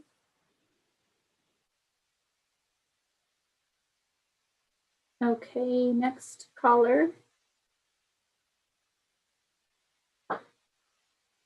Do you have public comment at this time? Hi, this is Julie Bruno. Hey, Julie, you have some echo. Can you turn off the sound on watching the video in the background? Yes, we will turn it off. Is that better? Still a little echo. Okay, we're working on turning it off. Is that better? Yeah, it is. Thank you. I wanted to agree with the gentleman who called in earlier, Keith Beyer. 3 times in a year before the permit is revoked is not enough. If I were a resident and I was dealing 3 times a year with noisy neighbors, with garbage and other safety issues, and the following year we have to deal with it 3 more times, and on, that's not nearly tight enough. They're different renters each time, so it's not like someone's going to learn their lesson. The other issue about parking, I like the ideas they have. I just want to make sure that we're talking about designated parking spots, and in maybe a condo community, that the owner is not able to say, well, there's guest parking, and that's what my renters will be using. I think they need to be designated spots for the unit and not guest parking. Thank you. Thank you. Okay, I have one more caller. Do you have public comment at this time?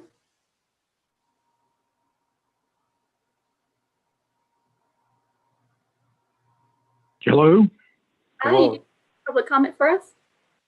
Yes, thank you. This is Paul Bruno. I spoke to the moratorium issue earlier, and I'd just like to compliment not only the task force, but the entire commission with respect to the comments on how to somehow get the VHR situation under control.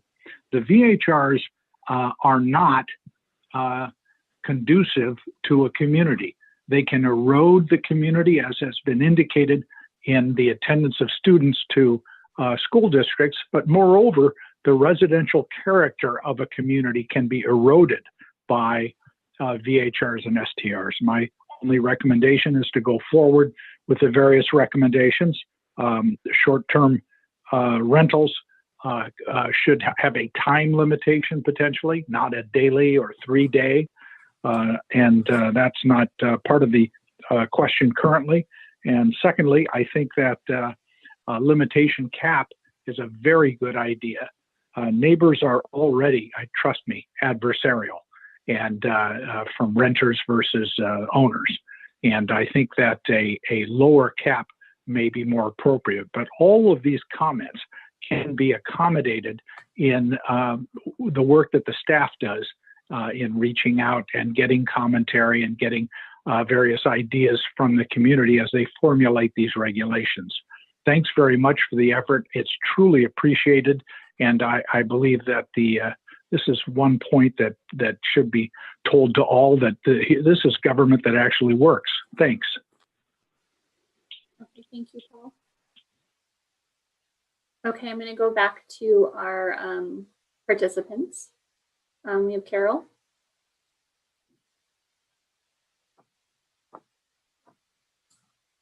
Hi, good evening. Carol Chaplin, Lake Tahoe Visitors Authority. Thank you for the opportunity to speak briefly. I just want to thank, first of all, the county staff for spending so many hours with the task force, and then thank the task force as well for putting together the recommendations. It was truly kind of a unique experience to be in a very, very cordial and thoughtful room of very educated people who had different points of view, and we were able to collaborate and compromise and come up with some solutions to this issue. And there are some issues with the VHRs, and we all recognized that and came together. And I just think it was a great experience. I think our recommendations were very, very positive, and I encourage you to trust the staff with their recommendations, with the technical advisory group as well, and to move forward as quickly as possible with those recommendations, and getting into a place where this compliance can be shown to be very effective and allow us to benefit from these types of visitors and benefit the county as well. Finally, I want to thank the Board of County Commissioners, because I think you are taking this issue seriously and are starting to put some thought behind it and how we can all live together with this. And I appreciate all of your efforts towards some immediate solutions. And I do agree with several of the folks that have been speaking tonight that if we could come together on some of the the points that are easy to agree with, and then tackle the hard ones, we can all do this together and find a middle ground. Thank you. Thank you, Carol. Next, I have Ellie. Hi, thank you, Ellie Waller. I just want to say the North Lake Tahoe Chamber of Commerce reports lodging occupancy frequency. Their March 3rd report, data as of 3/1, they anticipate 11,525 people visiting North Lake Tahoe with lodging reservations. With that said, they also report last year that VHR occupancy of those numbers was 50%. It's up to 70%. This is not going to go away. We do need to find some ways, and the mention of compliancy versus enforcement. Just to add to that, maybe the number of days based on the number of allowed VHRs needs to really be looked at. Again, it's the capacity of the people as well as the problems of the capacity. Thank you. Thank you, Ellie. I have Heidi next. Hi, Heidi Gunter, Kingsbury resident. I would like to be considered to be part of the advisory board and task force. We have been in the rental industry for 12 years We're locals, and I know we can be very helpful with input on this item so it gets done in a very timely manner. These presented rules are a great start. Most of these rules are already in place. They are just not being enforced by some management companies or owners who have a VHR. The cap should be at least 1,000. Yes, the cap number should be reviewed every year. Limiting an area. The entire Tahoe Basin is a tourist destination.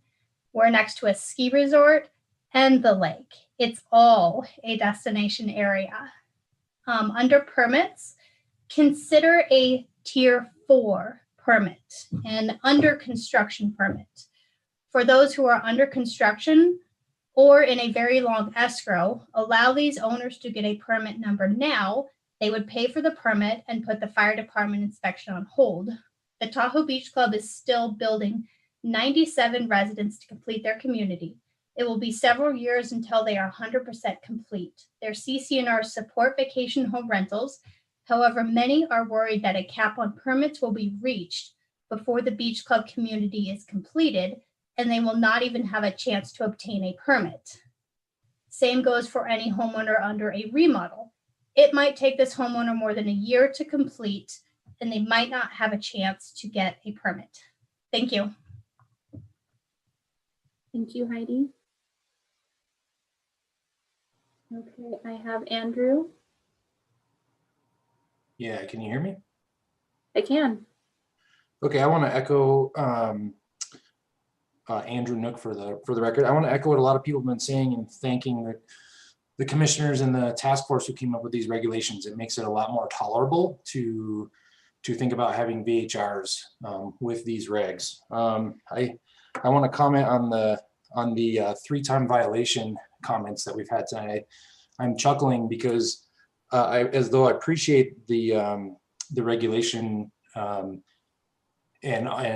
the people that have said that it's not enough. I honestly, the 2 out of the 3 vacation home rentals next to my house would have been in the last 4 weeks. I've called the police 6 times, and these are not for nilly-willy things. These are legitimate, 16 people parties. So I do like that. I do like that regulation. I think it's going to go well. One thing that's not on here, or it's very loosely touched on, is kind of what I talked about in my agenda item number 5, is the zoning and land use account. I'd like to see some accountability for the permit holders, and maybe we talked about it a little bit, but rezoning some of the properties. So listening to, looking at my notes here, listening to, I think it was Tim and Andy. Their properties seem completely reasonable. I know where both of those properties are, and completely don't disagree with having them have a tier 3 vacation home rental at their home. On the other side of that, I would say if they were here during the car show this summer or during 4th of July, we'd be having beers down at Mott, probably agreeing with each other. So maybe looking at rezoning some of these properties on a case-by-case basis and not painting them with the same paintbrush. I like that idea. Tim's property is very different than mine. His quality of life is also probably very different than mine. So I would like to see, some rules. We heard today a lot about rules in both agenda item 5 and 6. Rules are key, and I heard a lot of people mention that we need to enforce the rules. I like the ones that I'm looking at here on this spreadsheet. I agree with many of the people on here. I do want to say, though, how are zoning and land use codes not looked at as rules? I just keep going back to, looking at how we can debate all day long about whether this is considered a business, but if you lived at my house, you would see that these properties next to me are all for revenue, and I've got 4 families coming in per week of 15 people. So thank you for your time, and I appreciate everybody's work on this. Thank you, Andrew. We have Stacy. Yeah, I'd also like to thank everyone, the commissioners and the board, for moving with this process so quickly. Very impressed with how it's been going the last couple of weeks alone. I just wanted to kind of reiterate on some of the safety measures that were brought up. The idea of the property management as well, kind of in lieu with each other. First of all, I have to agree a little bit with the gal who said something about having a property management company and the fact that they take a pretty substantial portion of the revenue. However, it all kind of intertwines with each other in regards to, are we here to live or are we here to rent? And again, like Andrew just said too, we actually live in the same area as himself. And it is absolutely true of what's going on in here, and the zoning has to play in hand with each other. I would like to mention or propose that with these safety measures, that when people go to reapply, if they even have a license, that it get re-inspected at that time. I'm curious to know if property management encapsulates an inspection, because if so, we have some serious issues with some of the property management that is out there. A house across the street literally has a set of stairs that lead to nowhere. And I'm just thankful that no one's gotten severely hurt over there. And in regards to the safety measures as well, that some kind of fire with smoking is taken into consideration, as we live in this forest, and the two houses across the street from us have raked up 30 plus cigarette butts over the summer. So I hope that that would also be taken into consideration. And I thank you for your time. And Stacy, can you state your name for the record? Yeah, it's Stacy Bailey, Bayley. Thank you. Live in State Line, Middle Kingsbury. Thank you, Stacy. Okay, next I have is Tim. Hi, Tim Barabee for the record. And I would like to thank the task force and the commissioners for the hard work that's been done. And in general, I'm in support of most of the recommendations. I oppose the 725 because it's 15% of the housing stock, and 1,000 would be 20%. So I think the commissioners need to actually reduce that. I think that Julie Bruno made an excellent point. If you want to control the number of parties and you don't have the parking spaces, that's the perfect opportunity for us to get rid of, overcrowded and places that have more occupants than they should have. If they've only got 1 or 2 parking spaces, that limits them to 4 or 8 people. And I think that would go a long way toward correcting the situation that we have up here. And then, lastly, I think someone made a reference, Heidi made a reference to Tahoe Beach Club. It's developer controlled. And so the residents want to change the CC&Rs, but are not being allowed to. So in fact, if you let the developer sell 97 more units to people who want to operate VHRs, you'll completely destroy that. So please do not lift the moratorium. Thank you. Thank you, Tim. Okay, next I have is Kurt. Can you hear me? Yes, go ahead and state your first and last name and spell your last name for the record. My name is Kurt Brown. I'm a resident or a homeowner in Elk Point, Nevada. I have been a homeowner in Elk Point since 1978. Have been a resident of Nevada since 1952. I have been very fortunate in my life to have a home at Elk Point in Tahoe. I have seen that community change over the years based upon investors coming in there and changing the fabric of our community, which was founded by the Elks Club of Reno in 1925. It was a summer retreat for the members of the Elks Club of Reno for their families and friends. And since the advent of Airbnbs and vacation owners, that community has changed. It is no longer a community of friends and families. It's a community of investors and people who want to be there that can't afford to be there. And they have ruined that community because of the founding fathers of that community. We had to sue the board of directors to enforce the bylaws of our community and had to go to court to do it. And I don't think that is reasonable.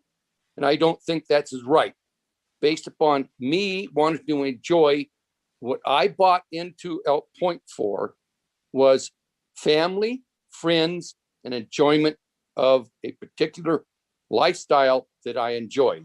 And now it's been put upon by people who want to make a profit in a residential community. Thank you. And I appreciate the commissioners taking this issue on. Thank you very much. Thank you, Kurt. Okay, I'm going to try one of the phone numbers one more time. I'm not sure if I gave them a long enough time to try and get their microphone up and working. Do you have public comment at this time?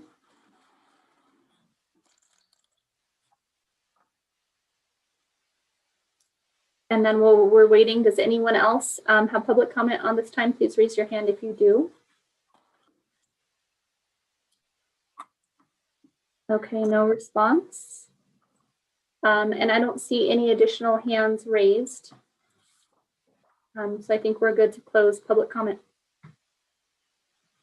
Oh, I have one that just raised her hand. Catherine. My name is Catherine Gomez, Gomez. I own a modest 2-bedroom, 1-bath condo in Tahoe Village near Heavenly Valley Stagecoach. So it is in an 8-unit building, so it's an HOA within an HOA. So there are 2 HOA fees we pay there. So I bought this as an affordable place to stay during ski season. I started renting it out short-term to cover the condo association fees, taxes, utilities, and other expenses. My place, I typically host families or people, 2 to 4 adults, maximum capacity 6 people, because it's a small 2-bedroom with 1 bath. I generally support the county's proposed VHR regulations. I also don't like loud parties or hunting for a parking space, which is not an issue where we are, since we have shared parking lots with unassigned parking spaces and overflow parking. But I'm concerned about the current tiers in which small owners like me will bear a disproportionate and inequitable burden of the permit fees. High permit fees will reduce the high voluntary compliance rate, encourage more illegal rentals, and increase the cost of enforcement. By the county's own analysis, far more revenues are generated from TOT than from annual permits. So this seems short-sighted to me. I've had my permit for only 2 years now, and the second years, the cost already went up. So I'm asking commissioners to consider lowering the cost of a standard permit and instead raise the cost for tier 3, where most of the complaints are likely concentrated. Units that host 11 or more people should bear at least an equal per capita permitting cost. Another consideration might be graduated pricing structure or additional tier for smaller units based on maximum capacity rather than tiers.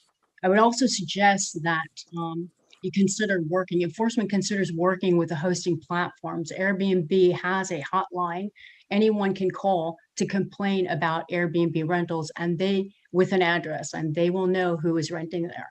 On a personal note, I am retired now. When I bought my property, it was the intent of skiing and having a place to go, a nice place to go that was affordable. Now I retire, I rely on that rental income as my only source of income to make ends meet. So I also provide living wage for housekeepers, not to mention significant tourism revenue for guests. So I'm already considering switching back to long-term rentals due to the higher cost of legal VHR and losing rentals to illegal units that can underprice me. This would protect my financial interests, but would be a net loss for Douglas County. So I urge the board to consider looking at equitable tier pricing for permits and taking actions to ensure broad compliance in a win-win situation, because the margins are not very big for me in terms of. Thank you, your time is up.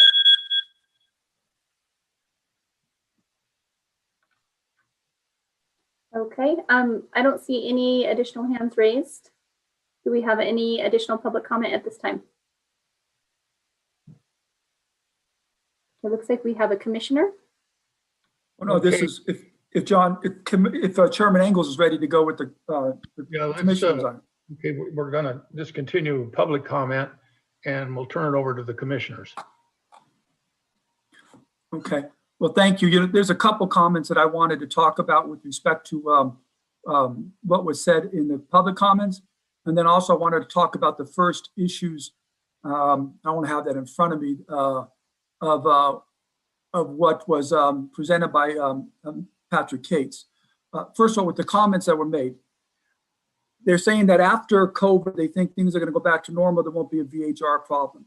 But I say, and I believe, and I think it's pretty obvious, that with the creation and expansion of the A&Bs and the Marriotts now doing the VHRs and eliminating the VHRs in the California, that the VHRs have exploded here on the Nevada side, and that's not going to change unless we take some action to protect the homeowners.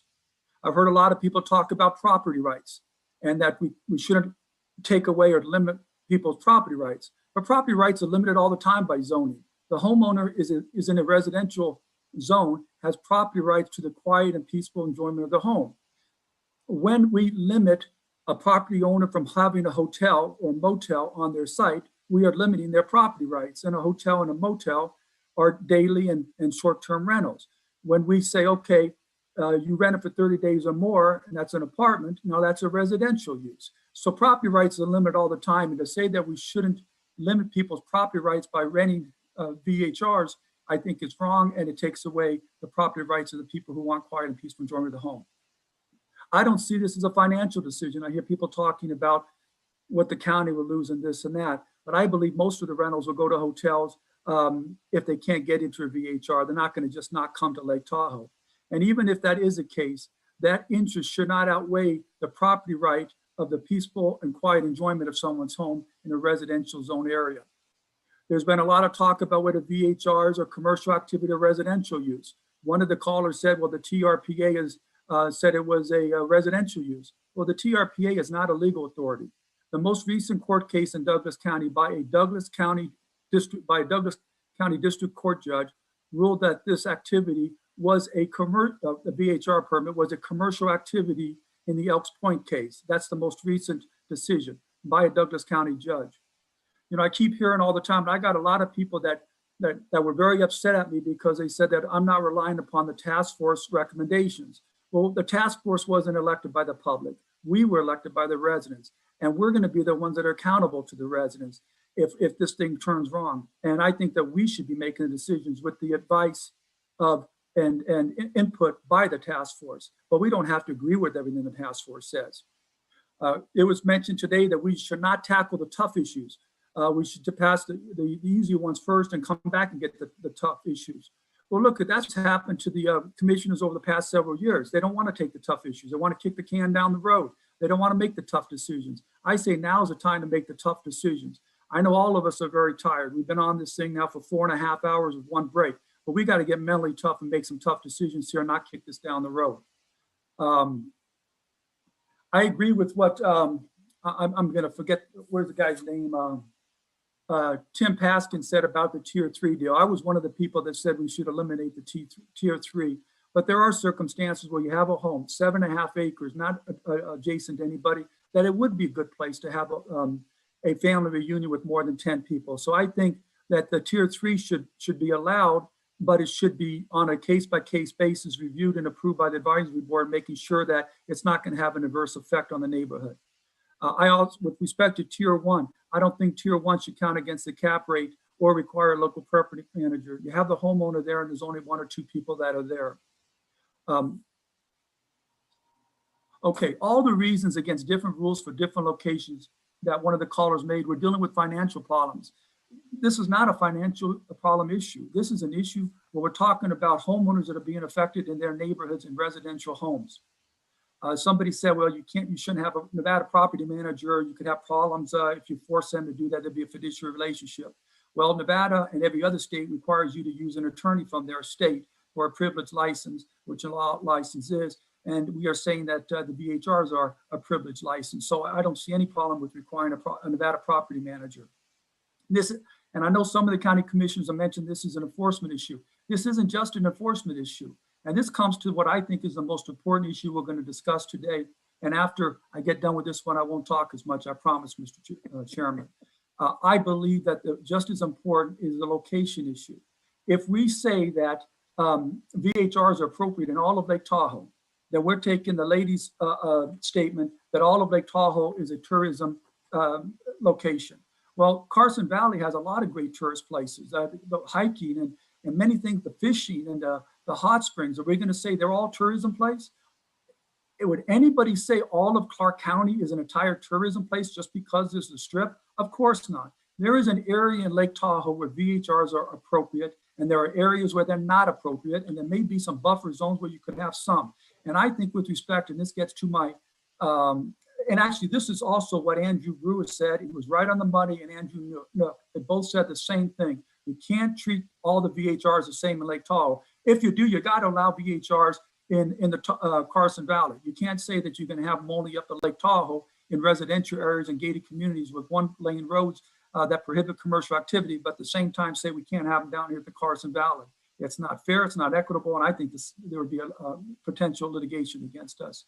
I think with respect to the first classification that Patrick Cates had put up there, let me see if I can find what he calls it, the location restrictions.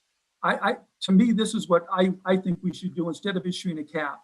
I think we should have the staff with whatever people they work with to go and put together a map of what they feel is areas that are appropriate for VHRs that are near the casinos, the ski lodges, and those areas. Have a buffer zone for a second area where you have less VHRs. And then in areas like Glenbrook and Elks Cove, where there's CCNRs and bylaws that prohibit commercial activity, that they're in gated communities with one-lane roads, we should eliminate any VHRs in that area. I would like to see, and when everybody else gets done talking, I'm going to make that motion that we have the staff go back in and try to put together a map with 3 different layers of a new zoning allocation. Thank you, Mr. Chairman. Any other comments? I was quicker today than last time, huh? No. No? I thought so.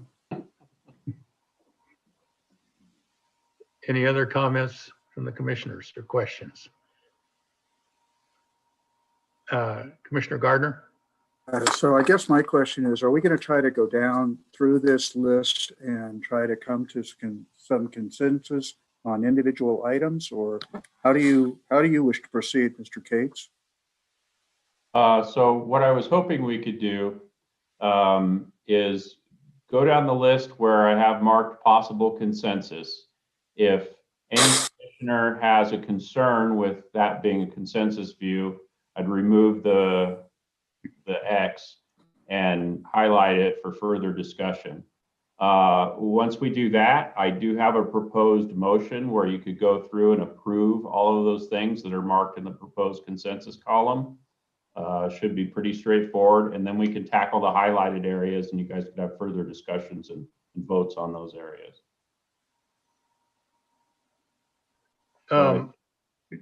Just quick, Mr. Cates and commissioners, one of the items that did come up and has had some recurrence is the tier 3. Perhaps we could consider a waiver that is established by the task force in regard to these bigger properties that don't seem to infringe on anything.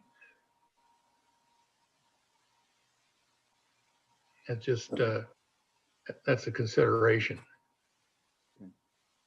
Commissioner Gardner? In regards to that particular issue, the tier 3 permits, I believe we already have some properties that have that would fit into that category that already have permits. Is that a correct statement, Mr. Cates? Yes. So when we go through this,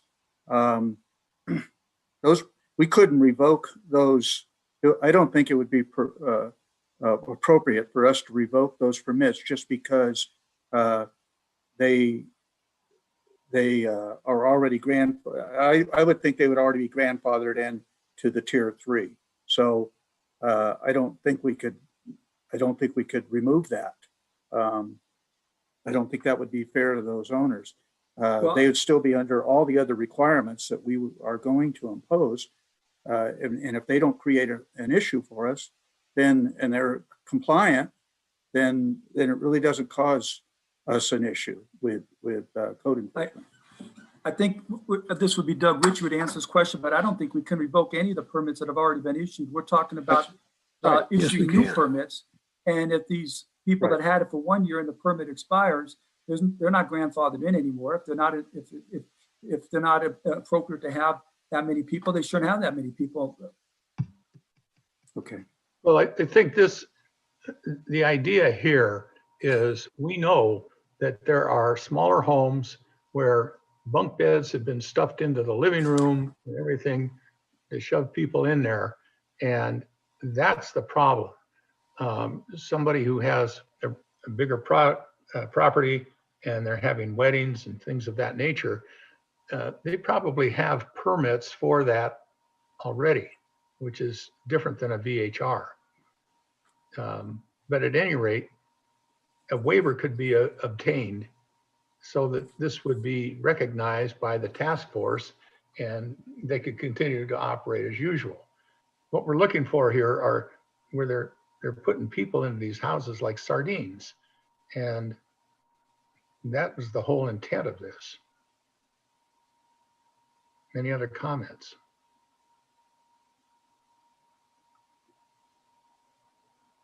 Well, we've Mr. got to Chairman, get, Walt has a comment.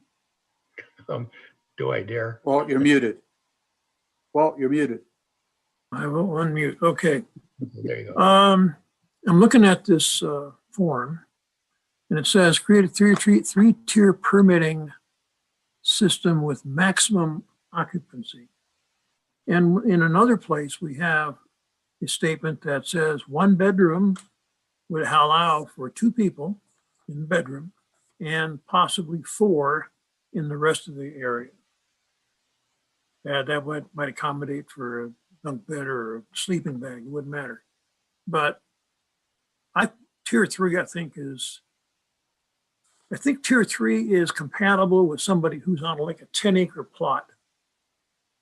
As long as their home isn't across the street from another 10-acre plot and their houses are facing each other. And the noise would be an issue. So my take, I don't agree with 3-tier, especially in light of the way they discussed 2 per bedroom. Thank you. Mr. Chairman, with respect to number 1, and I would think that if we went down in order, we would have a better chance of getting things done quickly and more efficiently. I'd like to make a motion with the location restrictions. Is that okay? Yes. I'd like to make a motion that the Board of County Commissioners direct staff to, over the next 30 days, or to present to the board in 4 weeks, 2 meetings from now, their suggestions on new zoning districts that would cover VHRs, paying particular attention to areas that are closer to the casinos and ski resorts, having the highest density, and moving out, having lower density, and then certain areas that are not appropriate for VHRs, having no VHRs. And then in the meeting in 2 weeks, we can vote, 4 weeks, we can vote on that. Commissioner Tarkanian, this is a whole new set of parameters that is going to create a huge number of problems, because if that's done, that means the revocation of some VHRs. Oh, no, I'm sorry. This would only take effect to the new issuance. I'm not trying to interfere with ones that have already been issued. I think we got a big problem right now if we don't do this, because there's certain areas that are in law. There's certain areas that are lawsuits over this issue. And that's all well and good, but we need to get some of these codes established so that we can go ahead with enforcement. And that would create— Mr. Chairman, the first one has a VHR cap. I'm saying instead of voting on the VHR cap for the entire county, we have it split up in 3 different areas. It's part of what's already been proposed. This is a whole set of other parameters. And no, it's part of. I'm sorry, I don't mean to interrupt you. Go ahead. Yes, you do. No, I don't. Sometimes I get anxious. It's not intentional. Well, it's okay, and I I hear where you're going with this, but for the current objective of the codes presented, we have to get going on these. Now, this is another issue, Commissioner Tarkanian, which we can bring up. And No, it's the first issue. I know it is, but we can't resolve it right now. We should vote on it right now. Make a motion. Okay, my motion is instead of. Make it a short motion though. Yeah, I'm sorry, I will. I'm gonna do it as concise as I can. Instead of having a cap for the entire county, my motion would have the staff reevaluate the areas in the Lake Tahoe area and come up with 3 different areas where they feel the VHRs either should be the most prevalent, less prevalent, and no VHRs. Okay, we have a motion on the floor. Do I see it here a second?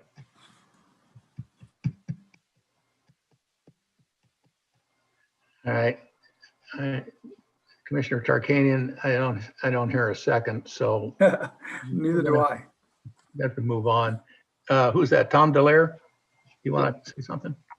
Yeah, it's fine. The motion died. I just wanted to let Commissioner Tarkanian know that there are different zonings up at TRPA, and we would have to go through that process to change to change those residential zones to allow and to not allow, these uses. So we need to do a little more research on that, Commissioner. Well, I talked to staff about this before and legal counsel, and they both said it was appropriate. So I didn't just come up with this and bring it up at the meeting. Well, okay, understood. Now, Commissioner Gardner? Mr. Chair, I think we can come to a consensus on item number 1 of Section A, maintain current ban on East Fork Township. I don't know that we can come to a consensus on the other 3 issues, so I think we should probably suggest that we go ahead and have consensus on that and move to item number 2. I'm not in consensus of that. I don't believe that we should ban VHRs in the North Fork area if we're going to allow them in purely residential areas in Lake Tahoe. I don't agree with that. Is that Commissioner Gardner? Well, Mr. Tarkanian, I appreciate your concerns about that. However, I would mention that I hear from realtors on a daily basis that we have a very large shortage of long-term rentals in this county, long-term rentals. And therefore, to extend this program outside of the Tahoe Township where we can control it, I don't like the idea of extending it beyond that boundary. And we also, if you talk to realtors, there is an extreme shortage of long-term rentals in the Tahoe Basin as well. And so therefore, we have this program that's defined in the Tahoe Township. I would like to keep it there. And so I am not of a mindset to extend this program beyond that parameter. So I don't know that we're going to come to a consensus on that issue. Well, it's not. You said it was a consensus. I say it's not. I think you're being discriminatory to the people in Lake Tahoe in favor of the people in the Carson Valley, and that's not what we were elected for. All right. I guess we could agree to disagree on that issue. Okay, so in regard to item number 1, Mr. Ritchie, do we make a motion here? How do we handle this? Mr. Cates? Mr. Chairman, so I did put a possible motion on the screen, and that is based on what is checked on that spreadsheet for possible consensus. And my thought is any commissioner that objected to what was checked, we would take off, and we could change these references so that everything where there's consensus, we can at least clear the field of that and then move forward with things where there's not consensus and we need to have debate and further votes. I agree with everything on there except this large occupancy of 11 or more. I think that should require a waiver. That's it.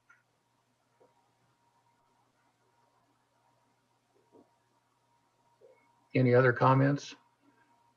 Are we voting on all of the things, or are we just voting on, are we voting on all the items you're saying now? So my suggestion is that, well, maybe I'll let the DA speak. I can't get my thing. Chairman, may I offer something? Go ahead. Thank you, Chairman. Doug Ritchie with the District Attorney's Office. You'd asked if we could do a motion on each item. Yes, and as the county manager indicated, there do appear to be some areas where there's a consensus.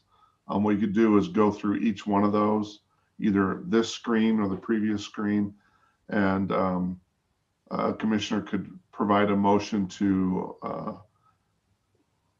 accept, 1A or whatever the case may be.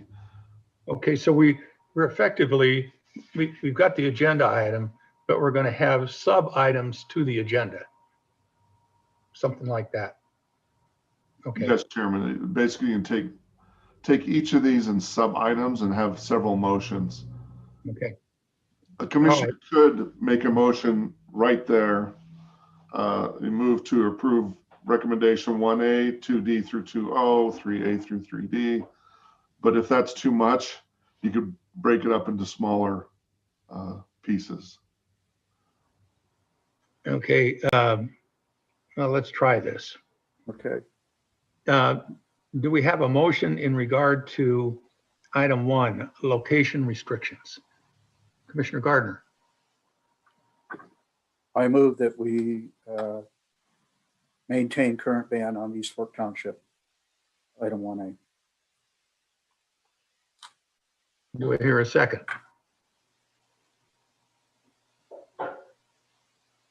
Well, you're. I second the motion.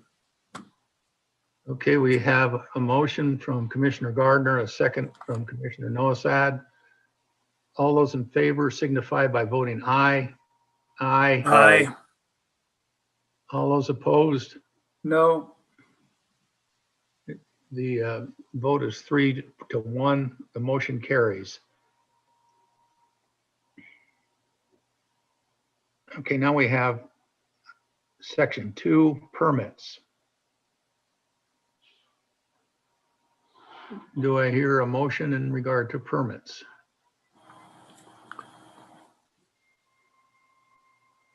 Okay, Mr. Chair. Yes. I will move to approve section A, items D through O. Okay, we have a motion. I'll second it. Okay, we have a motion from Commissioner Gardner, a second from Commissioner Tarkanian. All those in favor signify by voting aye. Aye. Aye. Aye. All opposed? The motion carries 4-0. Parking.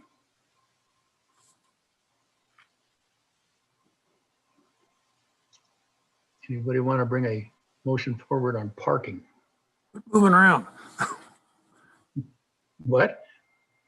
I'll make a motion that we approve items A through D and F, G, and H. Run that by me again. A. Everyone but E. Okay. Is there a second? I'll second that. We have a motion from Commissioner Tarkanian and a second from Commissioner Gardner. All those in favor signify by voting aye. Aye. Aye. All those opposed signify by voting nay. The motion carries 4-0.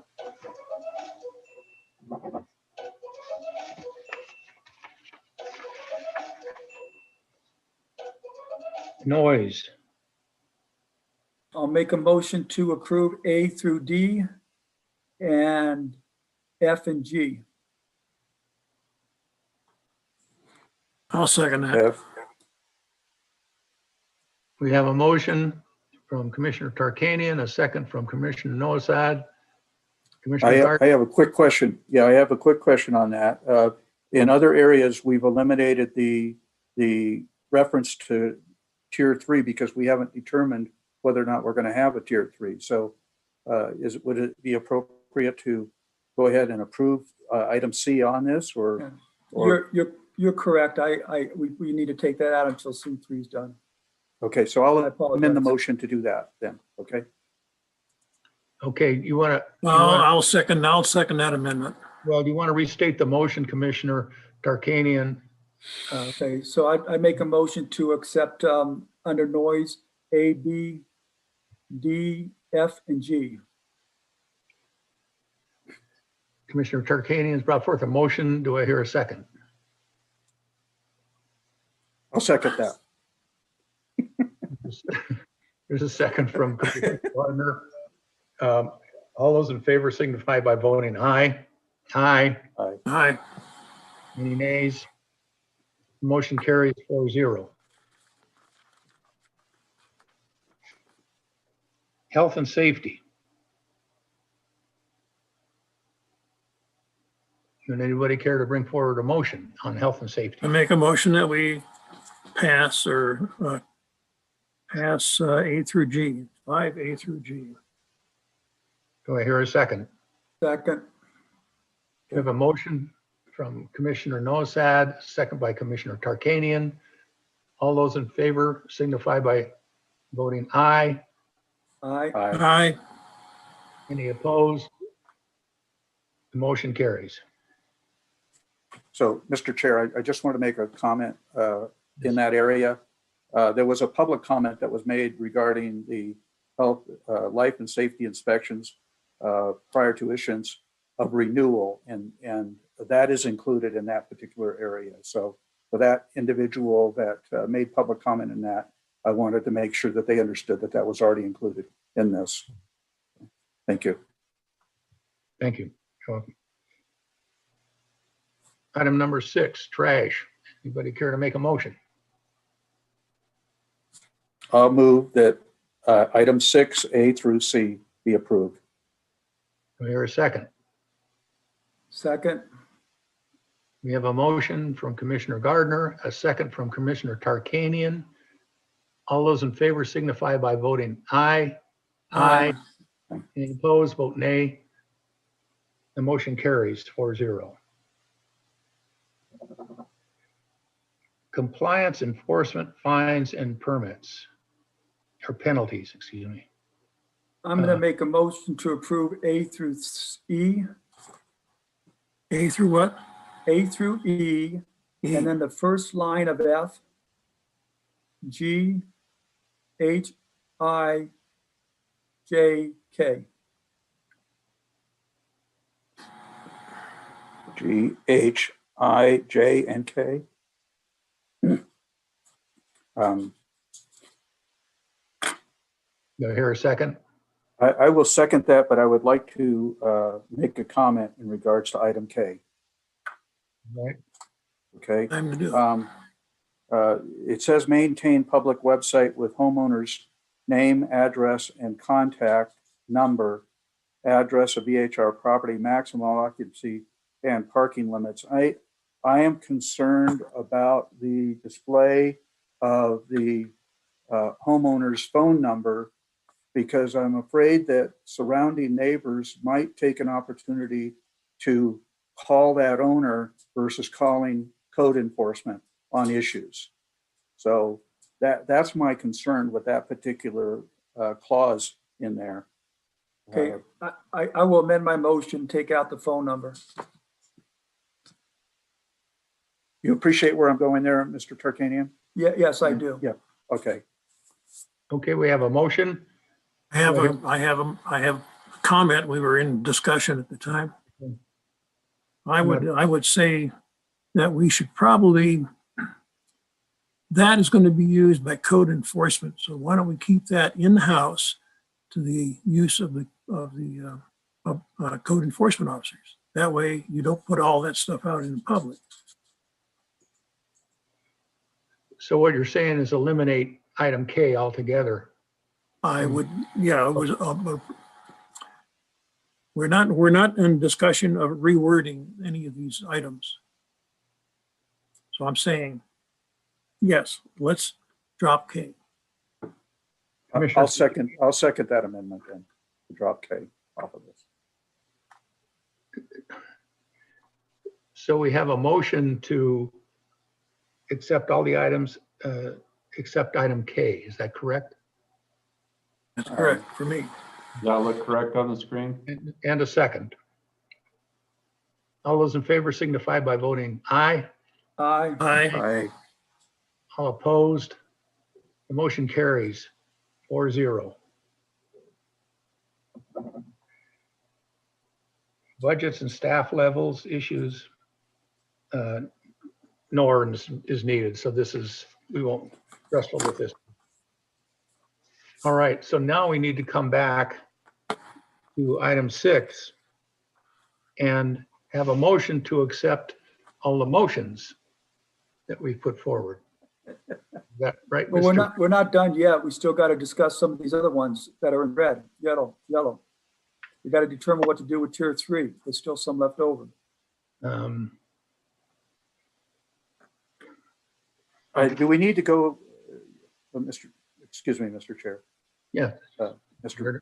Chair, I think we've given staff a large bite of the apple here. I don't think we need to resolve everything this evening. And so I think we could bring the rest of this back at a later time if my fellow commissioners would agree to do that. Why would we do that? We've had public comment for almost 2 hours. We only have a few items left. We're going to leave tier 3 alone? Well, these are all going to come back, Commissioner Tarkanian. This just gives guidance to. No, what they're going to do is they're going to present us with the ordinances and we're going to vote on them and approve them on 2 readings. If we have to do it again, then it's going to be a 3rd reading.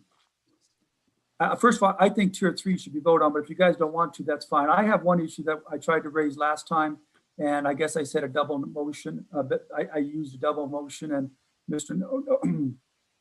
Noah said was correct in calling me out on it. I'd like to make that motion again, though, separately, if I could. I have my hand up. Commissioner Noasad? Yeah, I just have on the trash part, on B, trash storage must be sufficient for the maximum number of occupants. What does sufficient mean? You're gonna have to define that. What is it, a 50-gallon jug? I understand what they're trying to say there, but if you've got a bear trap, you got a bear box out there already, you're gonna put it in there.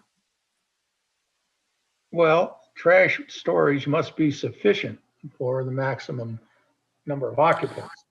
Well, that raises another question. What does storage mean? Back room? In the garage? Or in the bear box? Why don't we leave that up to staff to figure out?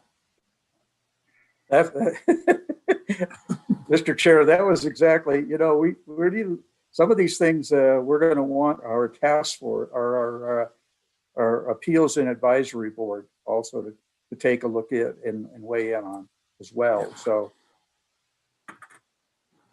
right. Let me suggest we get back Mr. Tarkanian's issue on tier 3. Okay. So, Mr. Tarkanian, I'd like to make a motion. We have the first 2 tiers, and the 3rd tier is what the chairman had suggested. Maybe, Mr. Chairman, you can word it the way you wanted to, where they get they're examined on a case-by-case basis. You used a better wording than I did. Waiver? A waiver. That's established by the task force. By the advisory board. The advisory board. Commissioner Garten. One of our public comments was centered around tier 1, the true host on site, 2 or less. I'm not sure that the individual, if he has a 3-bedroom home and he's living in one of those bedrooms and he wants to rent out on a short-term basis the other 2 bedrooms and have 2 occupants in each one, I don't know that that would be an issue for me. So maybe we should say 4 or less on that particular one. I don't know. Mr. Cates, it looked like you had a comment there on that. No, he didn't. Oh, okay. All right, I got just an observation here. We're looking at permits. Create a 3-tier permitting system with maximum occupancy, and then go down to the very next one below that, no tier 3 permits. We can't have it both ways. We got to get rid of one of those. I think the chairman has suggested, and I thought it was a good idea, that we allow 3-tier only on a, what do you call it, a basis? I'm sorry. By waiver. A waiver basis. Mr. Chairman? So on the tier 3, would we still have, say 11 or more? On a waiver approval. Mr. Cates? Mr. Chairman, if I may, an option for tier 3, if the board doesn't want to approve those as a regular category, the most appropriate way to handle it would probably be as a special use permit. We do those now with bed and breakfasts in the East Fork Township. That would probably suit this purpose well. Okay. Now, a special use permit has to go through the planning commission, right? Yeah. If I may, Mr. Chair. Yes, Sam. Yes, Sam Taylor on behalf of Douglas County DA's office. We could draft it in such a way that it would not go through the planning commission. In other words, you can have a special use permit because the board sets the code for VHRs only, being addressed by the advisory board or by the board itself on a case-by-case basis, or the board could be an appellate body. It's up to you. That's resolved. Does that work? So it works for me. I like it.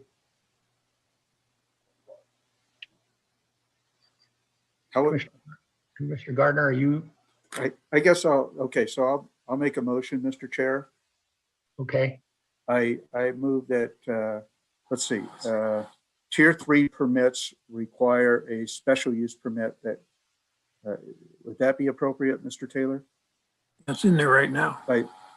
Yes, tier 3 permits by special use permit that would be examined by whatever body you deem appropriate. Appeals and Advisory Board. Okay, that's the motion, right? You want to try to run that by again? I can record it. I don't think I could say it again. All right, let me give it a try. No tier 3 permit, special use permit subject to review by the advisory board. That's the motion. Do I hear a second? I'll second that. Yeah, okay. Commissioner Nolasad brought forth a motion. Commissioner Gardner seconded. May I clarify, Mr. Chair? Yes. Would there be an appeal to the BOCC from the denial of the SUP by the advisory board? Mr. Gardner saying sure. Yes. Well, it's the not. advisory board would be okay. My bobblehead is working here. All right. Yeah. Well, what's going to happen here is if they challenge it and it hasn't been through the planning commission, it comes back to us. That's not going to planning. That's what I said. It comes right back to us to decide yea or nay on the appeal. Okay. I will write it that way then. You are okay. Okay. Okay. All right. We'll be surprised by that one when it comes out. We'll pay special attention to item. Yeah. Okay. Somebody want to revise that motion? Rephrase them well. Okay. No tier 3 permit, special use permit subject to the review by the advisory board. What's the problem with that? No. Is that a motion? Who brought up the challenge? No, I didn't think so. I'll second that. Where are we? Well, we're We have a on motion. that one right there. Yeah, and we need to clarify this to have it properly recorded. But here you Mr. change it Chairman? again. Yes, Mr. Chairman, yes, this is Michelle Pablo. I'm the clerk. yes, I do have what I think is the motion, if you want to hear that out. yes, please. Go for it. So I have the move. Tier 3 permits will require a special use permit examined by a body deemed appropriate, the advisory board. And if there's appeal, then it will go back to the BOCC. Does that sound okay? Excellent. You're welcome. Second. Okay. Third. Although we have a motion by Commissioner Noasat, a second by Commissioner Gardner. All those in favor signify by voting aye. Aye. Any opposition? Vote nay. I got one last motion I would like to make, which would clear up, I think, what is confusing by the permit number N. And if you can move down, please, on the thing. Right. Can you move the thing down, please? Where Okay, you- and it also takes a place to P. So this is something that the task force had recommended I thought wasn't clear enough. Language in P was proposed, but I'm not sure that's the best. So let me just make this motion and see if this takes care of, we would replace P and the one that was already approved on the N. So as I discussed at length in the last meeting, I think we need to protect homeowners associations that prohibit VHRs and CCNRs and bylaws and deed restrictions that prohibit the commercial activities of these uses. So I'd like to make a motion that each applicant must disclose, and this just clears up what was already approved by N. My motion would be each applicant must disclose their property is part of an HOA that does not prohibit VHRs and bylaws and CCNRs that do not prohibit commercial activity. I We guess have a- deed restrictions too. We have a motion. Do I hear a second? I'll second that. Yeah. Okay, Commissioner Tarkanian brought forth a motion, seconded by Commissioner Gardner. All those in favor signify by voting aye. Aye. Any nays? The motion carries 4-0. So, Mr. Chairman, I'm going to mark it the way I've written it as approved, and I'll go back and make sure I capture the appropriate language. All right, Mr. Cates. Michelle, you got all that? It was getting kind of convoluted in there. All right. Michelle Pablo for the record. I believe I do. Thank you. All right, good work. Thank you. Mr. Chairman, Yes. I think you still need to approve the tier permitting system, tier 1 and 2.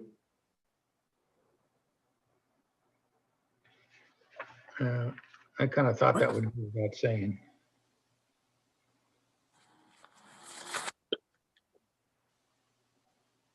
Would anybody like to make a motion in regard to 2A,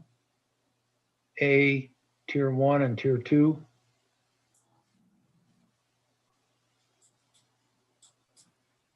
Mr. Chair, Yes.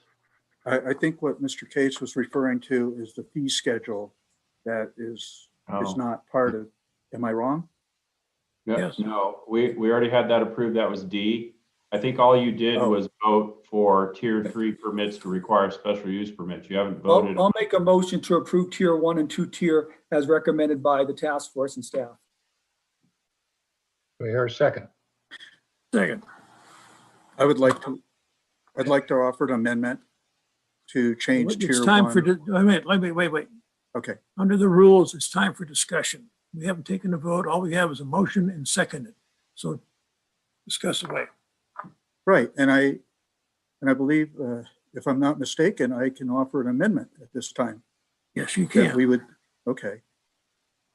So in that regard, I would like to amend tier 1 for 4 or less versus 2 or less. That's all. Any discussion on that? Is there a second? I didn't. All right. Obviously, I didn't get a second, so. No, I second it. I'm good with that. Oh. I agree if they have, well, first of all, it's gotta be 4 or less if there's, but the maximum limited to the number of bedrooms, correct? Or you- Yes, you want- yes. Right. Yes. Okay, we have a motion by Commissioner Nosad, a second by Commissioner Tarkanian. All those in favor signify by voting aye. Aye. Aye. Anybody Now opposed? we should go back and address the original motion. Right. In other words, what you want to say is we are, as amended, we go for that amendment. In other words, the original motion plus the amendment is now the new motion. So you want another vote? Yes, Mr. Chair, all we did was vote on the amendment to raise that level on tier 1 to 4 or less, based on the number of bedrooms. But now we would need to pass the motion as amended. There you go. Okay, who wants to make the motion? It's already made, Mr. Chairman. Oh. No, you need to go for it, Mark. Well, I would suppose, Mr. Ingles, you could call for the vote at this time. Yes. Call for. Let me try. Chair. The motion should be the motion as amended is that is now moved. Does that get a second now with the amendment in it? Yes, that is correct, Mr. Chair. Just call for a vote on the original motion as amended. Okay, we'll call for a vote on the original motion as amended. All those in favor signify by voting aye. Aye. All opposed. The motion carries 4-0. Okay. Okay, we're done with that. Now we need a motion on item 6 to carry all of the motions that we just discussed. Is that correct? Item 6. I don't think so. I think you just need to see if there's any more of these ones for action that you want to do additional votes or discussion on. Sam, you clear on that? Doug?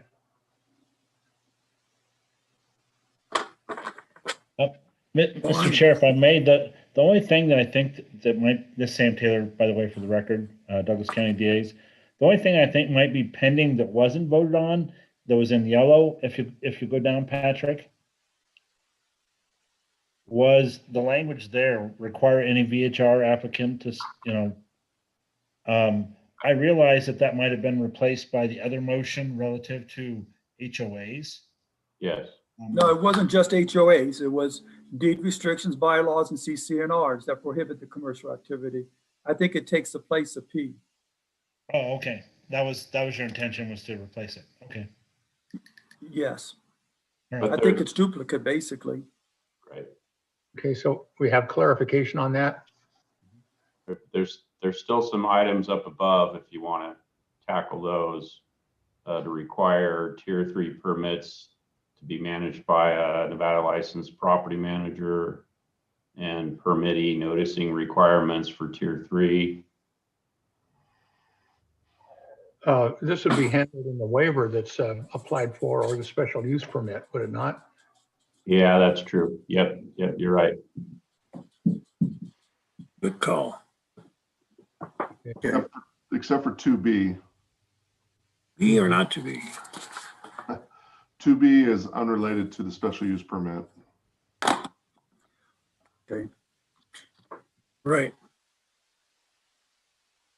So the board needs to have discussion whether they want to impose requirement 2B, which is basically tier 3. If a special use permit is granted, one of the conditions would be having a Nevada licensed property manager.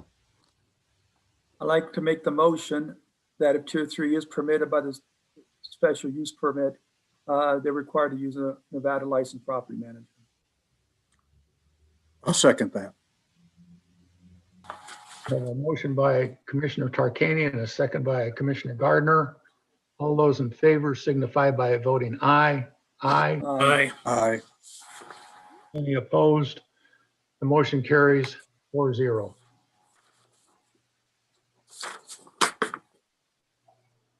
Are we done? Oh. We're not done. Should be done. We're done with community development. No, So, I don't mean the meeting. I mean item 6. Did we not vote on so there's still a few noise monitors required for all tier 3 permits. I don't know if you wanted to. Yeah, here again, that would fall under the special use permit. Okay. I What think about Huh? what about the caps and any of this stuff up here? Yeah, the cap. which one you're looking at? 1B.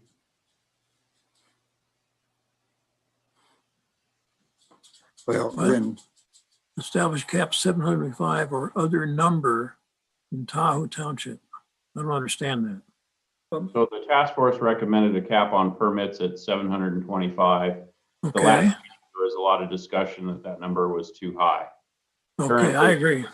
Currently, we have about 530 or so currently permitted, with applications in the queue of up to 600 currently. Can I ask a question of Mr. Cates, please?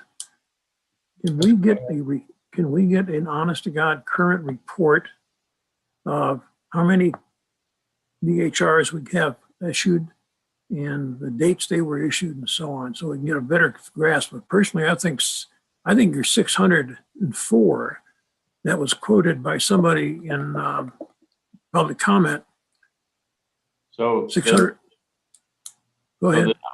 I can get you a report, but the current numbers that it just got as of today were that we currently had 531 active permits and we had 65 pending in process for a total of 596. Okay, so that's close to 600. Yeah. Mr. Gardner? I'm concerned with the 725 number. If we currently have, let's say we have 600, but the spreadsheet that Mr. Cates shared with us also shows an estimated unpermitted of 135. And if we open this up to 725, then we're allowing these people who have already been breaking our laws and have already been circumventing our system to get in. And so I'm not of a mindset to do that. I like that number of 600 myself. And I think that would be around, I'm not sure exactly what the percentage would be, but somewhere between 10 and 12%. I think that's an acceptable number to me. So I guess that's where I'm leaning, is the cap of 600. I don't know what the other commissioners feel. Would you care to make a motion on that? Sure, I'll make a motion. Oops, Patrick Cates had his hand up. Maybe I should wait to hear. Yeah, Mr. Chairman, if I may, if you set it at 600, that basically is where we're at with the number of permits now, either approved or in process. So if you do that, we're going to need to establish some kind of lottery system to handle how those are issued in the future. Hey, may I ask the question then, that we with our temporary halt on issuing permits, this is a moot point for whoever's in line. The other 64 or 65 you have, they're just going to have to be waiting. True, and I think that's fine if that's the direction the board wants to go, but just know we need to develop some sort of lottery system or way of allocating permits in the future. Commissioner Gardner? I think that aspect of this program would be designed and run through the Appeals and Advisory Board that we're going to establish.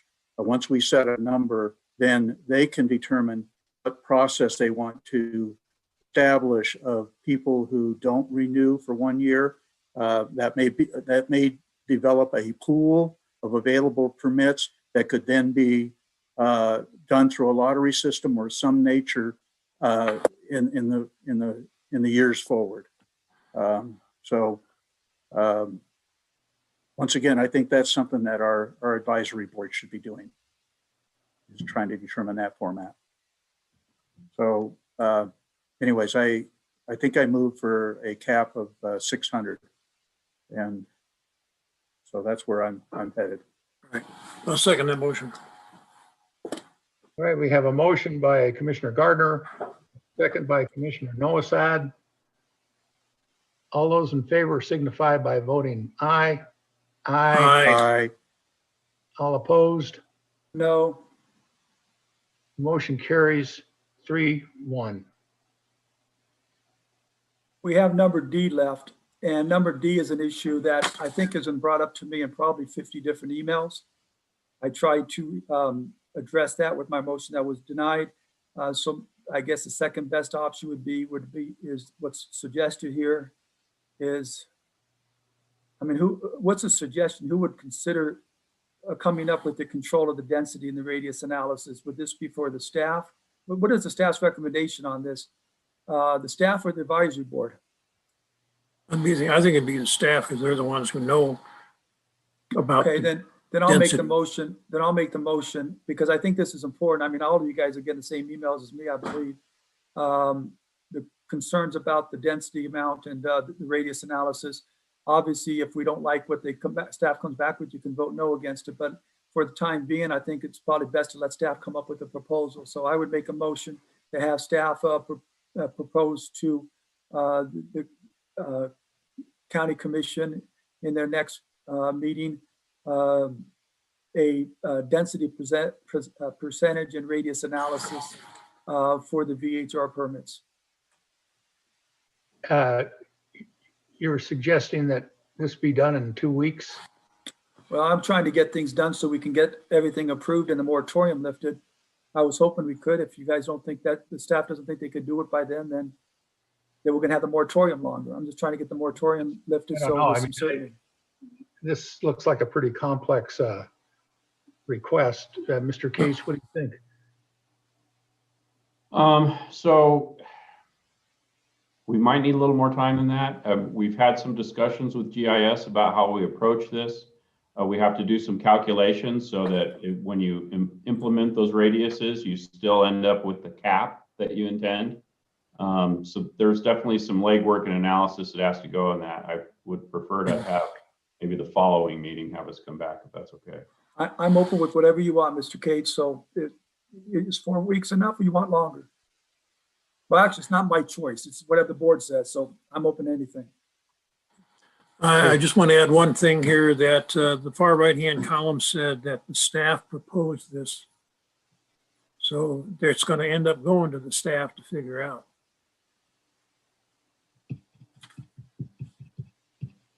Yeah, that's correct. We think there's some things we can work with in here, but we need a little time to do analysis to make sure it would work, a good framework that'll work. What would you like, Mr. Cates? Well, unless some of my staff on here disagree, I would say the meeting after next.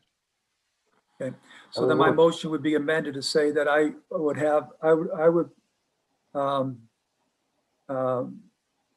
have staff propose a density percentage and radius analysis to be presented to the board in 4 weeks. I know I'm not the most articulate one with these motions. I apologize. I'll second that. We have a motion by Commissioner Tarkanian, a second by Commissioner Nosad. All those in favor signify by voting aye. Aye. Aye. Any opposed? The motion carries 4-0.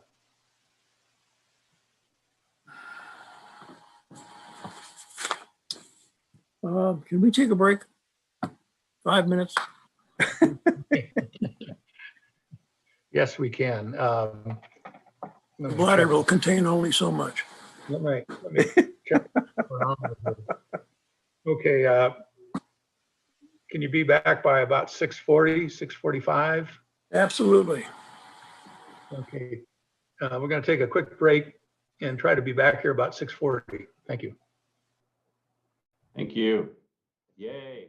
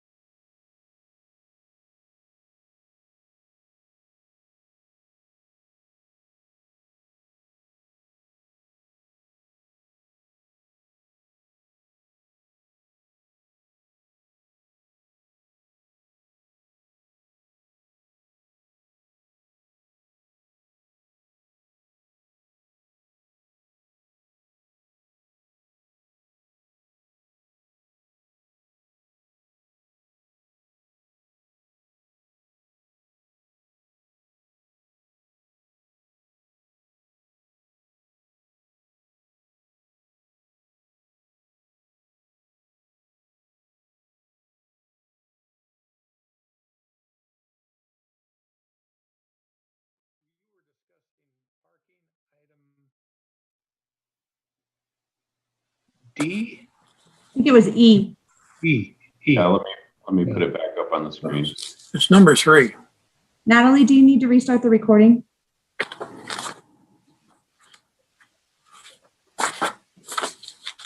Oh, gosh, I thought we were done with this. Missed one. Oh, I think, yeah. Are we going to talk about E? So you're going to explain what that means? I am, Mr. Chairman, with your permission, I'm prepared to proceed. I don't know if you've called the meeting back to order. You have the floor. Thank you, Mr. Chairman. Jennifer Mr. Davidson. Oh, sorry. Mr. Chair, Mr. Tarkanian isn't back yet. Oh, he isn't, is he? I thought we had everybody. Gonna have to wait a minute here, Miss Davidson.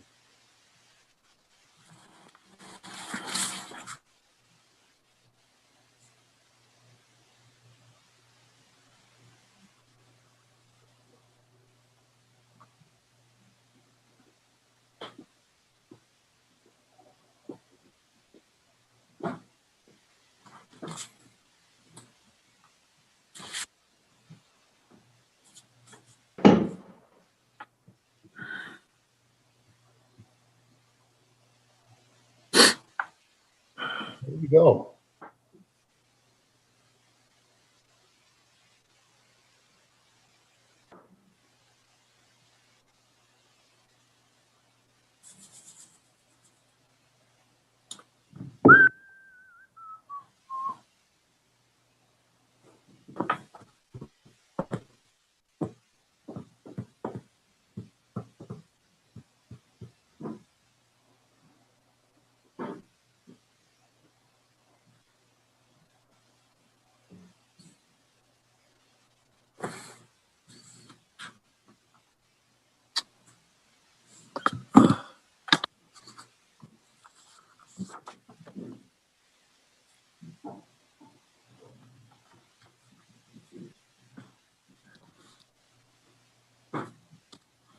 All right, Miss Davidson, you have the floor.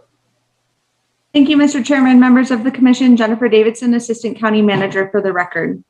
I would ask you to direct your attention to item E under number 3, parking. I did want to mention a couple of comments shared by the members of the public was that parking up at the lake is a precious commodity and is definitely limited due to street size and weather conditions. A concern raised by the task force was that we look at or consider limiting occupancy based on parking spaces. The thought process behind that would be requiring up 1 space per 4 occupants. We do have homes that have a number of bedrooms that really only have 2 dedicated parking spaces, and that is the thought process behind tying occupancy further to parking. I'm happy to answer any questions the commission may have regarding this item. Well, we passed F, didn't we? Yes. Well, that limits the occupancy to 2 per bedroom or the 4 per parking spaces, whichever is less. So I think that covers E. If we think that limits it, then I'm okay. I didn't read it that way. I may have misunderstood. Well, it says whichever is less. So if there's 4 per parking is less, you have that. I mean, or what if you have a place that has like 4 parking places, but 2 bedrooms?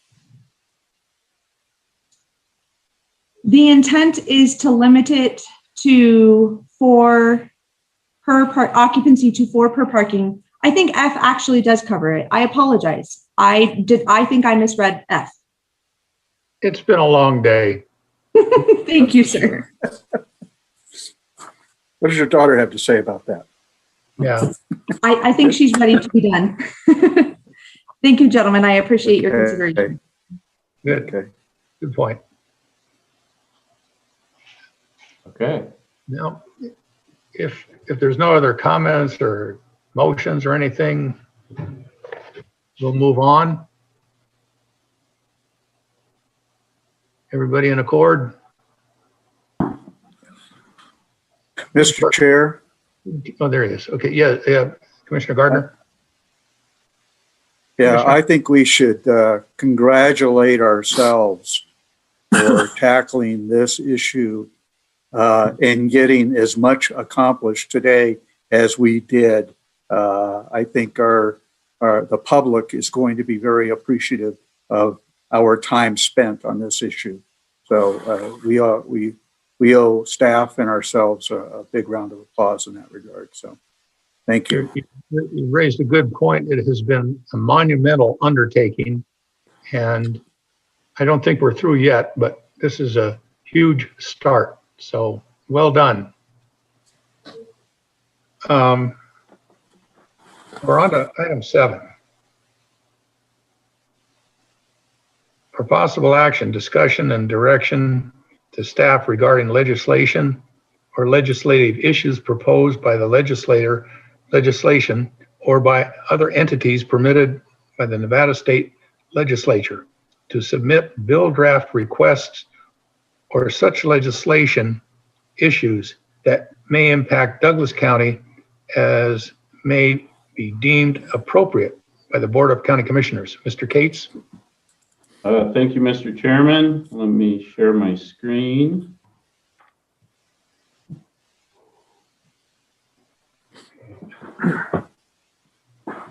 Okay, can everybody see that? Would this include something like Story County and what they did in regard to innovation zones?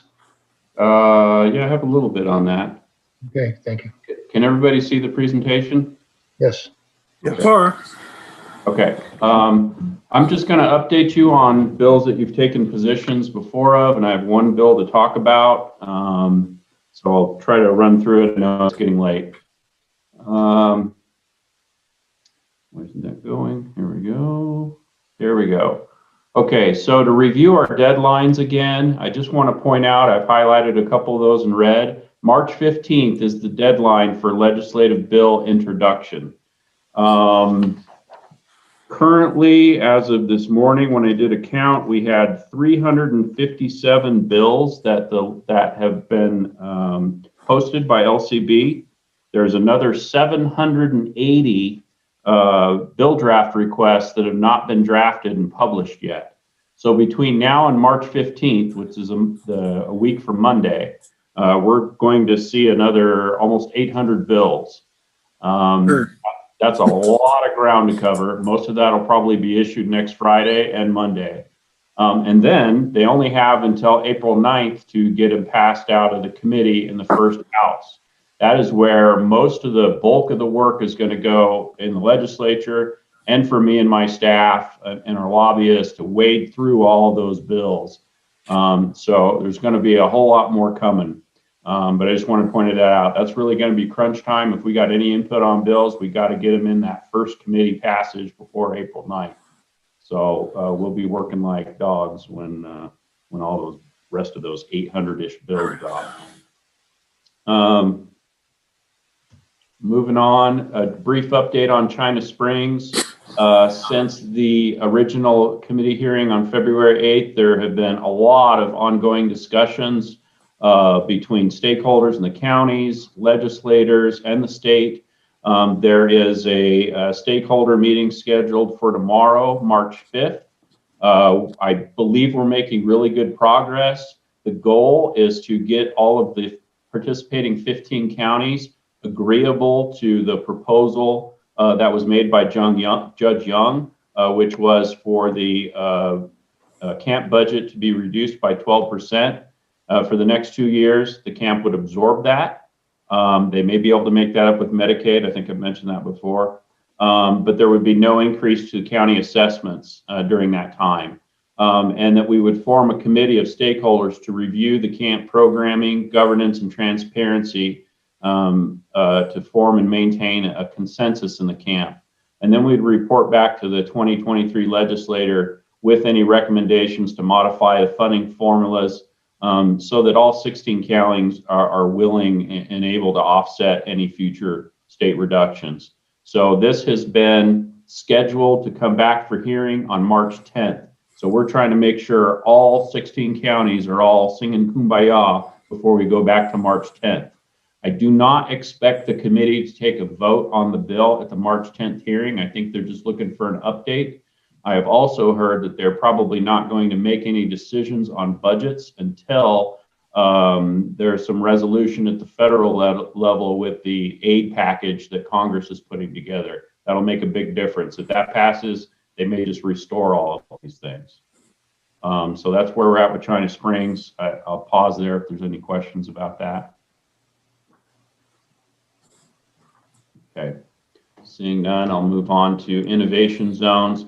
Not a lot of updates on this one so far. The governor did have a press release last week. I think that was on Friday. He is in full support of this legislation.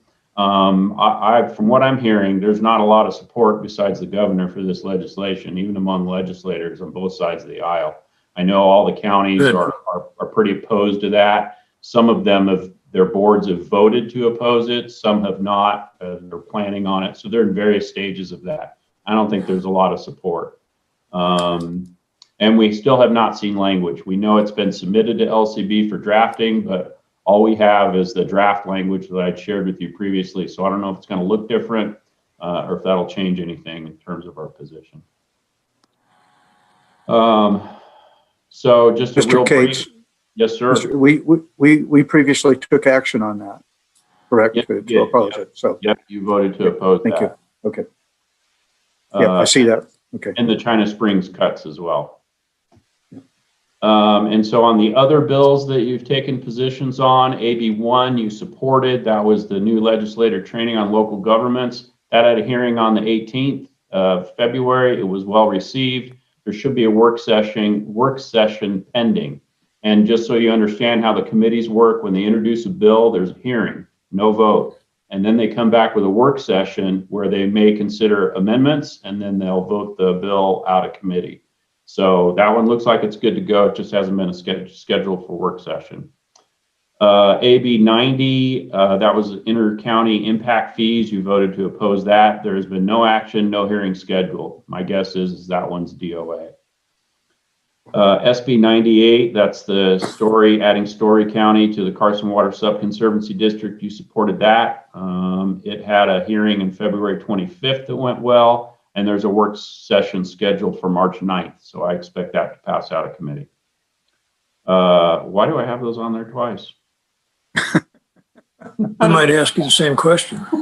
I apologize. I might be forgetting a bill, but we'll just leave it at that. It's getting late. All right, by adding Story County to the subconservancy, water subconservancy, what effect does that have on actual water?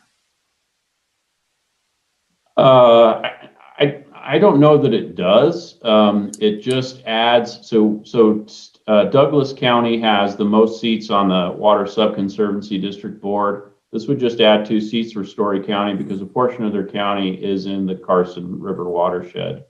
Okay. Gardner, looks like you may have a comment on that. Yeah, Mr. Nosad, currently Story County has 2 non-voting positions on that Carson Water Subconservancy, and this would just be given a formal opportunity for them to participate and also to contribute financially to the subconservancy as well. Ah, that's what I wanted to hear. And it's being brought forward by Senator Settlemyer, of course, one of his deals. So. Thank you. So the last bill that I wanted to talk about, and I'm not asking you to take a position at this time, I just wanted to raise awareness because I haven't talked about it before. This is SB 94. This is Senator Settlemyer's bill. It deals with provisions related to public highways, roads, and ways. Really, it's dealing with the issue of gates across public roads. You get into a lot of rural areas and there's a road that's a public road that's been in place for 150 years, and it may wind right through the ranch yard of an old ranch. And so there's always a lot of issues around gating of those. If ranchers put up gates, there have been problems with them putting up gates to say there's no trespassing when in fact it is a public road. There's been previous legislation trying to address this. One of the things it does is define as a public nuisance to misrepresent the status of a public road, like with no trespass signs or telling people it's a private gate. It would allow private landowners to sue a traveler for damage to their property. And it would allow private landowners to erect a fence or a gate across a public road if approved by the appropriate jurisdiction, so like the county commission. And it would set a standard that if they had a gate, they would have to allow public access. It could not block it. This had a hearing on March 2nd. I think that the bill is well intended, and Senator Settlemyre talked about this in his bill. There's been a lot of pushback because of the specific language in the bill. There were concerns from NACO. Most of the rural counties have concerns about it. Senator Settlemyre said he is continuing to work with the stakeholders, including Douglas County, to come up with a reworked bill. So I expect this to come back totally revamped, and I don't know what it's going to look like. So for that reason, I'd recommend we stay neutral at this time. But I think it's an important bill. It's from our senator, and wanted to make you aware of it. And that's all I have. Ron's bill's at 7 o'clock yet.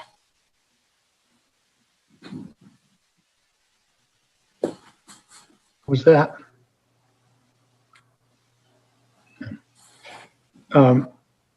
Okay, we need a motion on this as an action item.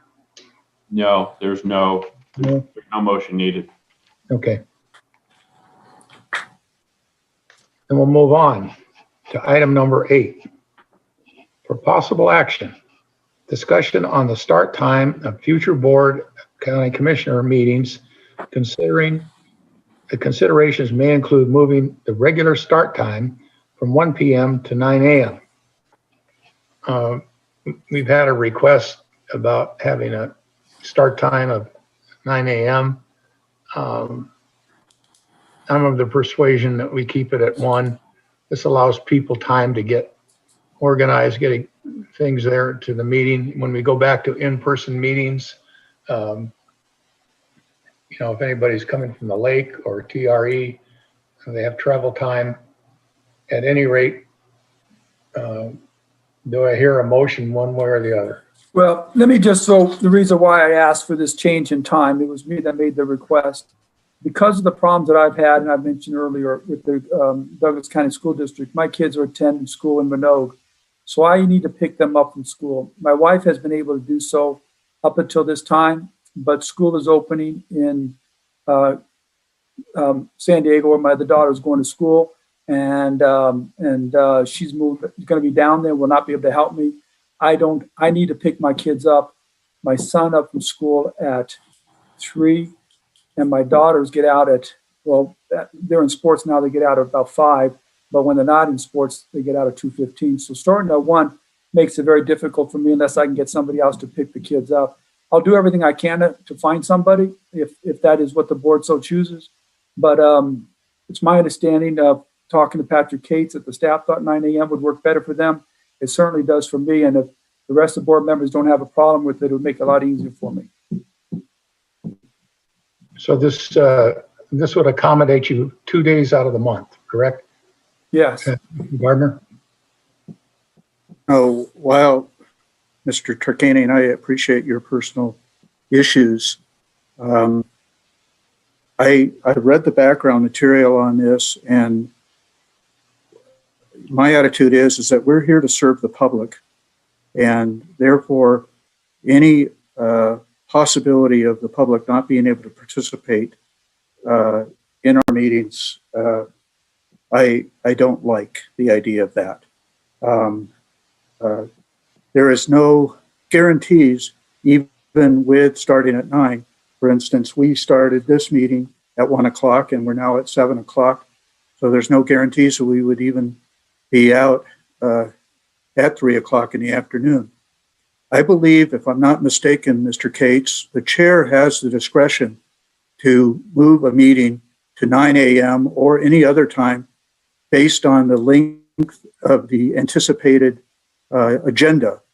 So I would like to continue giving him that discretion, that if our meetings look like we're going to have a marathon session and we will go into the late hours of the night, then perhaps we should start at 9 a.m., such as we did the January 7th for that meeting.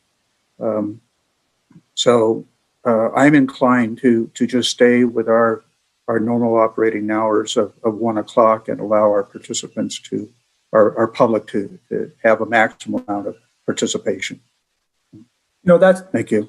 That's fine with me, and I appreciate that you guys will have the votes not to change it. And it's not that big of a deal to me. I'll work hard to find somebody else to pick them up. If not, I'll do the Zoom meetings while we are on my phone. But I do take a little bit of an offense to that. I'm trying to have, or my motion might have the public not be able to participate as much as they can. I cannot imagine one reason why somebody can't participate at 9 a.m. that can't participate at 1 p.m. I would never have made this motion if it was going to deprive the public from participating. Okay. I'm fine with the denial of the motion. You have your 2 votes, but I want to make it very clear that was not my intent, and I don't think it was right to indicate it. Okay. Mr. Gardner. I was, okay, so Mr.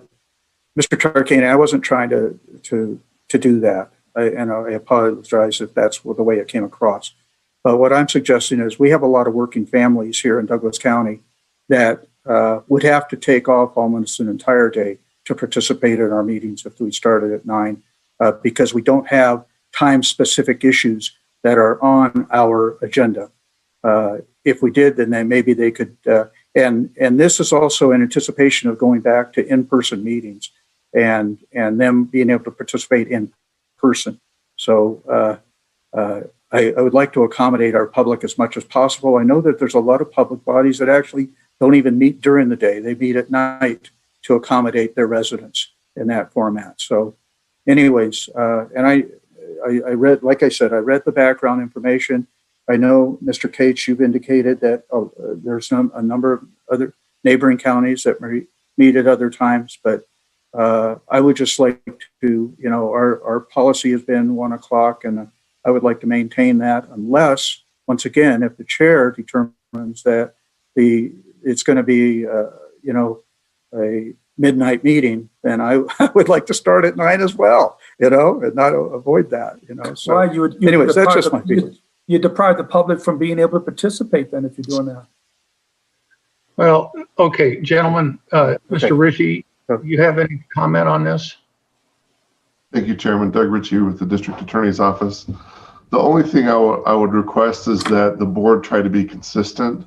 It's true the chair has the discretion, but if the board is frequently changing the start time, I think that makes it even more difficult for the public to know when they need to, adjust their schedule to be able to go to a board meeting. The board has met for about 2 months now, and I would say maybe half of the meetings have been different, not regular, different time. So again, whatever the board's preference is, but I would ask that you try and be consistent if possible. Well, historically, we've always had our meetings, in-person meetings at 1 p.m. at the courthouse or up at the lake. So I'm the persuasion to maintain that because everybody's accustomed to it, and I've never heard any objections to it. So do we need to have a motion on this? Yes, I'll make the motion that we make our starting time for our meetings 1 p.m. and then allow the chair to do what he needs to do to accommodate other things. Do I hear a second? I'll second that. I would like to make a note that you moved one meeting that we had because one of the commissioners couldn't make it to accommodate his schedule. So I think it's a little inconsistent. Well, the one thing that is consistent is our 1 p.m. start time.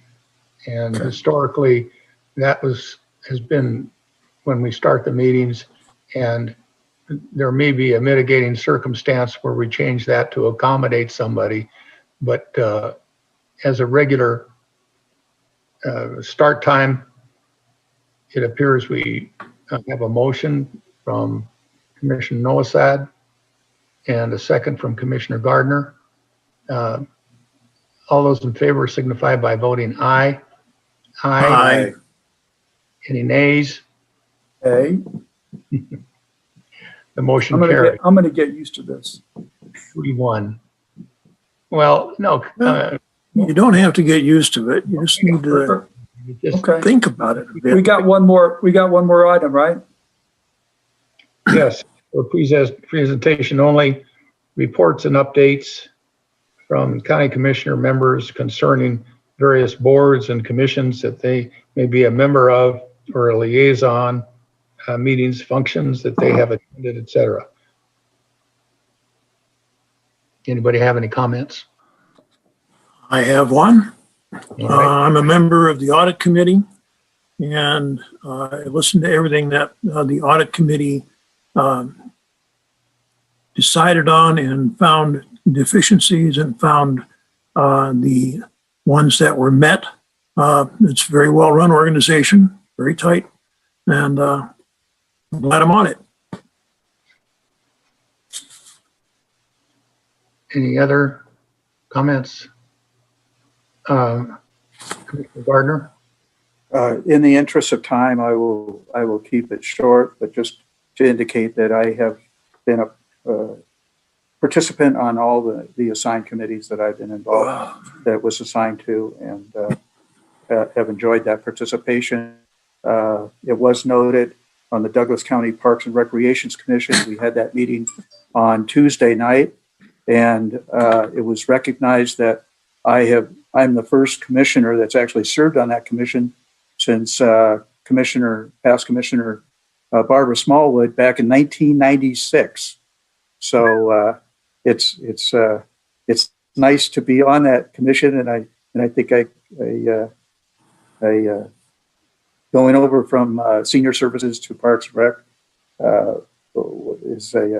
is a good thing, and I hope I can represent our board on that commission in a proper manner.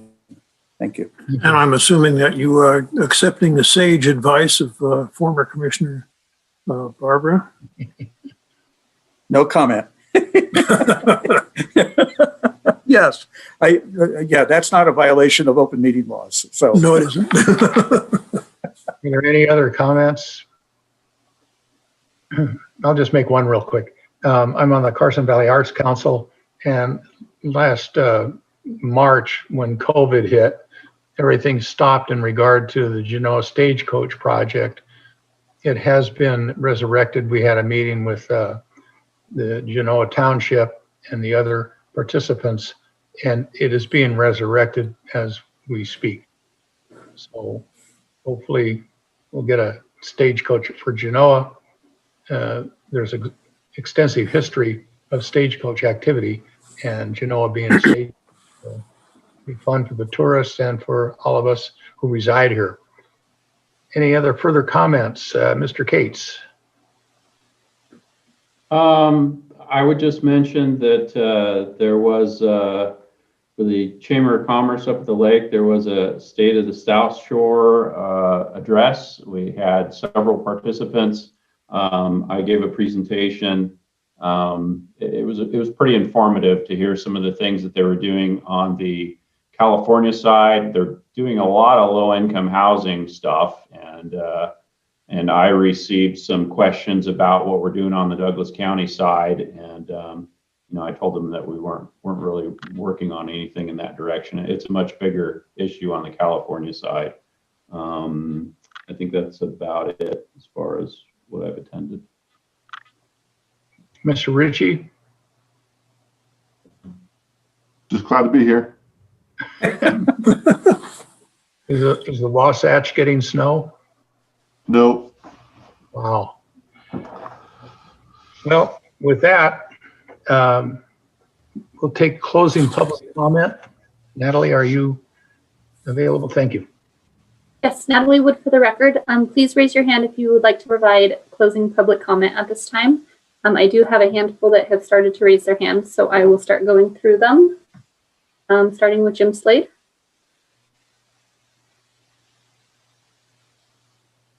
Can you hear me now? Yes, sir. Okay. Jim Slade. At your January 21st meeting this year, Deputy DA Ritchie explained the rules for public comment. He said, quote, under both NRS Chapter 241, which is the Nevada Open Meeting Law, and the guidelines adopted by the Board of County Commissioners, public comment is restricted to those matters that are within the jurisdiction and control of the board. Therefore, public comment is limited to policy issues the county commissioners have the ability to influence and control. He went on to say the board does not have jurisdiction or control over who people may or may not like. The board is focused on policies, not personalities. Under the OML and county guidelines, public comment must be related to policy decisions the board may collectively make. Chairman Engels followed up by saying, quote, well said. I think everyone's clear on that. Well, apparently not.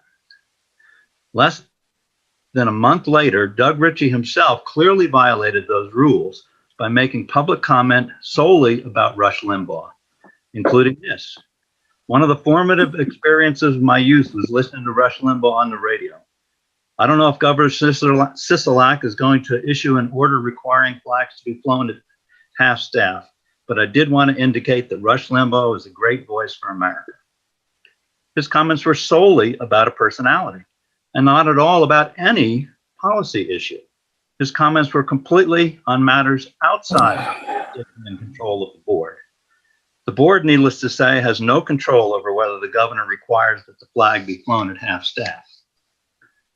The board, as Mr. Ritchie had reminded us in January, does not have control over who people may or may not like. Mr. Ritchie made it clear that he likes and admires Rush Limbaugh, but that is not a matter for the board. It's also irrelevant whether or not the board or anyone else happens to agree or disagree with him on that matter. The point, as Deputy DA Ritchie has reminded us over and over again, is that public comment may only address matters under the jurisdiction and control of the board. If you ignore that requirement for Mr. Ritchie, then how can you treat others differently? What's the difference between expressing one's opinions about Rush Limbaugh versus expressing one's opinion of the UN or climate change or any other imaginable issue? If you see a distinction, it is likely a distinction without a difference. My suggestion to Mr. Ritchie is that he publicly apologize. Now would be a good time for his inappropriate public comment and for violating the rules that he recently enunciated. Mr. Ritchie, in his explanation of the rules for public comment in January, suggested that anyone who wished to address any issue that was not within the jurisdiction and control of the board should instead write a letter to the Record Courier. Perhaps he should follow his own advice. I hope that the chairman and Mr. Ritchie will again clarify the rules. Thank you. Well, I will take fault for that because I didn't cut Mr. Ritchie off. So I apologize to Mr. Slade for his inconvenience. Okay, next I'll go with Steve. Good evening, Mr. Chair and members of the commission. Steve DeShera on behalf of Tahoe Chamber. Two items. One, thank you for maintaining the consistent start time of the commission meetings at 1 p.m. in the afternoon. And I would also like to thank Manager Cates for participating in our recent South Shore State of the Community Address on behalf of Douglas County. Thank you very much. Okay, thank you, Steve. Next I have is Brent. Yeah, hi, this is Brent Nassett. I am just clarifying the earlier item G that was pulled from the consent agenda. Was that going to be discussed further on in the meeting, or was that tabled for another meeting? I wasn't sure on the resolution. That was tabled for a future meeting.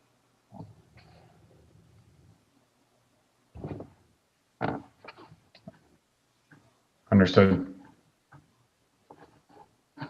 Okay, is that all you had, Brent? Yes. Okay, thank you. Okay, do we have any additional public comment at this time? I do not have any callers and I do not have any hands raised at this moment. In that case, we will call this meeting adjourned. Sounds Yeah. good, Mr. Chair. Right. Good job, guys. You guys, look good. Good job.